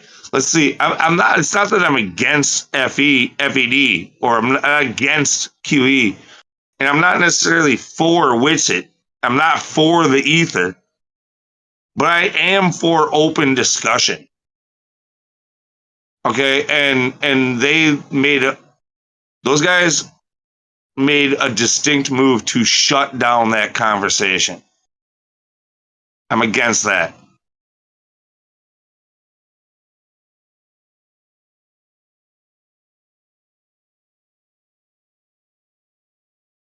Yeah, I mean, when all that was happening, it was happening here every day. Like Witsit was coming here, and the updates, and I mean, we've talked about Ether for here for thousands of hours as well in total. And so yeah, when all that was going down, yeah, it was the whole thing. I remember, and I do remember hearing that. I don't know exactly what all went down, but there was people saying that at 24/7 that they were just banning people if you were not.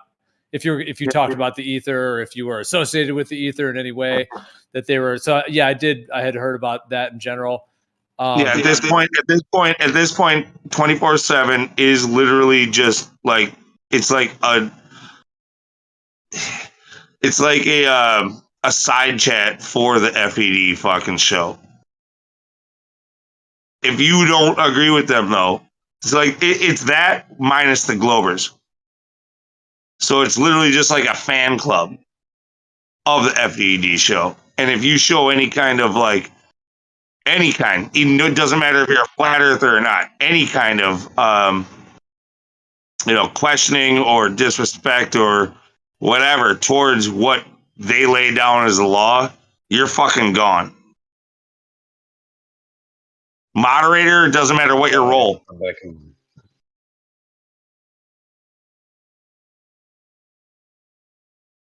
Did you hear me? I don't know. My mic was covered. I'm sorry.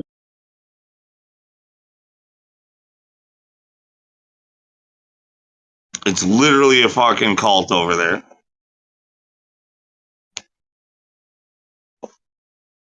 The Miggy group, look at what they're doing. Have you been following the politics channel at all? Look what they're doing with that. I was over there for about a week and then I got irritated and left.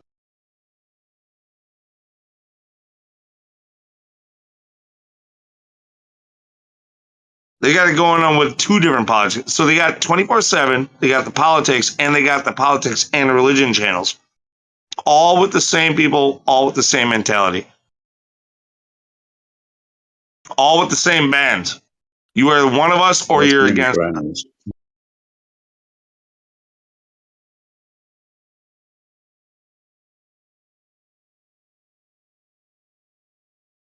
Yeah, I mean, everything you're saying, I can tell that I was kind of aware in certain ways that it's gone that way.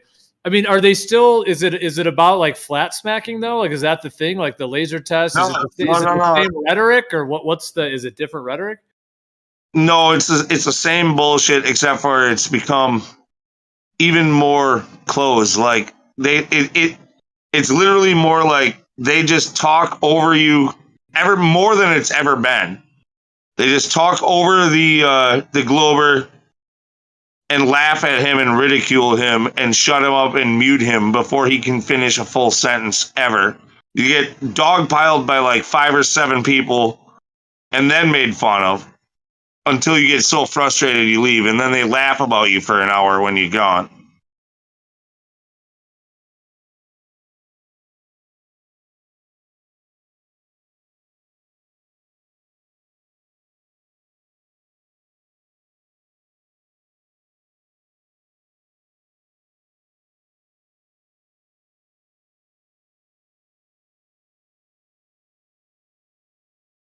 It's literally, it's like, I would love to say it's like high school cliques, but that would be inaccurate. It's more like a clique of like 6th and 7th year old like grade 6th and 7th grade girls. You know how mean like young girls can be to each other? Oh yeah, I remember that. Yeah, they act like that with everybody. Well, I mean, back in the day on that server, there was like, there was a spirit of wanting to wake people up and get the truth out there. So is that not the same, or like that part of it? No, it's not. Like they have no spirit of trying to enlighten or educate or encourage anybody of coming over. The whole spirit is to embarrass, mock, and ridicule anybody who comes in and toe tag them, make an example of them, and then laugh about how great they did. Yeah, that's pretty much it. That's a good way of like compared to Gem Pandas, what's the toxicity level of it? I don't go to Gems, but I would guess it's pretty close. Never been in gyms or anything. Or maybe I did, but it didn't last long.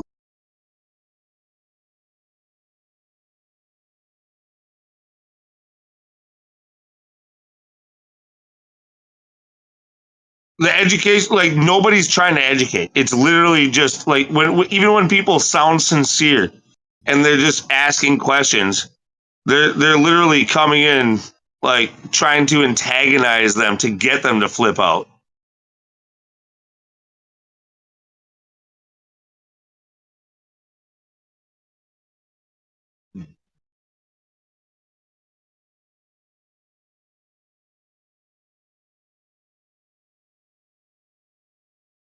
Well, I mean, like, so yeah, so you're saying that, okay, so, but back in the day, like, yeah, dude, there, people would be asking questions, we'd be answering, sometimes debating.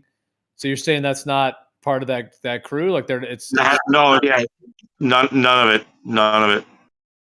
Really? So do they admit that that's what it is, or do they say that they're actually trying to do like that? They're trying to wake people up, Or do they just say no? We're just literally gonna. I mean, the way you're No, I mean describing. they okay. There obviously there's always a few people who are exceptions to the rule, but for the most part, the people Yeah, I think who it run would. for the most part, the people who run the chat literally are saying, "I'm not here to make any claims, and I don't give a fuck if you become a flat earther or not." And I kind of agree with that. Actually, I don't really care if I'm not trying to make you a flat earther. If you want to learn more, I'm happy to teach you more. But there, I don't even see that out of them. I see them. I see them literally just trying to turn somebody who has questions, who even wants to find out more, who's considering it, and all their goal is to embarrass them.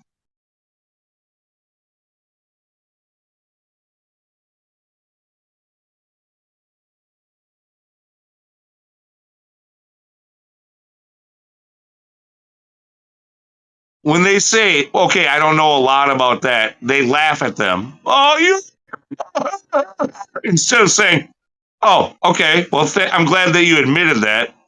Let me educate you. Okay, so here's what the rhetoric is, here's what they say, and here's what we say as an alternative. None of that. None of that's going on.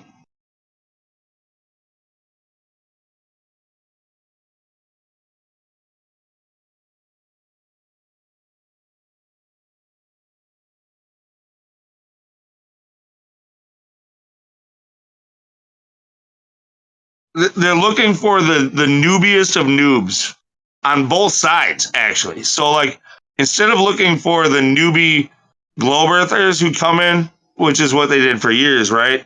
Trying to make example of them. Now they're even looking for the noob flat earther, somebody who comes in as a flat earther and wants to like gain a voice. Maybe he wants to get in on the conversation and try to educate somebody. They ridicule him too and try to throw him to the wind. It's an old boys club. That's it.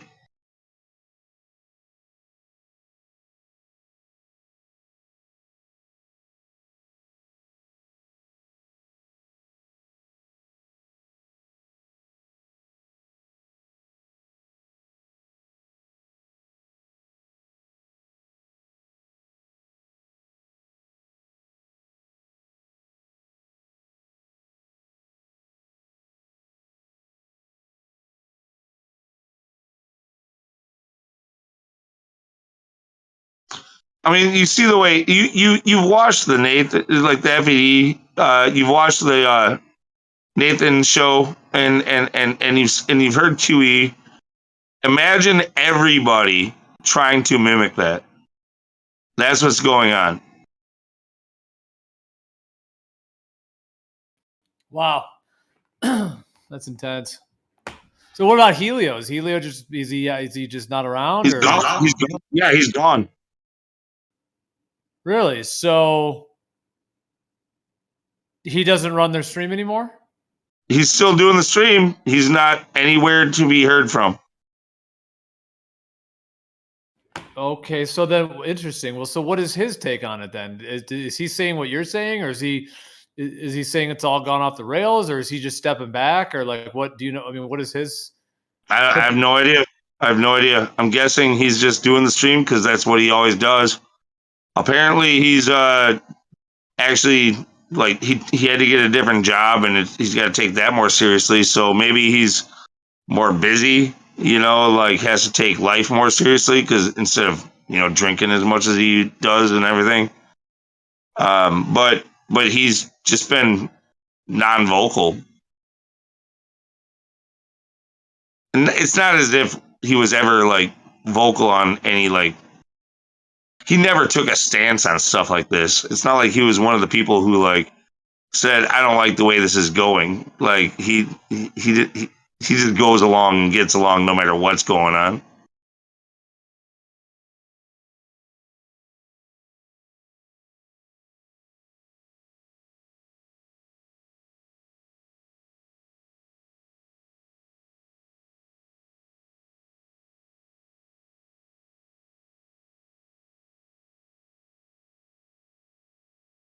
I mean, the truth is like, because he always carried the spirit of wanting to answer questions and wake people up and stuff. So that's what I'm yeah, saying. but no, 24/7 is completely dead. It's literally just an echo chamber now. So the truth is like everybody who was active over there at one time or another is now super active over in the politics channel on their 24/7 like room that they have over there on the politics. Over there they get a whole plethora of new noobs that come in daily, okay? And they get to embarrass and shut them down and ridicule them and make fun of them and talk shit to them nonstop. And granted, a lot of them are coming in as trolls, and they kind of deserve it if that's the case. But the ones who come in being sincere, they're treating them the same as trolls. So they got this like new revival going on, and it's not Helio's stream; it's somebody else's stream. It's Teos. I don't know. He's the one running the stream on that. But It's I think it's because their channel is rigged. If you look at their YouTube videos that they display, it's not like Earth Awakenings where you have a 12-hour block and then you get the next 12-hour block. Their videos that they put up on YouTube are like an hour, because they actually have a planned, what do you call it? I guess they'd call it a show. And all of the actors on their show, they know what time to come in. And the whole purpose of their show is not only all of what you just said, but if you look at it economically, it's kind of like it's a business, and these dudes are trying to get an ego voice and to get recognized. And if their channel makes it big by becoming sort of mainstream, they might have a chance to break into a new career one day.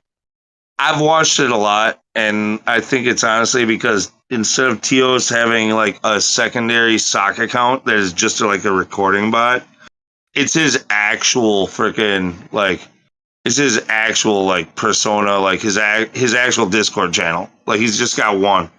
You'll hear people calling him.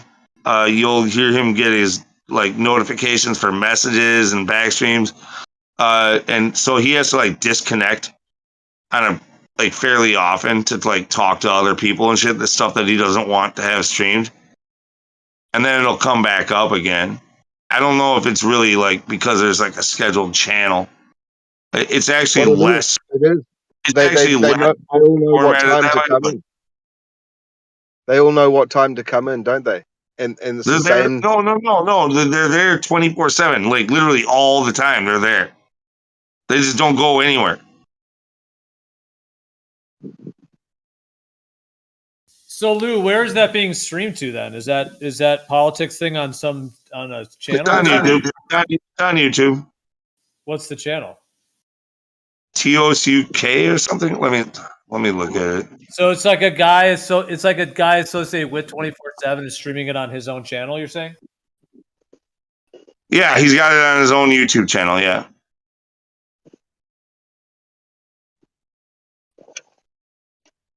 I'll share the link. Give me a minute. Well, if they didn't have a show, you wouldn't have a recording on YouTube where it starts with the housekeeping rules. And they're not going to have housekeeping rules every 10 minutes, are they? No, okay. You're talking about FED. Yeah, FED. Yeah, you're correct with what you said. You're talking about FED. I'm talking about I'm talking about the politics channel live stream. Oh, okay. I was talking about Nathan Oakley the whole time. Yeah. Yeah. Maybe a click now resonate with what I was saying is kind of like they're there to sort of get recognized.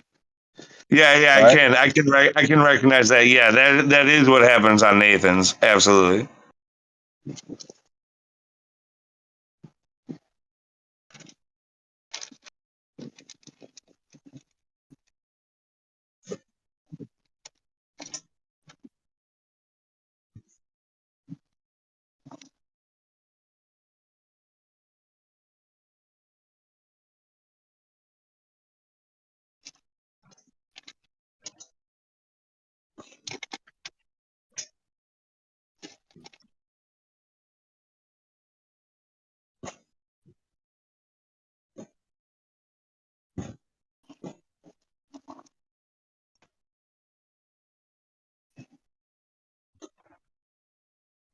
What the fuck?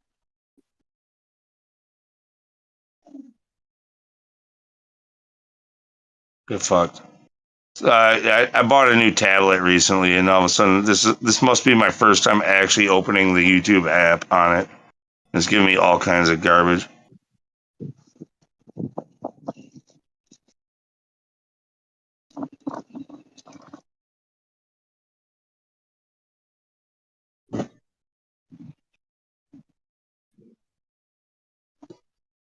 So subscriptions, let's see. Yeah, TEOS dash UK. That's the one who's streaming that channel. Let me view the channel and then I will. This channel link. How do I share just the channel?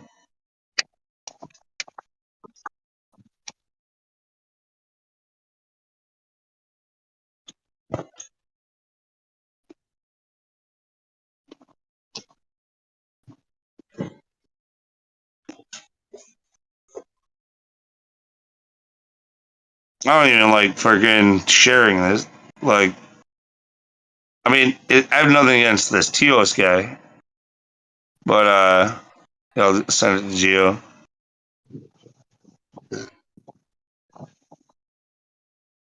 It's just the whole thing. It's just I tune in to be disgusted. I don't know why. I probably shouldn't, but it's all disgusting. It's like every time I turn it on, it's like I can't believe this is what's going on. It's a place that I left, like I don't take part. The way you were describing it, so okay, I would say this, like just on a from a historical perspective, like back on the 24/7 server, let's say the 1.0, and then even into 2.0 as well. I always would say, I would say that there was like two general approaches to new people. If I had to just categorize it in two approaches, there was the approach of like being there to like answer people's questions, tell them about information, share with them information, possibly even the kind of spirit of like, inspiring them to either look into it more or to, ask more questions or to, maybe sharing our stories, right? All of that. Let me stop you. Let me stop you. So now you're not allowed to answer anybody's question. You have to answer somebody's question with another question in a way to trap them for ridicule. You're not allowed to give any kind of speculation or thought on anything. You're not allowed to try to like teach them anything. Your goal is literally to try to mock and ridicule them, or else they will do it to you.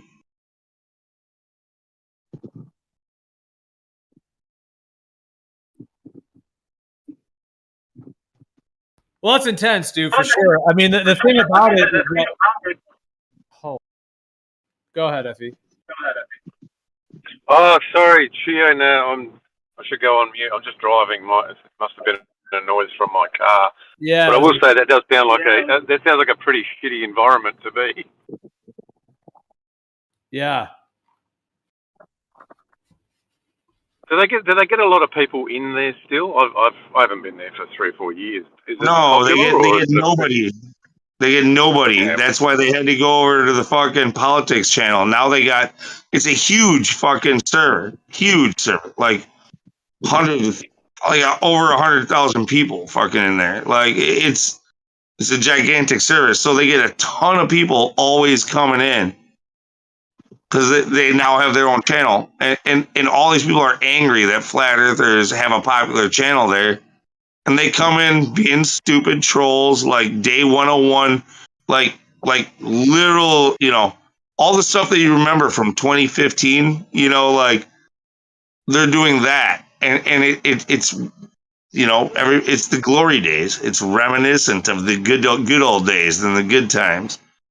But now they have all that ammunition that they have. They got 8 years experience fucking just flat smacking the shit out of fucking noobs.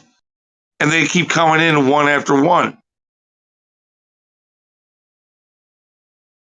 Well, what I was trying to say before, I just wanted to, the thing I was going to try to finish saying was that, so yeah, there was this spirit of, answering questions and it being able to possibly, to share information and all of that for either new people or other people as well.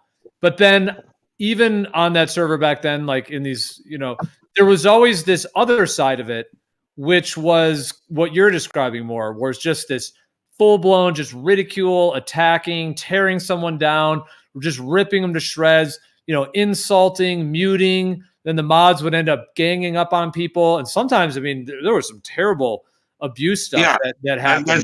that's all you have now. There's no other option but that. So it's just all that now. Well, I mean, in a way, okay, so it just split off into all that, you're saying, because you remember back in the day, Luke, like would you agree that it was always that one or the other, 50-50? It was either we're waking people up, we're sharing information, we're having a good podcast, whatever, or we would have certain mods or certain admins that would step in and they would just rampage and they'd end up abusing people and ridiculing them, forcing them to admit that there's no curvature. And if they didn't admit to it, boom, it's like pulling the trap door, ban them, ridicule them. So, I mean, that was always like a stream. And I was always not into that, obviously. Like, there was always a bunch of us mods that were not into that at all. Like, we actually were there wanting to actually, share information and all that. Dude, you were one of the, you were different than the larger group. I think I was too. And no longer am I needed. They liked me for a long time. When I stand up against that, I'm no longer accepted. They have already gotten rid of everybody but me, and now I'm gone too.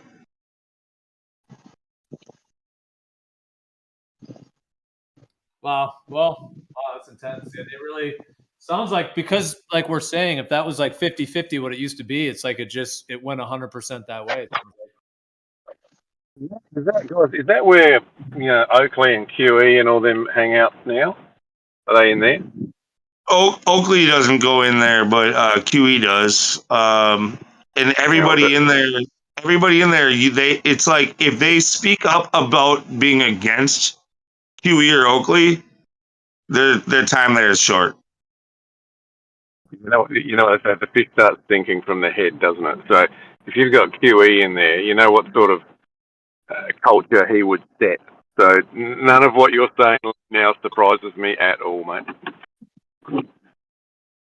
His whole their whole MO is just abusing people and ridiculing and slaughtering people and catching them in got statements and things. So it's no surprise if that's how the server runs. No, I mean, if you've been around, you could see it. You saw it happening. You saw it coming. It's just, I'm kind of helping Gio out because he's been here. He's been focused on this place. He didn't see the progression. I'm kind of filling him in. Well, I had a pretty general sense of everything we talked about, but yeah, you have given more details, and yeah, I've never been in that politics room that you're talking about. So, what goes on in there. Yeah. Interesting to hear but dude, you remember how Miggy was actually one of the cooler mods? Like he actually was more open to all that stuff. He did a complete 180. He's now like as vitriolic as QE is, if not worse. Really? Yeah.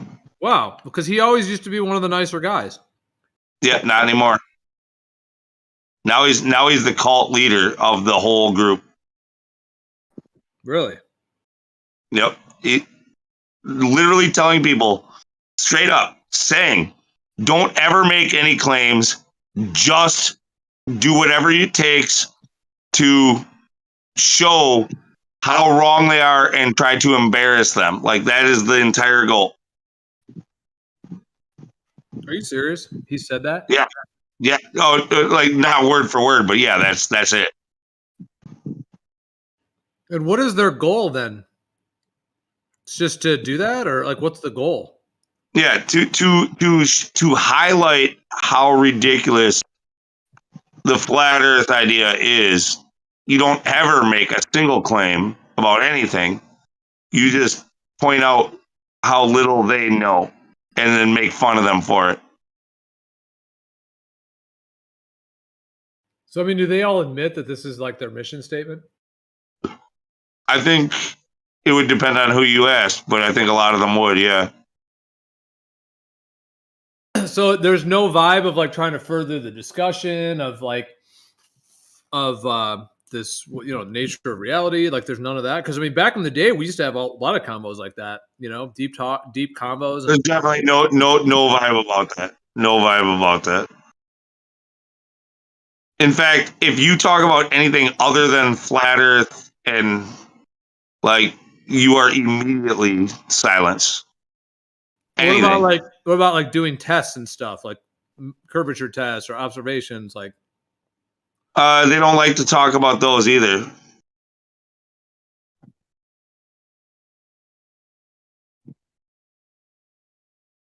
It's a claim. It's something they might have to stand behind. So it's like this whole idea of like saying like, in your model, well, we don't have a model. Well, okay, in this test, well, in this experiment, well, it's not an experiment. Okay, so, you know, like, no matter what, you never answer a single question ever. That is like clearly it.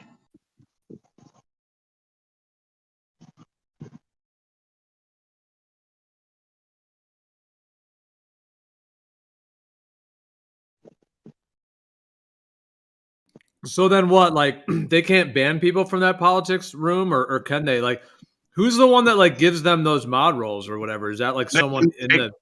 They can ban them from the room, but not from the server. And Is that they what can they're also. doing then? They're just banned. Yeah. Is that what they do? Yeah. Even that server, it's already been, well, it's been like a month and like a week, maybe a couple of weeks. And already that place went from being the most hopping, like 50 people in there nonstop, to like literally just exactly like 24/7, where you've got 30 muted flat earthers and nobody speaking. Really? Yeah.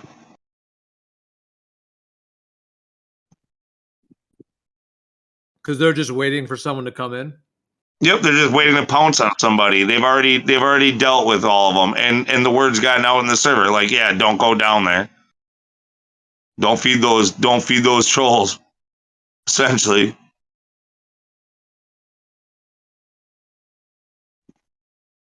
That's intense, and I guess the owner of the server's all right with it. Apparently. Yeah, no, they like it because it brings traffic in. Yeah. Yeah.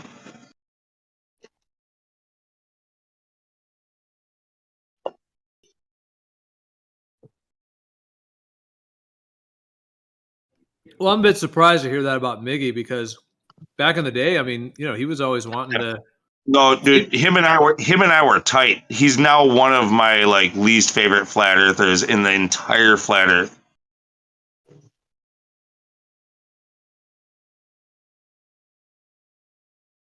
And not because of anything he did or said to me.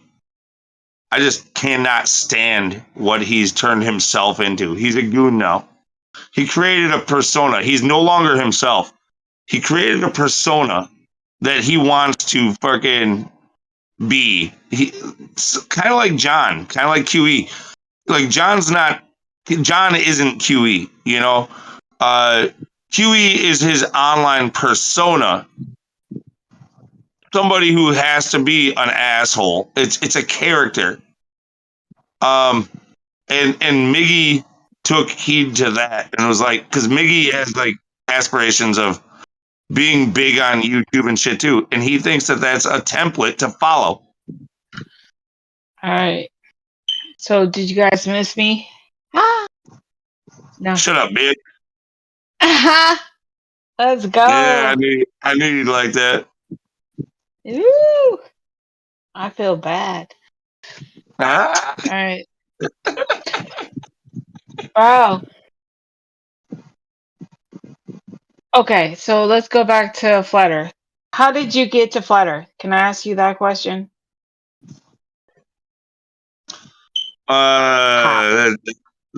Me? Yeah, you. How? I've always been anti-authoritarian. I've always questioned everything. Yes. Yeah, Let's go. and Rebel. and once it got presented to me, I was like, this is stupid, but it only took like kind of a second for me to go like, oh my God, are you fucking kidding me? Like, But it's too obvious. what did it? It's too What obvious. did it? What did it? What made you go, what the fuck is going on? Okay, so I mean, like I was a like day one 9/11 truther. Like literally, when I watched the towers falling, the second tower hadn't completely fallen, and I spoke out loud in front of my break room, and I said, this can't happen. And the guy reached out on my shoulder, and he like kind of like hugged me. He was like, "No, it's actually happening. This is actually happening." And I was like, "No, this actually can't happen." Like that's like I was talking about the laws of physics. Okay. Like that's called denial. I'm asking you, how did you come to flat Earth? Not when you came to realize that. What was that? what I'm saying, I was trying to tell them in that moment that what we were seeing was impossible. That unless there was a controlled demolition, that was not something that could happen. Right. Okay. Though, but I mean, how did you get to flat Earth? Flat Earth. That's what I. Yeah. Let me fast forward then. So in the moment, I was actually looking into Mandela effect stuff because somebody had shown me that. Fuck. You're down in rabbit holes like crazy. I love you. I so love you. Yeah, I was looking into Mandela effect stuff, and it kept being. That's real. Hey, dude, we can go there after this. We can go there after this. But I want to know about the flat Earth. But I want to hear about that later. No, I was looking into Mandela effect stuff, and I kept seeing these flat Earth videos being suggested after I watched Mandela effect videos. And it's like, dude, what the fuck is this? Like, what the fuck is this flat Earth shit? Why does YouTube think I want to be a flat Earther? Like, dude, and eventually one day I like actually clicked one, and I think it was ODD. The first one I think I clicked was like ODD, like 21 proofs, right? And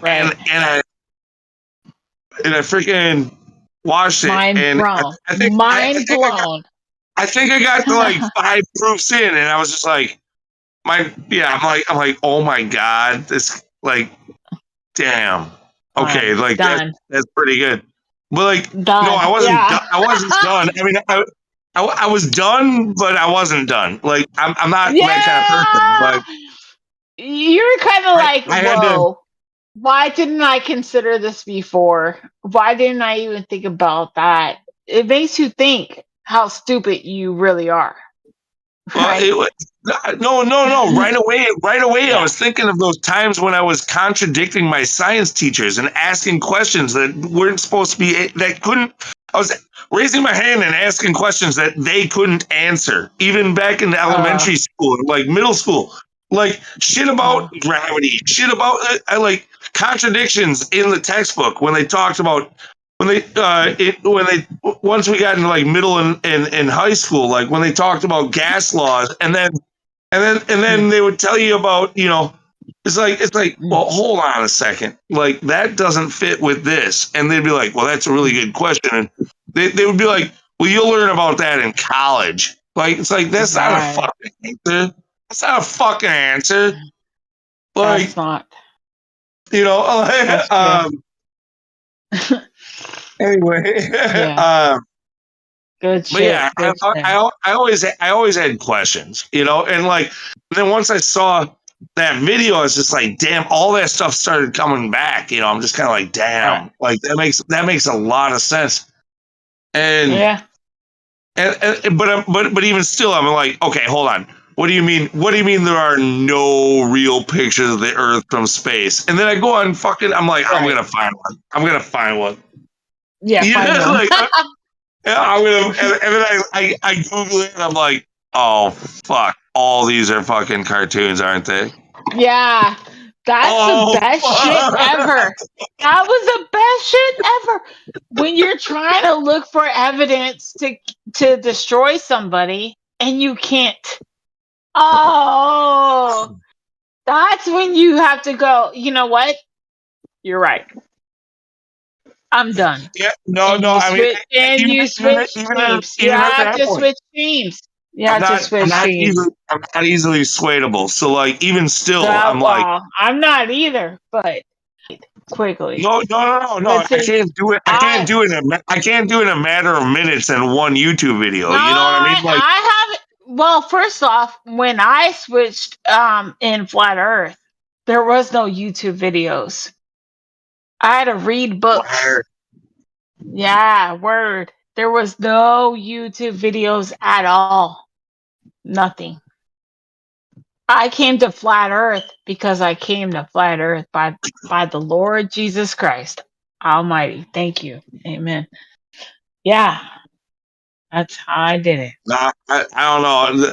I don't trust anybody who tells me like I was like, when I hear like when did you come about Flat Earth, and they were like, oh, 2012. I'm like, liar.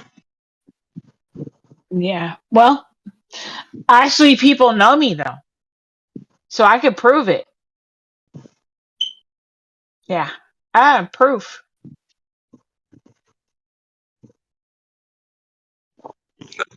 No, the thing is even still, I'm not like, I'm not one of these people who says I'm 100% convinced. I know that what they're telling me is a lie, but Okay. but Good. I will also, like, I know that 100%, but when it comes to what the Earth is, I will never tell you with 100% certainty. Like, I'm perfectly fine being one of those people who says I am 99.9% sure. Whereas, like, so many flat earthers will be like, no, you have to be you have to be 100%. It's either like all or nothing. You have to be, no, Yep. no, no, no, no. Yeah. All or nothing, bro. What do you mean? Well, it's either you're one of us or you're not. If you show any Exactly. fucking, Exactly. Fuck yeah. You have a problem with Yeah, that? I remember the days when when Flat Earth first sort of started, and there were no debates at all. It was just videos and information being put out there and people's ideas, but there was never a debate channel for a couple of years. So probably from late 2014 until halfway through 2015, there were Yeah, no I debates. was way And I was yeah, way before that. I'm before 2014 and 15. I was back in 2012, 2013. I was on that nice. first wave. First wave. I got OG, bro. Yeah. OG. yeah, but I've heard people say they were doing this in like 2008 and shit. It's like, dude, like, shut the fuck up. 2008? I don't know about 2008. You're like gonna make my mind melt. I would definitely want to talk to somebody though and understand how that came about. Like But I don't. the 2012 was the 2012 was like the earliest possible, pretty much. Like that Yeah, was yeah, I think so. I think so. At least on the massive social media type aspect. I'm not now. If you go way back in the day, everybody believed that the Earth was flat. It wasn't that the Earth right. was round until the Greek philosophies. No, but Like that. as far as the modern push, the modern wave, the modern movement, however you want to fucking Right. say it, like, yeah, Yeah. that had its earliest roots in 2012. Yeah. At least, and no more Yeah, than that. Yeah. and even, For the big wave. that would be a very small select few group of people, and you're claiming to be one Yeah. of them. Yeah. Absolutely, I do. Absolutely. Go to 24/7 and look at my name. My name has OG. Yep. I'm OG, bro. I go even before way. Yeah. even before I found out that it was the flat Earth, I would lie on the ground as a teenager in the woods with my friends over a campfire, look at the stars, and I never once thought and tried to imagine that it was actually the Earth moving. It didn't even. I knew that they called it a globe, and you could see it when the news before the news pops up. They always have a globe in the background, but I always saw the stars moving over my head, so it was not even something I really contemplated until Flat Earth came along, and I was like, the biggest surprise was, is this actually what they think their model is? Oh my god, I didn't know this whole time. This whole time they're thinking that we're fucking spinning. I can't believe it. Yeah, that was even more shocking than realizing that it's a flat Earth. Is just to think that this whole time it's been like that. Yeah, That's amazing, actually. I love to hear different mind frames at those times, 2012, 2013. That's amazing because like I felt like I was all alone and that I didn't have anyone who knew what I knew. And to go onto the internet and finally realize that there was a group of people that believed the same thing as you. I was like, whoa, shit, like where did that come from? That is so cool. That's kind of what I was saying earlier, though, is sort of the trap, like the internet and going like, oh, these people think the same thing as me. Now it's groupthink. Like now to be accepted as part of this group, like I have an attachment to this group. I feel accepted in this group. I want to stay to be one of these groups. No, it wasn't like that though. No, be that's a part what of it's become. That's what it's become.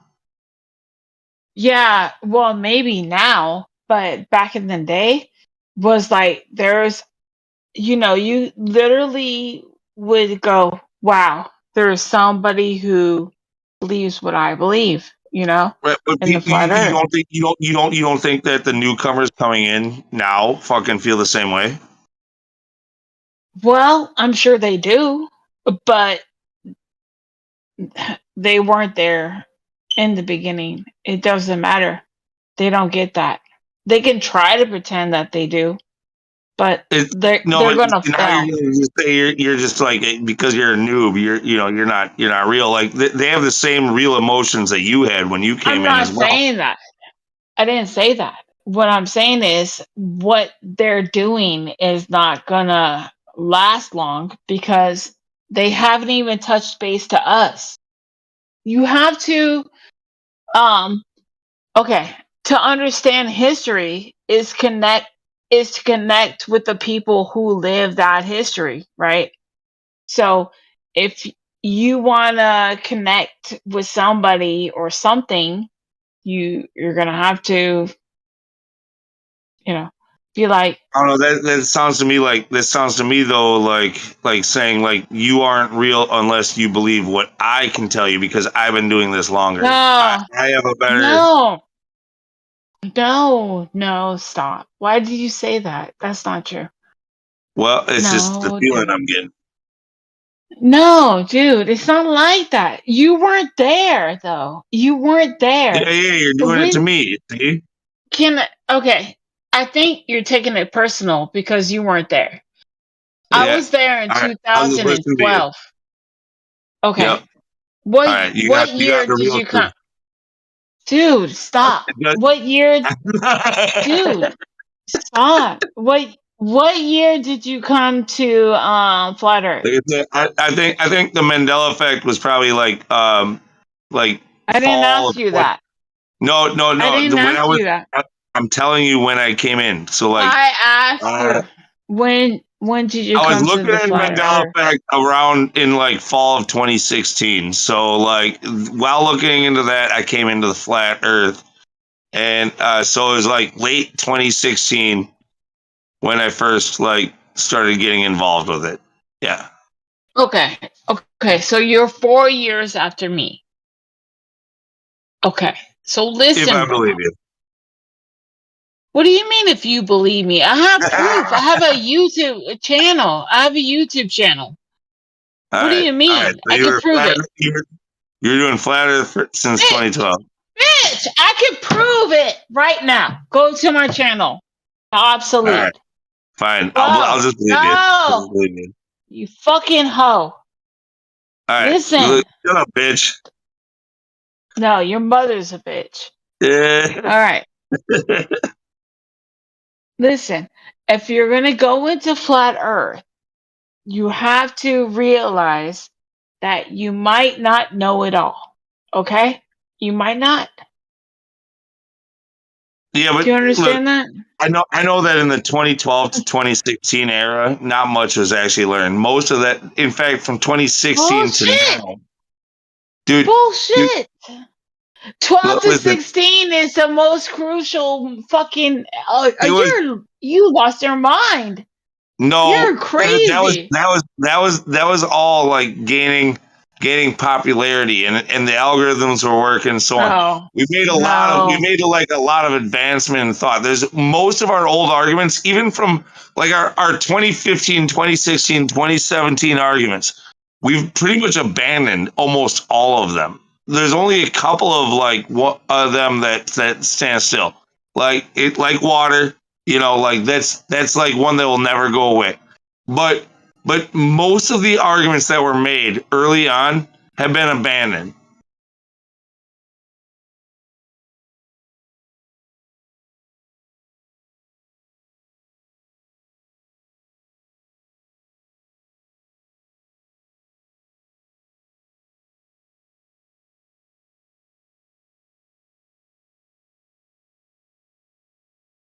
You can't really hang your hat on like this idea of like because I was such an early adopter, like I have the truth. Like most of the shit that you said was truth back then was garbage, and we've thrown it out.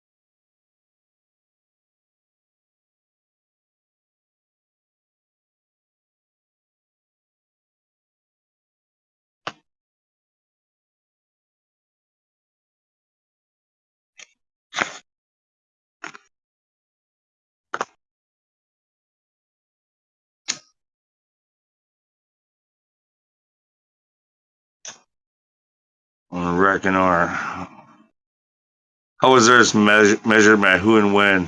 You have 10 seconds. Oh yeah, that. Yeah.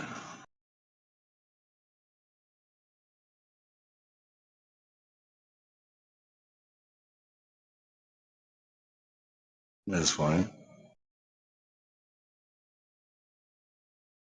I mean, I get that when you're dealing with like a total troll, you know, like to try to oust them, but to do that to pretty much everybody who fucking comes in, that's essentially what they're doing.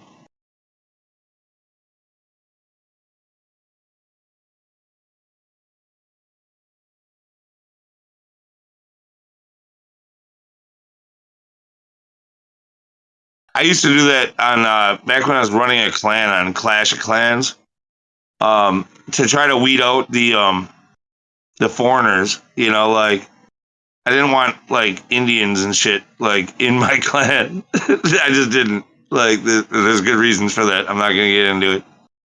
But like I would give them ridiculous questions. I would when they joined, I would accept them, and then I would say, name 3 candy bars in 30 seconds, or you're gone, and then just put them on the spot. Like, and they had to name 3 candy bars, and like a lot of people like seriously couldn't name 3 candy bars, at least not ones that I knew of. I think they had to look up what a candy bar was. They had to try to like learn the language. And that's how I knew that I didn't want them. I wanted them to speak my language. But yeah, that's pretty much the same bullshit. Like, name 3 candy bars or go.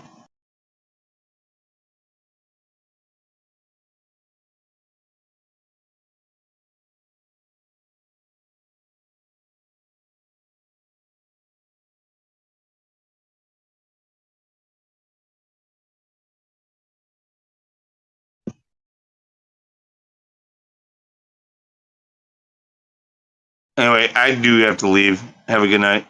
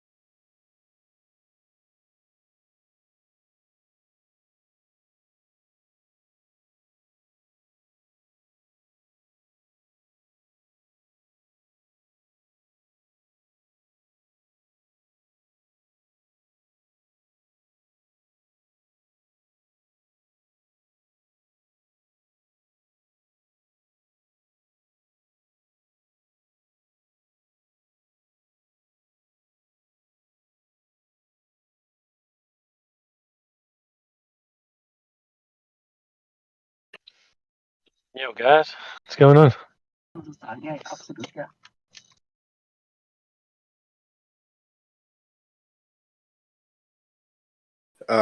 Good day, mate. Hey, yeah, mate. Good day, mate. Could be a good morning. I don't know. Good morning. Yeah, it's night time here now. Good morning for you. It's morning time for you, isn't it? Yeah, sure. They're famous for saying good day, but do they say good night? Good night. No. It's not I don't know. catchy. No, it's not catchy, man. No, it's not the same as g'day. Nah.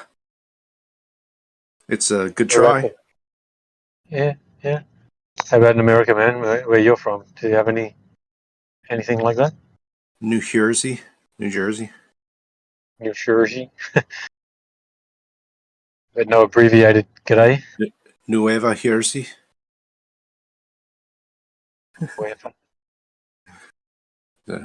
That's the Oaxacan Mexican pronunciation. Nueva. Yeah. So what's going on? It's your morning now, isn't it? Or you're on the East Coast, right? Yep. Yes, So it's sir. just hit morning time for you. Yeah, just getting to be morning time. Yeah. Sun up?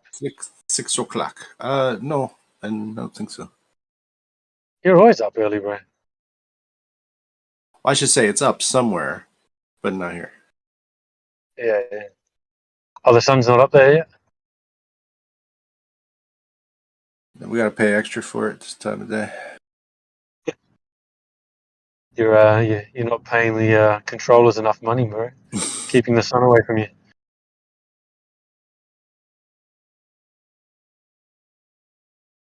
Hey, What's I was going on? What are wondering your plans for yesterday, today? like since you do all the since you do all like the pictures and stuff, I was just wondering, do you take note of like wind speed ever?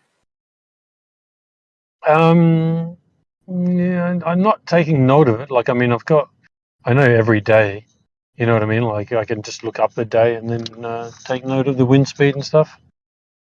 The records are there. Same as the temperature and Yeah. humidity and all I just that. had Like, like a silly idea. Like if you had these kinds of records or whatever, or you could maybe even just pull them up. That you could be like, oh, I got mirages on these days, and then just try to narrow it down and see like, okay, well, what was the relative humidity? What was the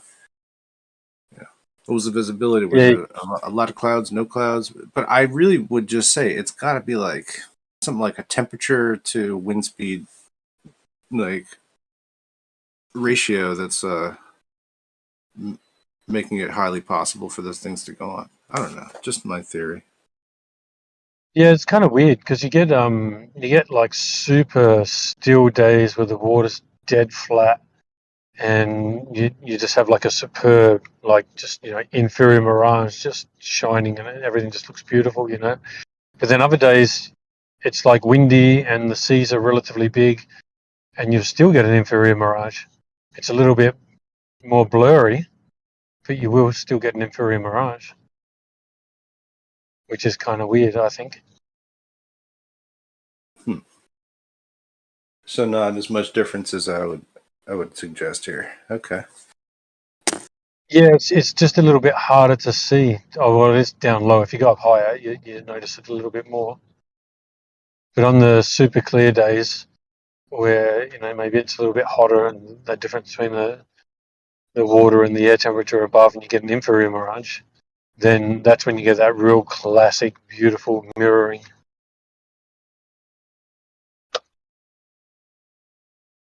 Right, because some of it has got to do with like just the surface texture of the water too, and its ability to like just work effectively. I don't know. Like if it's all choppy, let's say there's like lots of the water surface is broken up. Even though it's reflecting, it's still do you know what I'm saying? Like smooth surface, not so smooth surface. You're gonna get different kinds of effects. Yeah, when it's smooth, that's when you get like that perfect mirror effect, and you see it all just really beautifully. And when it's choppy, you can still get the mirroring, but it's almost like it's blurry mirroring.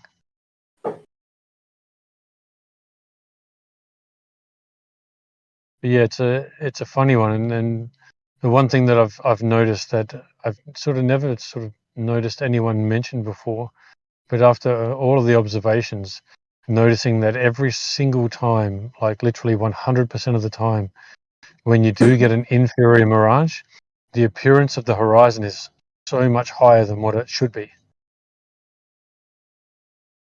So just say as an example, the houses that I have that are 15 miles away, even say the globe math says that the horizon should be at about 46 feet when I'm 20 feet above sea level.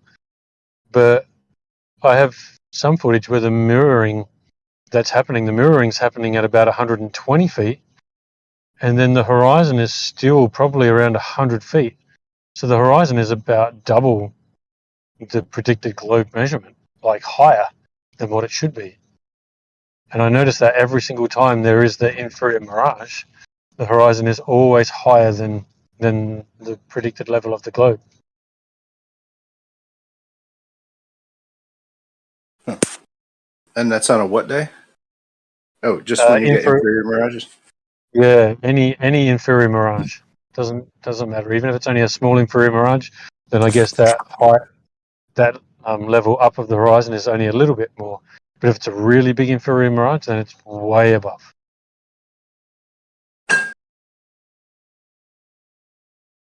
Are there any differences in like the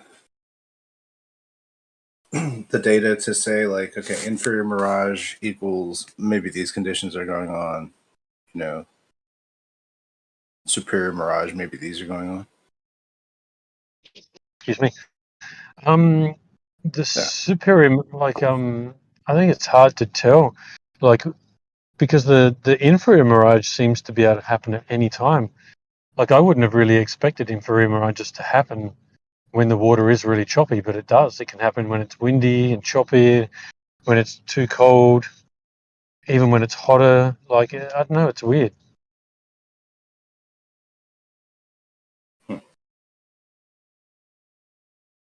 Yeah, I'd like to sit down with, I don't know, is it someone who deals with spectroscopy more than, like that's more the study of light, isn't it?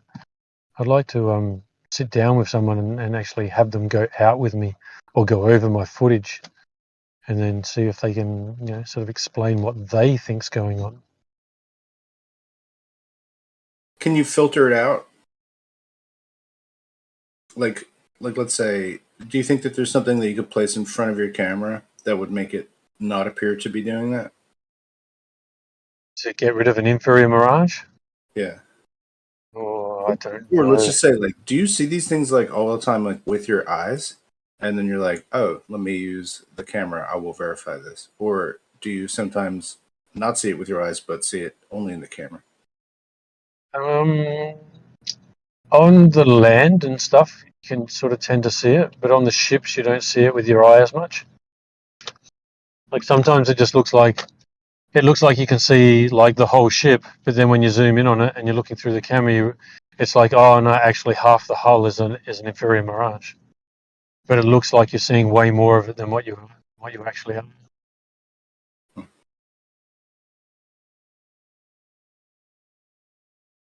But then yeah, so like knowing that a inferior mirage will always raise the height of the horizon or the appearance of the height of the horizon. When you see any ship, blocked by that inferior mirage, that's all it is. It's just blocked by an inferior mirage, not blocked by anything else. This is why I try to keep saying to these people that the horizon literally has nothing to do with Earth curve. And then they just strawman me. Like I get this all the time in chat. And it's like, oh, so you're saying that the horizon can't be created because like by Earth curvature? And I'm like, well, no, I never said that. I just said it has nothing to do with it. like a constant straw manning from all these guys.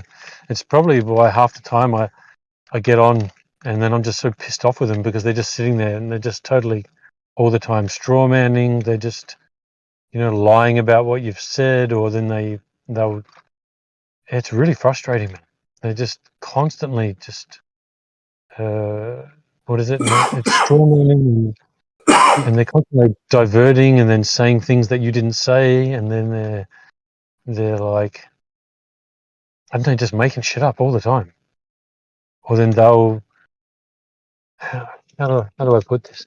So it's like a lot of the time when I'm talking to these guys in the text chats, it's like you've answered something and then 15 texts down, they'll go, oh yeah, but what about this? And you're like, well, we just went over that back here.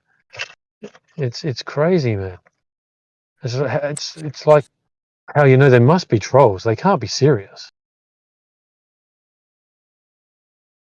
They have to just be trolling. Like it's a world that it's difficult to get permission to treat somebody with disrespect. I think there's so few legitimate cases that were given. Is it possible some of these people like they just get the inclination that that this is their go time, this is their time to be disrespectful and snide and whatnot, with others.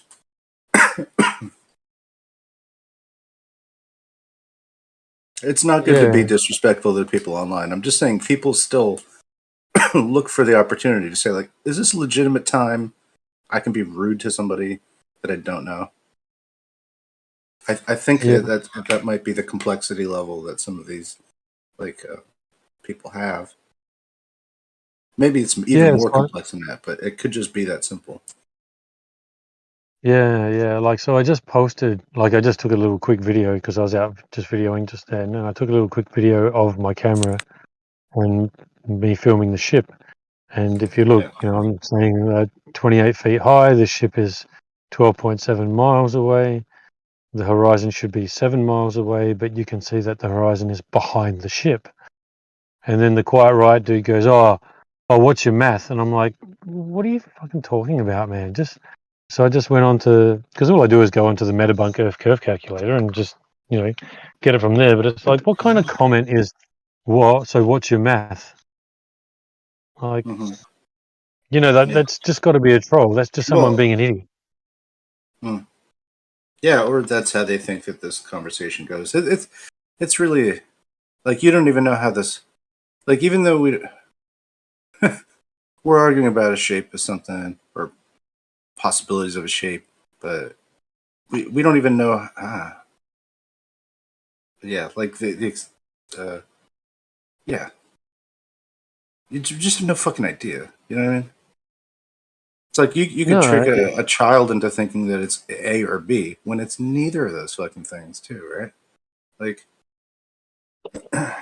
we don't even have the frame of reference to know like how you could be tricked by that, right? Like that would be a logical place to start, right? Like you wouldn't have the knowledge to understand how you could be tricked. If you just start from there and then try to unwind all of these dependencies of proofs and stuff and say, well, like, oh, why that must be? It's like, oh, well, it has an underpinning. That's usually why these things are called like laws or whatever, because there's like some other theoretical set that has that as its main underpinning, as a norm in the beginning of it. Once you start to question those things, everything gets all fucking gooey. Science gets all fucked up. The order gets all flipped around in terms of like what we can trust for primacy of knowledge or whatever. Well, you can see that these questions are going to cause a lot of chaos and disorder to the mind of somebody that's already like established these as like factual weights on all this stuff, right? If I'm still making sense, it becomes that definitely. The other party, the party that's already thinks they have it figured out, is unwilling to rearrange their brains to something else that is just more minimal, that actually regresses their ability to do prediction because they can't actually trust the items that they thought they could to use to make those predictions. So you question the foundations, you're going to cause yourself a lot more work. They're not willing to do the work. They'd really rather just throw it onto you. You know what I mean? Yeah, for sure. And I wasn't. if we're just one last tirade here, Yeah, sorry. but Go. if we're like trying to understand what these phenomenologies are, what their set of physical relationships are. Like I'm trying to pick out like, oh, is it this combination of that? You're saying it's not, but there's eventually going to be some reason that we can say like, oh, it's always happening when this exact set of things goes on. But we didn't even have the framework, the terminology to say what's really going on. We're reaching for new words like to describe what these light effects, these optics effects that have to do with the inferior mirage and superior mirage. I'll let you go. I went on for way too long. Sorry, thanks. No, you're all right, bro. Yeah, just with something that you said before on how they, it's like they're not willing to let go. They're not willing to think that maybe they've been lied to, and how are they going to unpack all that? And I was just going to say, like, wasn't it Aristotle who said it's the mark of a sound or intelligent mind, someone who can hold two thoughts in their mind without believing either?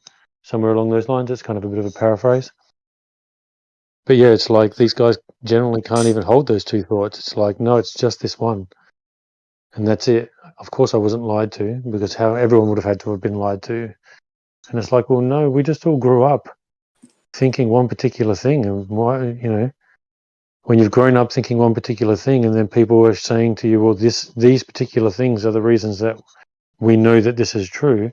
Well, obviously you just think that that's true, because all those reasons do exist. So therefore you just think it's true. You don't, why would you question it? People above you, as they say, standing on the shoulders of giants. All these people you believe are giants have all told you that that's how it is. So why would you even question it? Because you think that they've already questioned it, but they didn't. They just went by. They just sort of, they weren't looking down at their feet. They were just looking forward on the tightrope, just looking forward, not looking down to see where they were coming or where they could go. But yeah, sorry, man. Anyway, I've got to go because I just got home and I want to make myself something to eat. So I'll probably tune in a little bit later, but take it easy, man. See ya. All right. Cool. Peace out.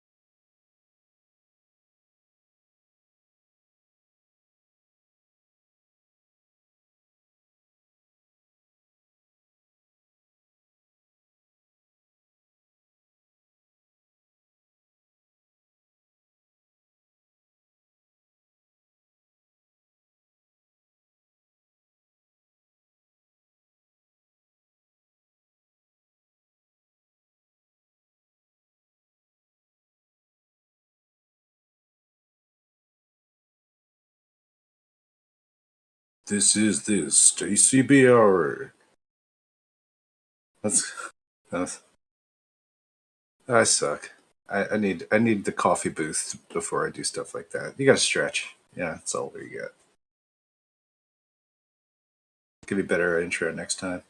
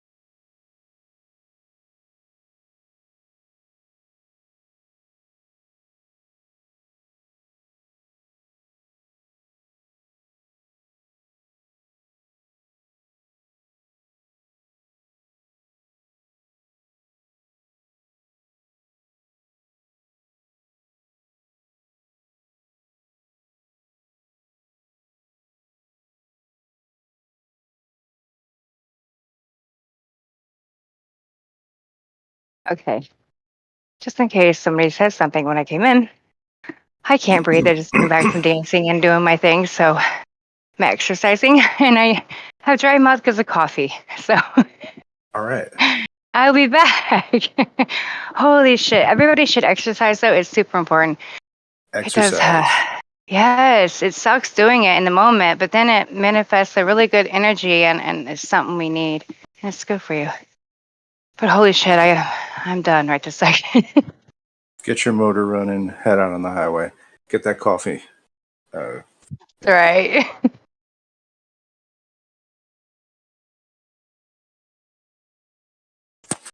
Watch pot never boils. Maybe it does. Maybe it doesn't. I'm gonna take that experiment right now. See how it goes. Not true. If you watch it long enough, it will boil. Yeah, I mean, there's already bubbles here. Yes, it's already happening. Okay, so missed that.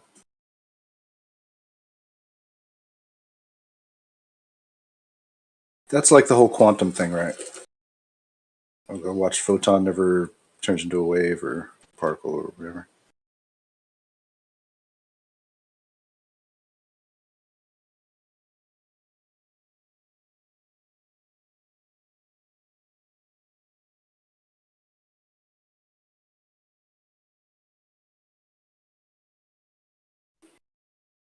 Yeah, if this was like my world, on my Flat Earth channel, you could run the workout morning routines. I think it's really important. We're a lot of couch people. So we got to get up, get moving, crank that chainsaw or whatever.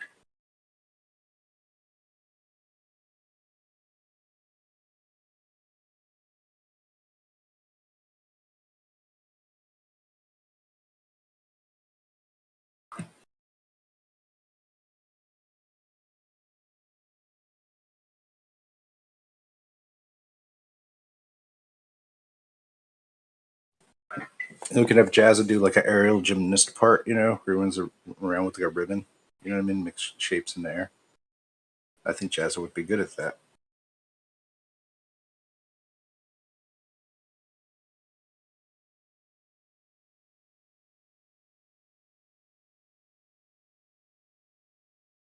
So the Flattoberfest is going on right now.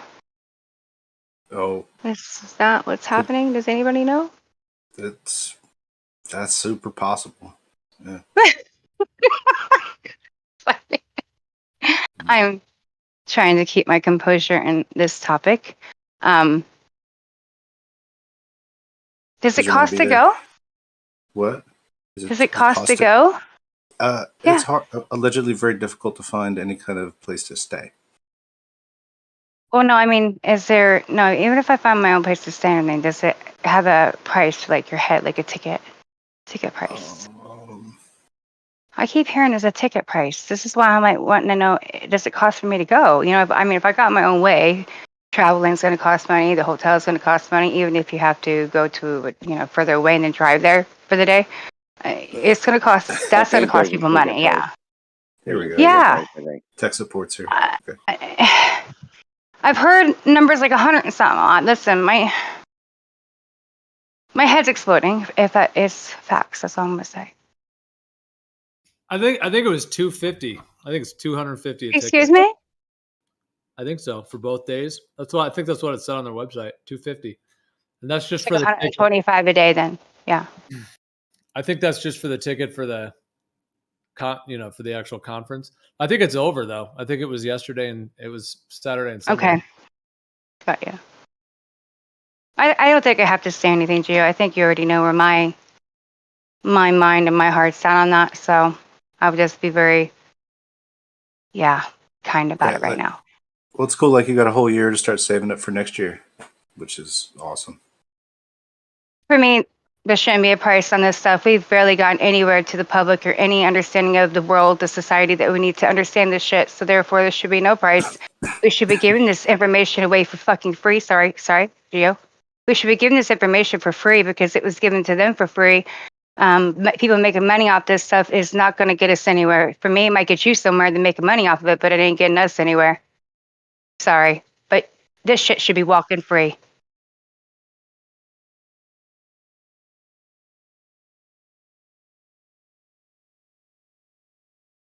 Yeah. Well, you would think in a perfect world that the internet monetizations all like could themselves just like float that's like a give back to that community, like sort of out of that pie becomes that thing. But that's actually not.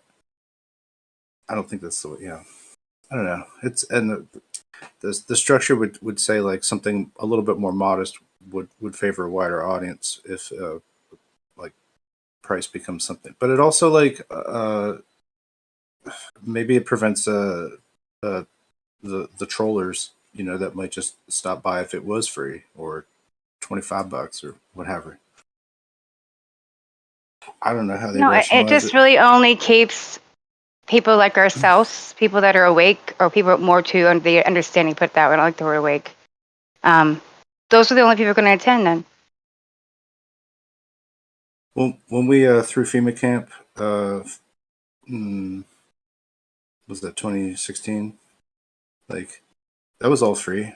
That was just like that was funded online pretty much, or donated by certain people, or mismanaged. I don't know. You could still have donations. You could still have a place where people come even for free and see this stuff, buy your stuff, right? You're still people are making their money at their little booths even. But then you bring people out the street to see this stuff, talk about this stuff. This is where we need to go. And then you could have places where you could donate. Same damn thing, but to sit and put that money towards a head where only the people going in are the ones that know about this stuff and we're just there for ourselves. For me, I don't understand that. I mean, then there's like then there's like I guess all the backstage kind of stuff that goes on, like, and you have to have like some kind of coordinators or maybe security. I don't know. Like, there's all kinds of. You just need help, Not all that's going to be like you can't expect that you could just sort of draft from the community and get that all the time, so that you might have to pay for that. There's certain kind of fixed costs. I mean, the whatever the floor plan is, like however. Whatever it costs to the rent police and you work with the system, the state, and you let them know what's going on. A lot of them will actually help. See, stuff like this has been done before.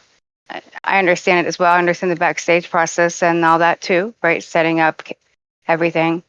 You need your people, but we have a lot of people in this already, a lot, and all different avenues of life. So, I mean, Issa always says it's hard to make flat earthers actually like even do a bake sale. Like he said that would be challenging. I think that's the at minimum like what a meetup is complexity wise, in organization. So like, yeah, and anything better is like, I don't know, like you could do a wedding, right, for like pretty much not too much money, right? And if like somebody donates this and that, you can kind of patch it together. That's the type of community building activities that we could be doing, but instead, it's like just like fork over your money and enjoy the show. Right? Yeah. We're just Maybe we could just say it's for ourselves. Maybe that's the whole point of it. It's for everybody that's in the community and whatnot to do this, right? And then you have your other things you do. We need a have a lot more of that going on though than the meetups with each other, because you can do that and do work out there. The visuals that are being done in the UK and all this stuff that's happening in their meetups are not always on camera. They're not out here to be seen for everybody, for a subscriber or for a view. They're out there doing some work and having meetups. They are starting to brand it and bring other people in that I am not aligning with right now. But the point is this work can still happen where everybody can shake hands, smile, have a good old time and eat, and still have time out there where you bring new people in. Bar scenes, they're even doing it, and where people are actually listening. The waitresses are actually asking questions because they're hearing this stuff. There's always a missed opportunity when we just make it about ourselves. Because for me, this has never been about me. I get entertainment out of it. I love being here with y'all. I love that I get information from y'all and connecting, right? But I don't think we're all here just for ourselves. So for me, there's always a missed opportunity when we do it this way.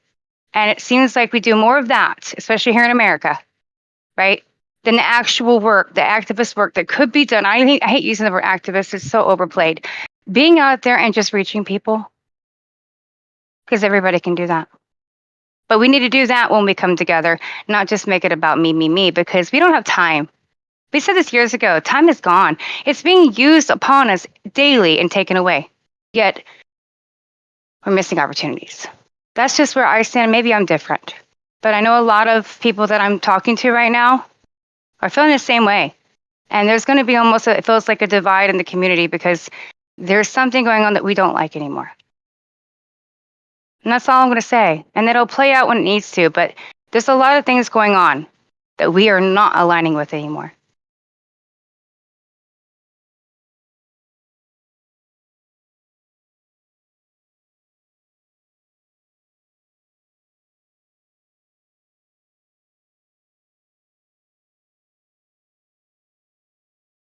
yeah. I mean, I think that's if you think about.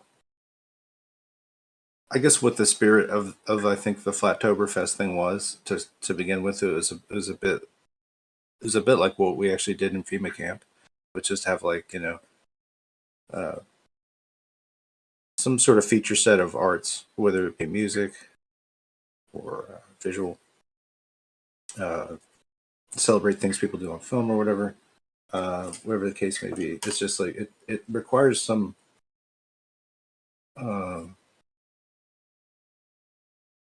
Yeah, it all costs something. Everything costs something at the end of the day. It's like, can you get it done for less than, $150 a day, like for a ticket at all access entry?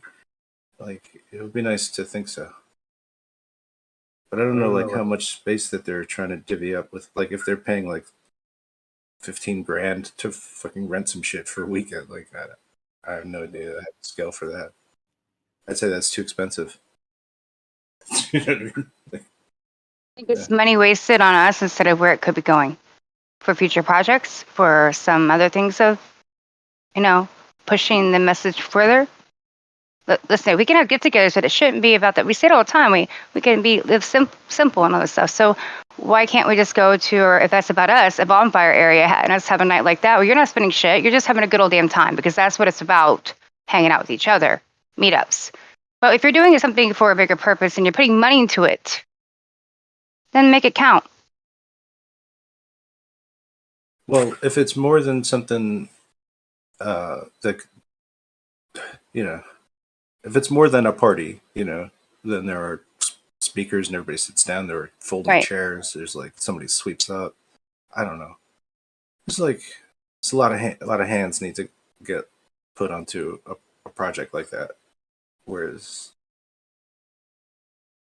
something that's communal is communal, and then it's not like so and so is presenting like these speakers, these events. Like,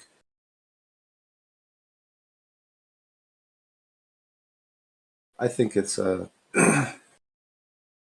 do we like, you already have the sort of just there's the internet presence. I mean, I guess it's just to really, these types of events where somebody's speaking live is like trying to create some kind of circuit of speakers, you know, like they do with other things that are, you know, in health, spirituality, like whatever. There might be different types of venues that, you know, and they might cost like $75. I've paid like $75 like a day to just go watch like, I don't know, like David Cross and fucking different writers and shit like that, like talk. And, you know, just went up and back to the city just to go do that.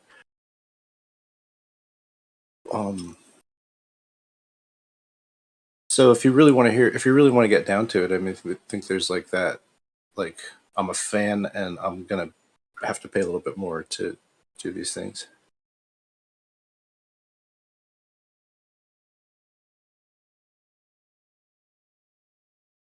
So I don't know.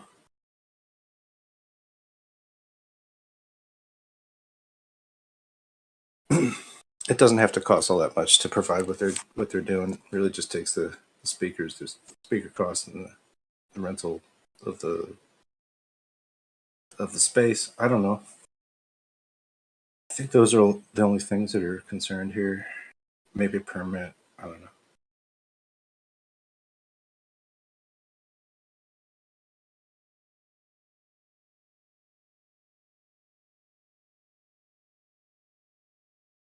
I have like so many more fun ideas than like a fucking stuffy thing you got to sit down at or whatever.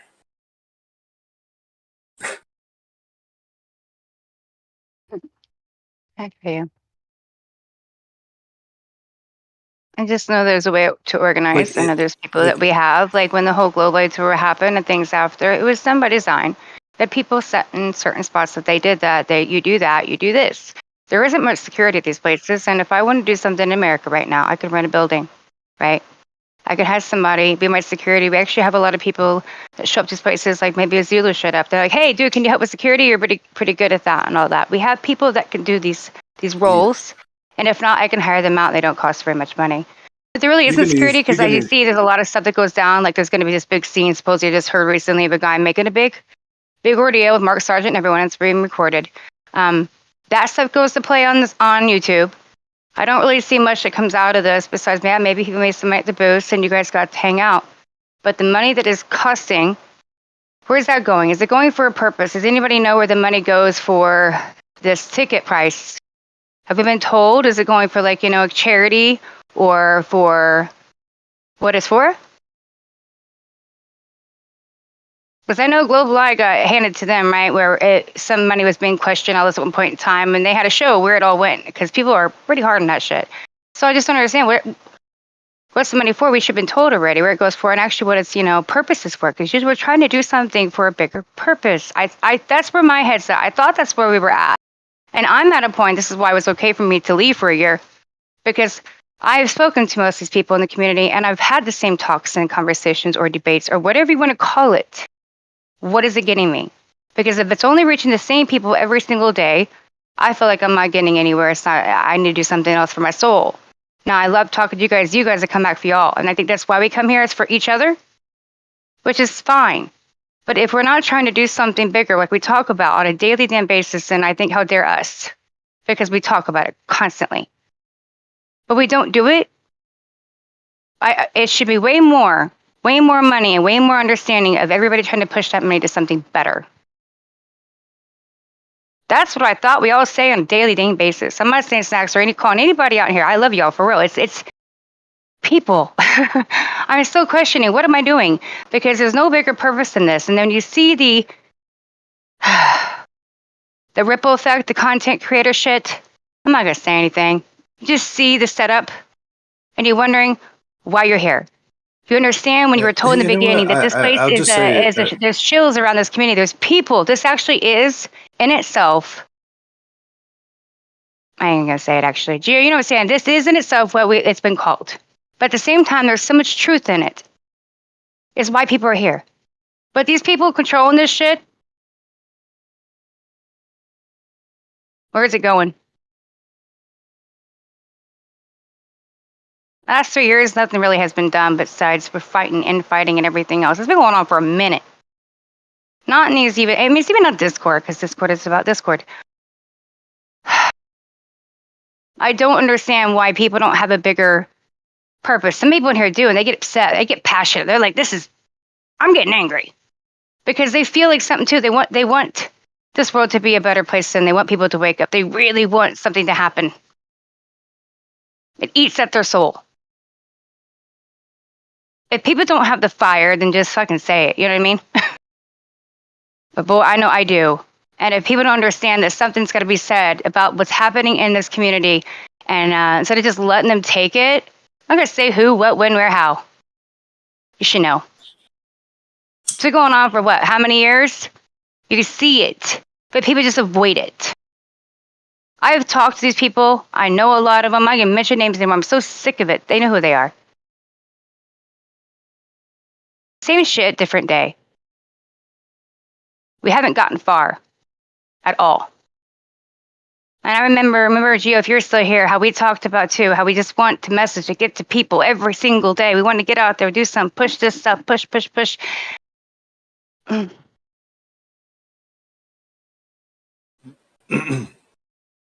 I think the big OC got to a lot of us too, and that's fine. But there's no excuse anymore. We ain't got nothing going on, right? There ain't nobody holding us back now. That's all. I mean, I'm sorry, Snacks. I'm sorry to go with the floor. I'm saying my piece because it's been eating at me. I'm talking to people, but my own little crew of people. So I know, right? And they're feeling the same way, and they've been feeling this way. That's what's sad.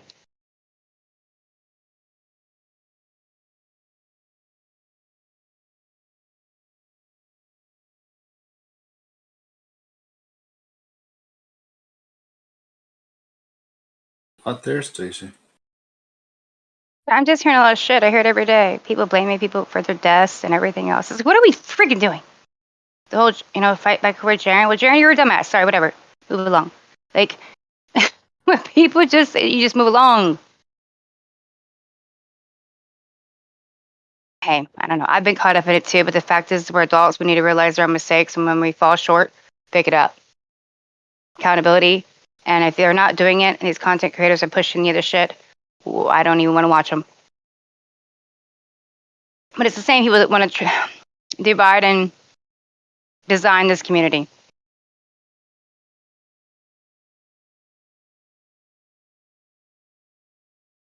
Yeah, everybody's fighting for a little sliver or something. Yeah. It's not a super model for what we're trying to really do. Just kind of a convention of the way the game is laid out. Yeah, I don't know. Maybe people have like better or worse experiences within this genre. Some people seem to have a pretty charmed life in a way with this, and the other people don't. No matter how much you might want to throw yourself into the waves here. Right. Absolutely.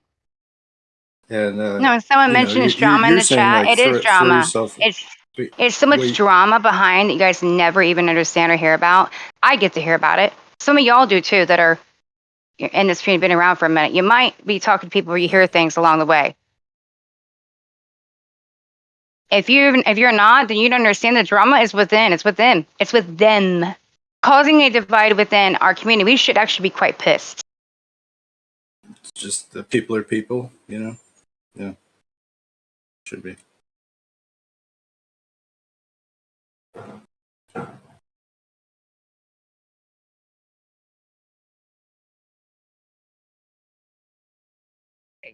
It's even worse like lately because I've been hearing stuff about ticket prices and our own activist stuff that we were trying to do in other countries too. I'm sick and tired of the branding. Oh, branding's fun. Right. We joke about it, right? We do our grab it and stuff, and it's fun. I mean, this is all about, to me, this is all about branding. And so is the anti-brand of what Flat Earth really is, like an oxymoronic anti-brand. That's how I view it. So I think that there's actually a way to use something that's an anti-brand too. And a lot of this is just like a fight over signage, because signage pretty much just like everybody's cued to just receive programmatic things. That's why like we adopt like commonly held things in memes, like, and then flat earthify them. Hit it with the flat earth ray, and you know what I mean. It becomes the more we do that, the more we actually have like some kind of a word salad. Oh, there's word salad words, and then the more we have that, then the closer we are to actually having like a core culture, a core set of values that's just as portable as like, oh, you don't understand that, like it's its own thing. It's taken like a decade to kind of bloom, like all this stuff. So there's a lot of people that like just throwing themselves on the grenade here early on that like help out. I guess it's like Fight Club in a sense, like where you're gonna have to determine your own commitment to this process, and on your own terms. And it's like expecting other people to perform at the measure with which your commitment is founded is sometimes going to create animosity, or it'll create maybe the inadequacy of somebody else that they thought that they were like as hardcore as you are, and then they're not. You know what I mean? They, rather than admit that, then they'll try to obfuscate with something else. There's a lot of levels to this human game that really goes on after we just say like, let's mobilize on an idea. Let's try and spread it. You know, the call to action is there, like, but in the performance, right, there are many complexities which arise, and I can see you could take umbrage with all that stuff, and I dig where your liveliness is, you know, like you're super passionate on this stuff, and I think that's great. And you'd be doing that with any damn thing that you that's you know. I think that's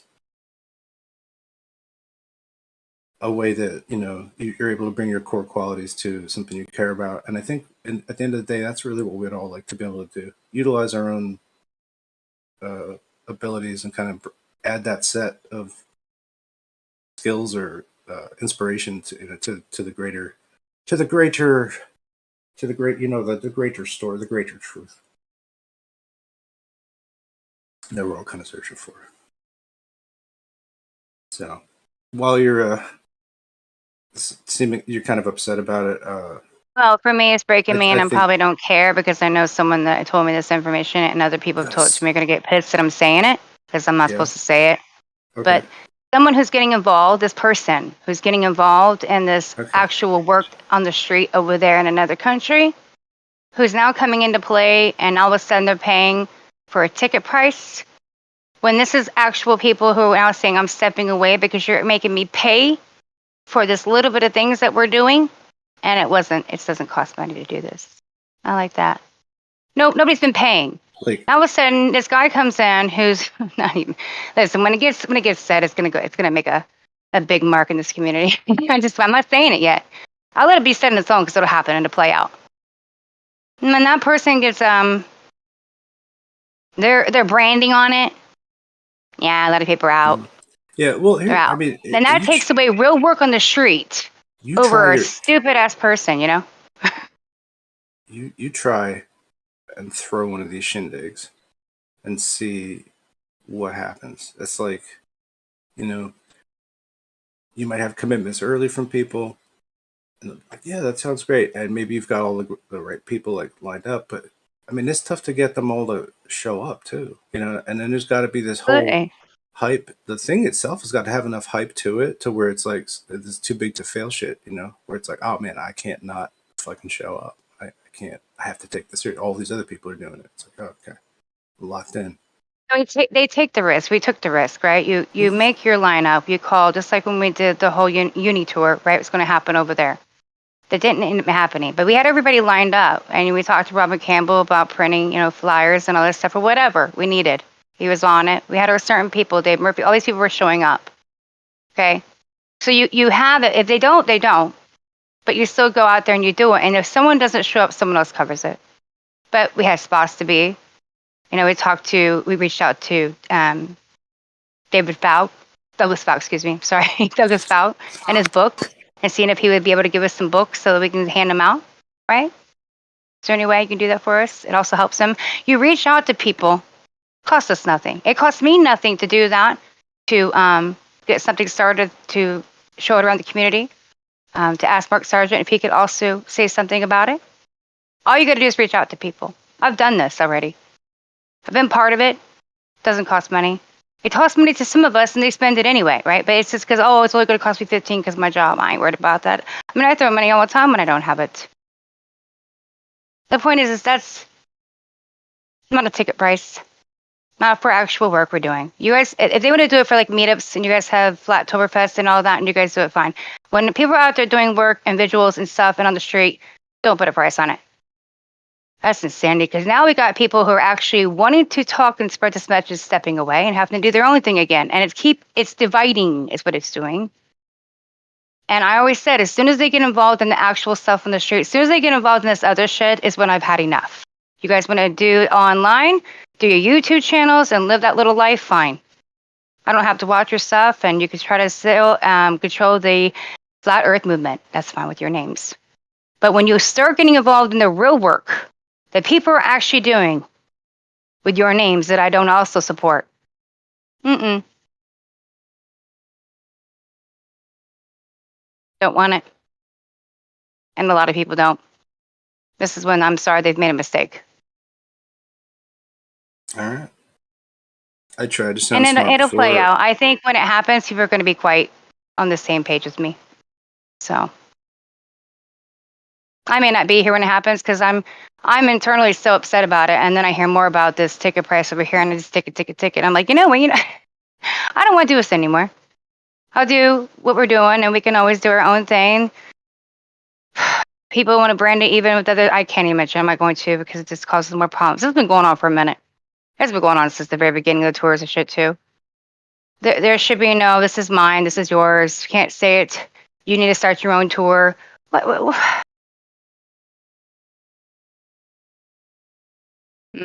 I'm actually quite saddened by some of the people. What has been going on for a long time. But yeah, I'm gonna make a stand. You get involved in the actual work in the street, and that name, no. So I know other people hopefully will stand with me, because it's actually, it should be a no. The local action thing, people are always capable of doing that.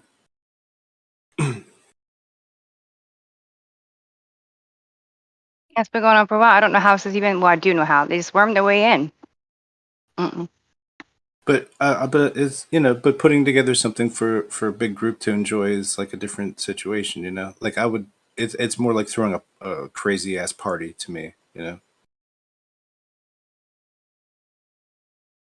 And the way they do it, it's like all the complexity of throwing a crazy ass party, but taking out a lot of the fun, and then making people kind of like have to listen to other people talk, which you could very well fucking do at your home, right? We're all capable of just like sitting down and listening. The real excitement is the environment. It's the real electricity that starts to move in these events, is because there's just like people that are meeting other people for the first time. So that costs nothing. That's already there. That's already like built into the cake mix here. So I don't know. Maybe people should just stop thinking that it's like super important to like, That's the celebrity aspect of what this is. Yeah, it can get a little gross. Yeah, a little bit of a turn off for what really could be like where everybody should have like an equal platform in flat topology, ideally, right? Yeah. And sorry, son. I saw your comment though. I thought you were saying that to me, and I wasn't mad at you though. But just But yeah, I saw what you said.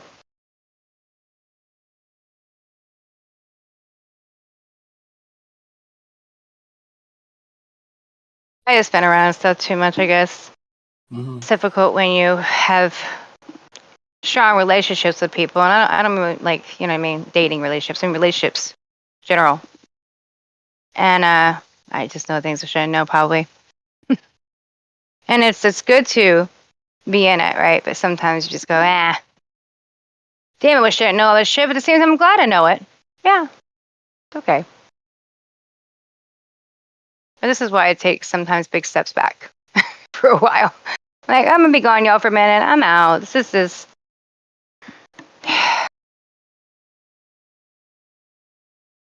I haven't Yeah, at lost the end hope of the and never day, will like lose what hope, but it makes you almost feel that way for a second, you know? That's all. Sorry, I didn't mean to cut you off, honey. I think you've probably tried more than others, like to try to convert your power into being a flat Earth dynamo in some way, and I don't think there's anything wrong with like you're just realizing that like yeah like wow you're capable of applying that energy to your own life and making it awesome. Um, yeah, rather than trying to fix the world, you know, it's okay to like to it's not selfish to like just apply that sensibility to your own life, you know. Or I don't know, maybe that's not a problem for you, but in a world where it's like you know In a world. No. this whole topic kind of becomes like encapsulated in some kind of like other place. It's not your central prime reality. Like the people around you are all not like talking about this per se, you know, or maybe they are. Maybe you like live in a very FE dense area, you know. In which case, that's great. But if not, then it's like yeah, you're kind of always sort of I don't know, reality is not really meeting up with reality here, I guess, in the two different ways. So it's, you know, Today I'm you walking in a make reality connection. that most You of the gotta people have, around me don't know shit. They're the same way as everybody else that live in a big ass city. If anybody knows anything about Indianapolis, it's quite a, yeah, it's a free for all around here. So I don't reach people necessarily, that's what I said. And this isn't just about FE when we talk about this, because these are the same people who are doing vigils for the big C. These are the same things that are happening that are not just for FE. But FE is always involved in all this. So we don't mind it being in it. It's kind of what got a lot of people into this whole thing in the first place. Okay. So it's not just about that. So we shouldn't be doing what we're doing. That's what I'm gonna say. It's difficult for me. I have a hard time dealing with probably my own reality and truth, but nobody around me is like really awake. But I still go out here, and I guess maybe I could see the world a little differently. I look at it; it's a theater. I actually see it as a theater, and it's weird how people will actually walk up to me, whether it's they ask for a cigarette or what, and then we get into a conversation. It's usually, like I said, not again about FE, but you're reaching people. And you're talking about whatever their issues are, whether it's addiction, whether it's struggle in life and money, whether it's politics, whether it's something about corruption and divide. And you plant seeds. It's not just about FE. But if you can reach someone on that, it's freaking brilliant. But that's a hard road. Those are going to be usually small little things you plant along the way, and it's going to take time. Maybe not, though. But it doesn't matter. It's the fact of it's not just about one subject. It is about everything. Because all of that matters. You can't just leave it all, just do one. You have to include all of them. Can't leave it out. So no, it's about all that work that's being done and it's being taken away because we shouldn't be branding humanity, trying to bring that back. And we shouldn't be charging people anything for trying to say it's okay. I understand. Nope. Stacey, are you is it more that they're charging for the like for the events, or you don't like the idea of people having donations or something for their No, YouTube channel? donations Or? are fine. All that, even like you do what you want. That's fine. People want to donate. It's for me. This was something that was already going on. It's wasn't a big deal. They're trying to make it a bigger deal. Of course, we want that, but a person who's got already plenty of money, who's got his own app, has gotten somehow involved in this because he's a name, and charging money for his tickets to get there. You got money to get there. We already were doing this with doing that. That's insanity to me. But Yeah, to it would hear probably be about good the if they sun, moon, and sky, mm, that yeah, spiel again. Yeah. if they took the money from, like, the profits. So if they're charging $2.50 a ticket, like, okay, fair enough. But if you had something where, if they're like, all profits will be going towards these tests, we're going to go do all these observations, we need to buy this, we need to buy that, and all proceeds will be going towards buying these things, and then we're going to go do these extra tests or do something. That would probably be a little bit more constructive, don't you think? Absolutely. That's what I was saying then earlier. Absolutely. yeah, then they're actually grabbing that money and doing something with it. Something positive for the bigger purpose of it all. Yeah. Yeah. Because obviously, like Snacks was saying, if they do have security or whatever they've got, like, I mean, it all costs money, so you've got to charge something. Yeah, if they're paying for security, I understand. And so I said, have they explained to anyone the money is going? It's a lot of money. Yeah, It's a lot of money. Imagine doing it in Vegas, depending on where they've done it. I mean, how much would the room have cost? The room probably cost a few $1,000s just to have the room, I would think. Man, I remember before all this, everybody was paying their own way. Like, seriously, nobody was getting money for that. Everybody had to cover their own costs. Some people were saying, hey, I can help you get here, but they were still out of their pocket. It's like we didn't have people paying for that. Now you can get donations and ask, can we get some help? We need funding for security for what? But I never really see much security at these places, though. Maybe they do this time. That'd be wonderful. They need it probably, honestly. But those are understandable costs. Absolutely. But also, I keep asking, what is that purpose for? It's a meetup, I guess. It's just to hang out with the same people, because people in the street that are new to this aren't just going to pay $250 a ticket, you know what I mean, to come in and see what's going on or buy people's stuff. See, I know anybody that would do that. But I told everybody around me, we had something over here for $250. You guys could go have some good time. It talks about, the world. All these people around me are going to look at me and go, $250? I need $250 right now. I can't even support my children, my family. They're not doing it. Yeah. I think when you sort of think about the fact that, like, people have come internationally to come to it, people, speakers, all that sort of thing. And I guess if it wasn't some kind of major event, a lot of those people wouldn't go. Like, they wouldn't be there in the first place.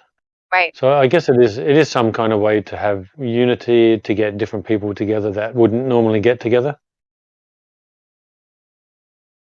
But yeah, I agree with you, like, in the sense of, I guess it's not something that needs to be done for profit. But it depends on also how many hours has someone like Karen B put into it. Like, if she's put 200 or 300 hours into organization and getting it all set up, I don't really have any issue with her getting some money for it, because that's a lot of time and effort. I have no idea who's involved with that Oktoberfest or anything, by the way. I have no names or nothing. I know I just heard about them getting money, and then now this whole thing that's happening with another, stuff that's going on and out there in the streets, them coming in and trying to make money. I'm like, well, wait a second. There has to be a difference of a divide of that. We have to know when we charge money to have a big convention, right? And you're doing that, and what the price for, whatever, that's cool if you're making money. But when it starts going to, we're trying to do some street work, and that can be done with our own people and a little bit of money. It doesn't cost much. Yeah, for sure. Definitely. Yeah. Agreed. But like so, like as an example, I've just sort of thought to myself, you know what, screw it, I'm going to use, if there's one on next year, I'm going to use that as an excuse for me just to come to America, and then I guess I'll get to say good day to some of you guys. I'll just use it as an excuse to come there, Yeah. So it's obviously not going to be cheap for me to go there, but it is what it is. Yeah, hopefully make friends with some people that just a place to put you up for a few days or whatever. Yeah. Oh, well, that would be cool if something like that could happen. But if it doesn't happen and I have to get hotel rooms, well, then that's what happens, That's what But happens. I guess probably being a part of this server and stuff, I'm going to get to meet a lot more of you guys. And if it happens to be somewhere there, and you're more than willing to put me up and have me there for a few days, then I'm not going to say no. Saving a few dollars here and there. And So, like, do reach out to people, sweetheart. Like, even when I travel to another country, it's quite a scary because you don't know, right?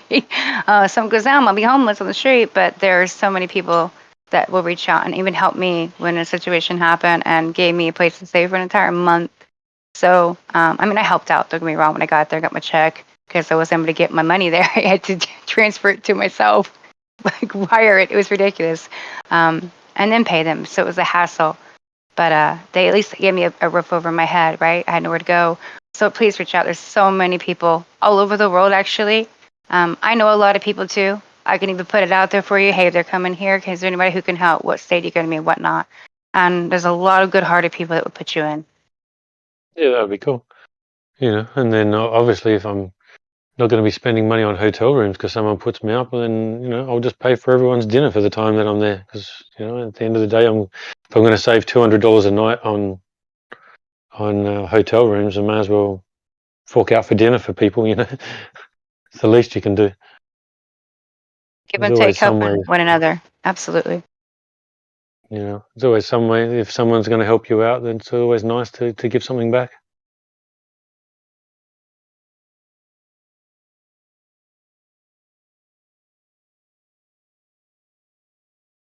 Yeah, that would be good, because then obviously if I'm not having to pay, if I go there and I get to stay with a few people and not having to pay as much in hotel rooms, I guess I can just stay longer, which would be awesome.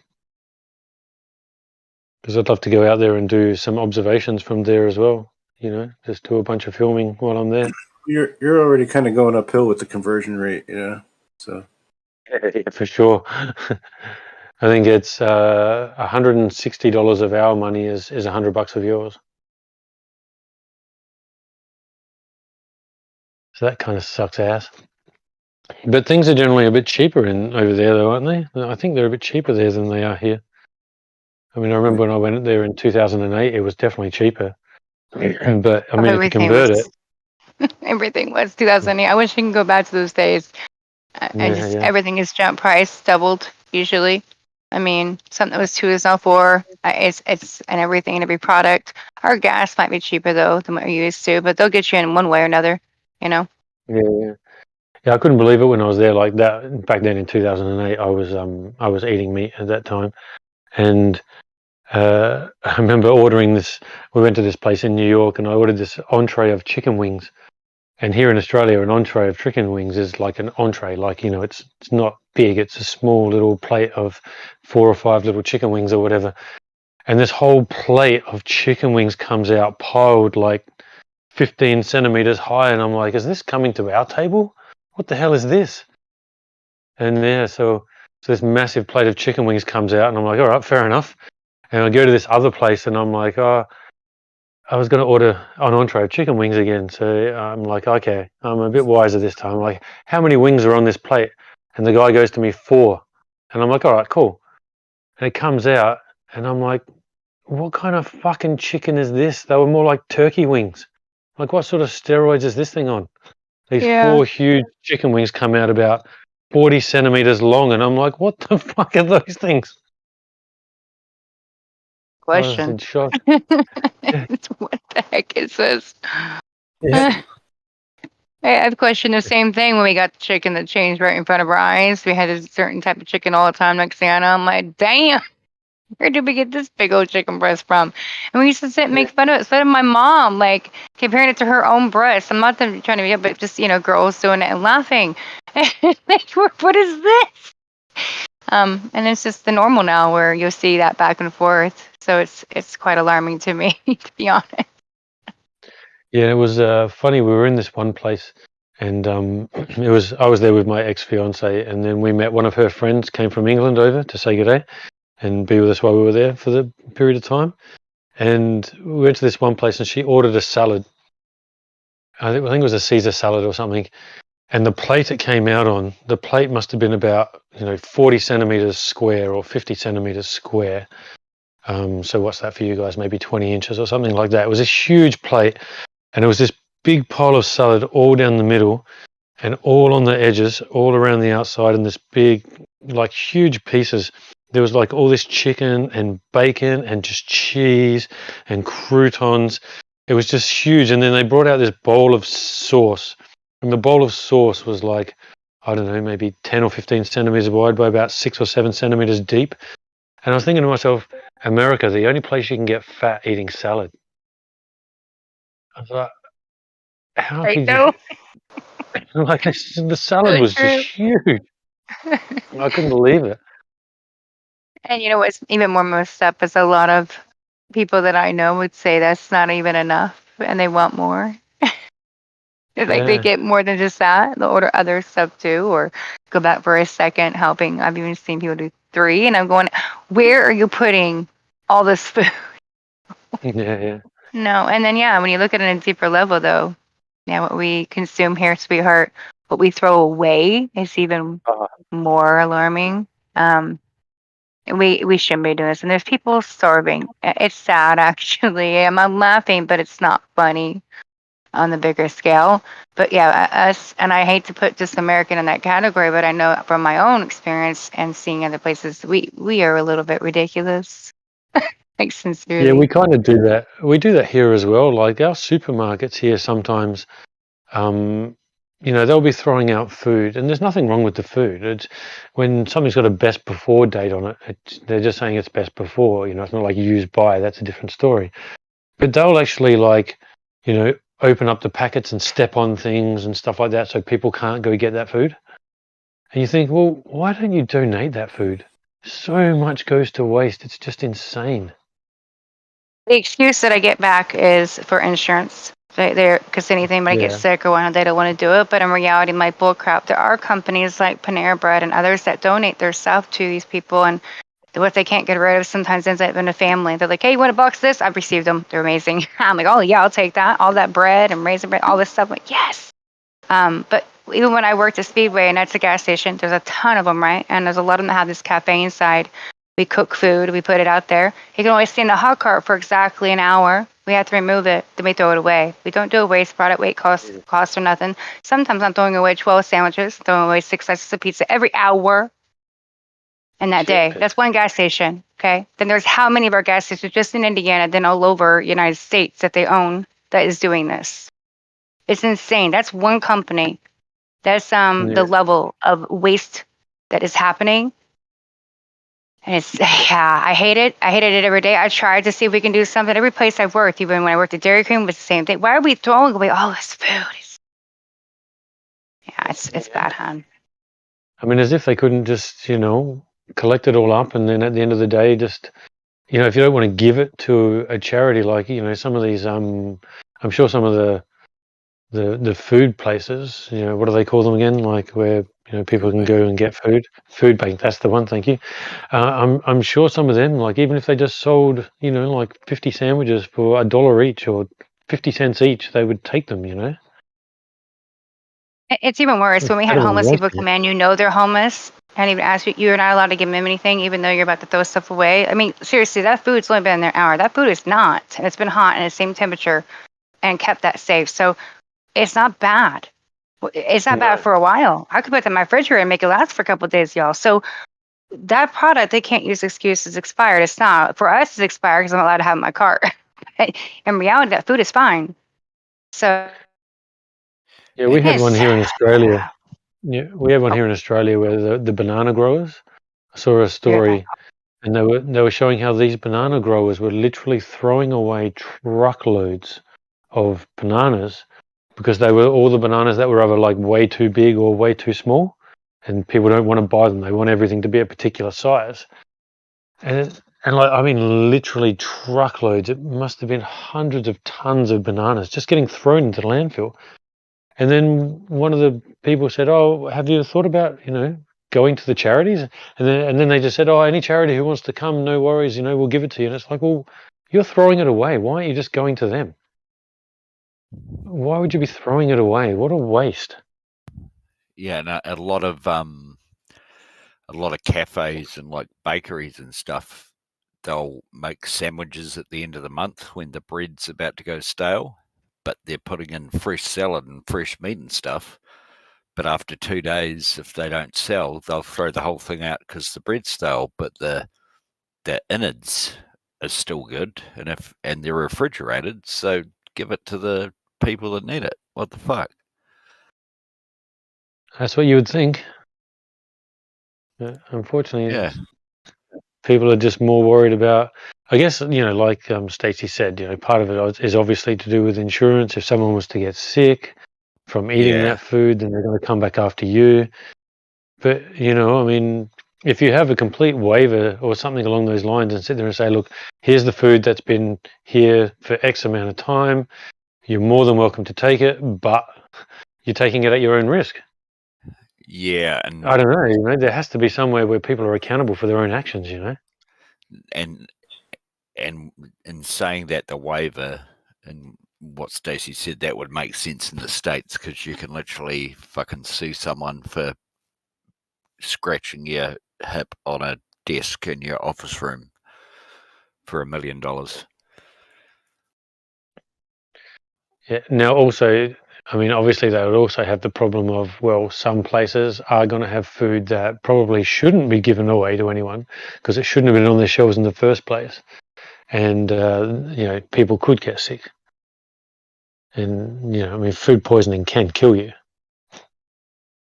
It's not a fun thing. Yeah, and that's actually a good point. How many supermarkets around the world, their systems get overwhelmed, or whatever, during busy periods, New Year's, Super Bowl, Thanksgiving, and shit that does. Often people do buy it and not check it and get sick. Who checks the? So there must be some sort of waiver there. It happens. Yeah, well, I mean, people just get sick from food at any time, anyway, even if it seems to have probably been prepared properly. I mean, Chinese is a classic, isn't it? How many times have you been sick from eating Chinese food from a takeaway place? I'm sure just about everyone would have an experience of that.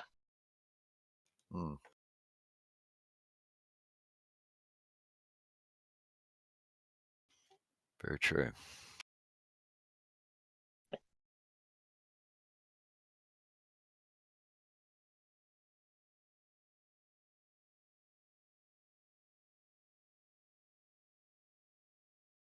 Stacey got busy. She had to go. I think it's because she heard me and she just fucked off. Oh, that's fair enough. Yeah, I can't blame her. She's a little bit in fuego. Probably knew you couldn't handle it. Yeah, I mean, I can't blame her. Burn you to crisp, mate.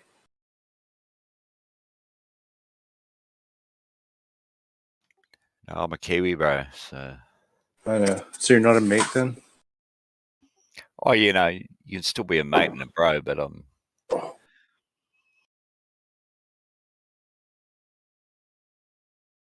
we do have very similar lingo, but different, but very similar. What's that between Australia? Between Australia and New Zealand, very similar lingo, but yeah, You guys just like to warm up with sheep a little bit more at night time than we do. It goes right Oh there. yeah, oh yeah. That's where it That's right, hurts. right to the heart of the matter. That's Yeah. where I love it. It's all about sheep Yeah. friendliness to you guys. I got you. It's all about the sheep friendliness. Like you guys, my brother went for his honeymoon in Australia there a few years ago, and he walked into a Here we go. walked into a nightclub on the Gold Coast, and he was wearing sandals, what we call sandals, and you guys call thongs. No, I think you guys call them thongs. We call them sandals. No, we call them sandals in New Zealand, but you guys in Australia, you call them thongs, don't you? Oh, in Australia, yeah, right. I thought you meant. Yeah. Yeah, And- that's weird. But we call thongs. Thongs in New Zealand are like a G-string. Yes, underwear. that's proper. And so my brother walks into this nightclub, and the bouncer goes, "No, you can't fucking wear thongs in here, mate." Yeah, and your And he brother's goes, like, what? And he goes, "What the fuck do you mean? I'm wearing boxers." Like boxer shorts. Yeah. He managed to get in after a wee bit of a discussion, but yeah, he thought the bouncer was trying to assume of walking into the bar wearing a G-string, and he's like, "I'm wearing boxer shorts, man." This Yeah, really so happened. don't in America, don't they call thongs flip-flops or something? I thought that was Australia too. Flip-flop? No, Flip-flops. not really. I mean, they do, but Apparently, what's it calls them thongs, thong sandals. But I've never really heard that before in my area.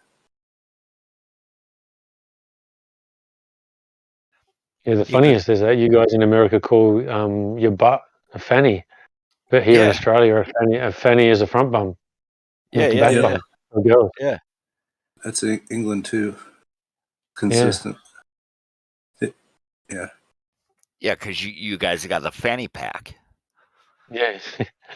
So when we first hear of someone falling on their fanny, it's like, what? They fell on their what? On their fanny? Yeah. If they fell on their fanny, they must have hurt their chin and their teeth. Well, it's like well, like here, like if somebody eats a lot of food, they'd be like, "Man, I'm stuffed." But in Australia, that might have different context. No, we got stuff that. Like, to the other thing. Yeah, like you're full. Oh no. Yeah. I've heard it described other ways, but whatever. You can say I'm chockers. For being stuffed. I don't know, but yeah, we'd have a few. You could say I'm chockers. I'm chocker block full. Chocker block. Yep. Yeah. What? Chocker Khan. Chocker Khan. Or so we do lots of things here in Australia. Sorry, Chaka Khan would have been a dope transform, am I right? It'd be like singing. Or even if like at Christmas or any time, like you've had a big feed and hot afternoon and you're like, I'm fucking stuffed. Like you got to have a lie down and have a sleep. I'm fucking stuffed. Yeah. Yeah. I don't know if you guys do it over there, but here we do a lot of things like we might say, "Oh, Ken oath." Oh, and yeah. then that'll mean like, "Oh, fucking oath,"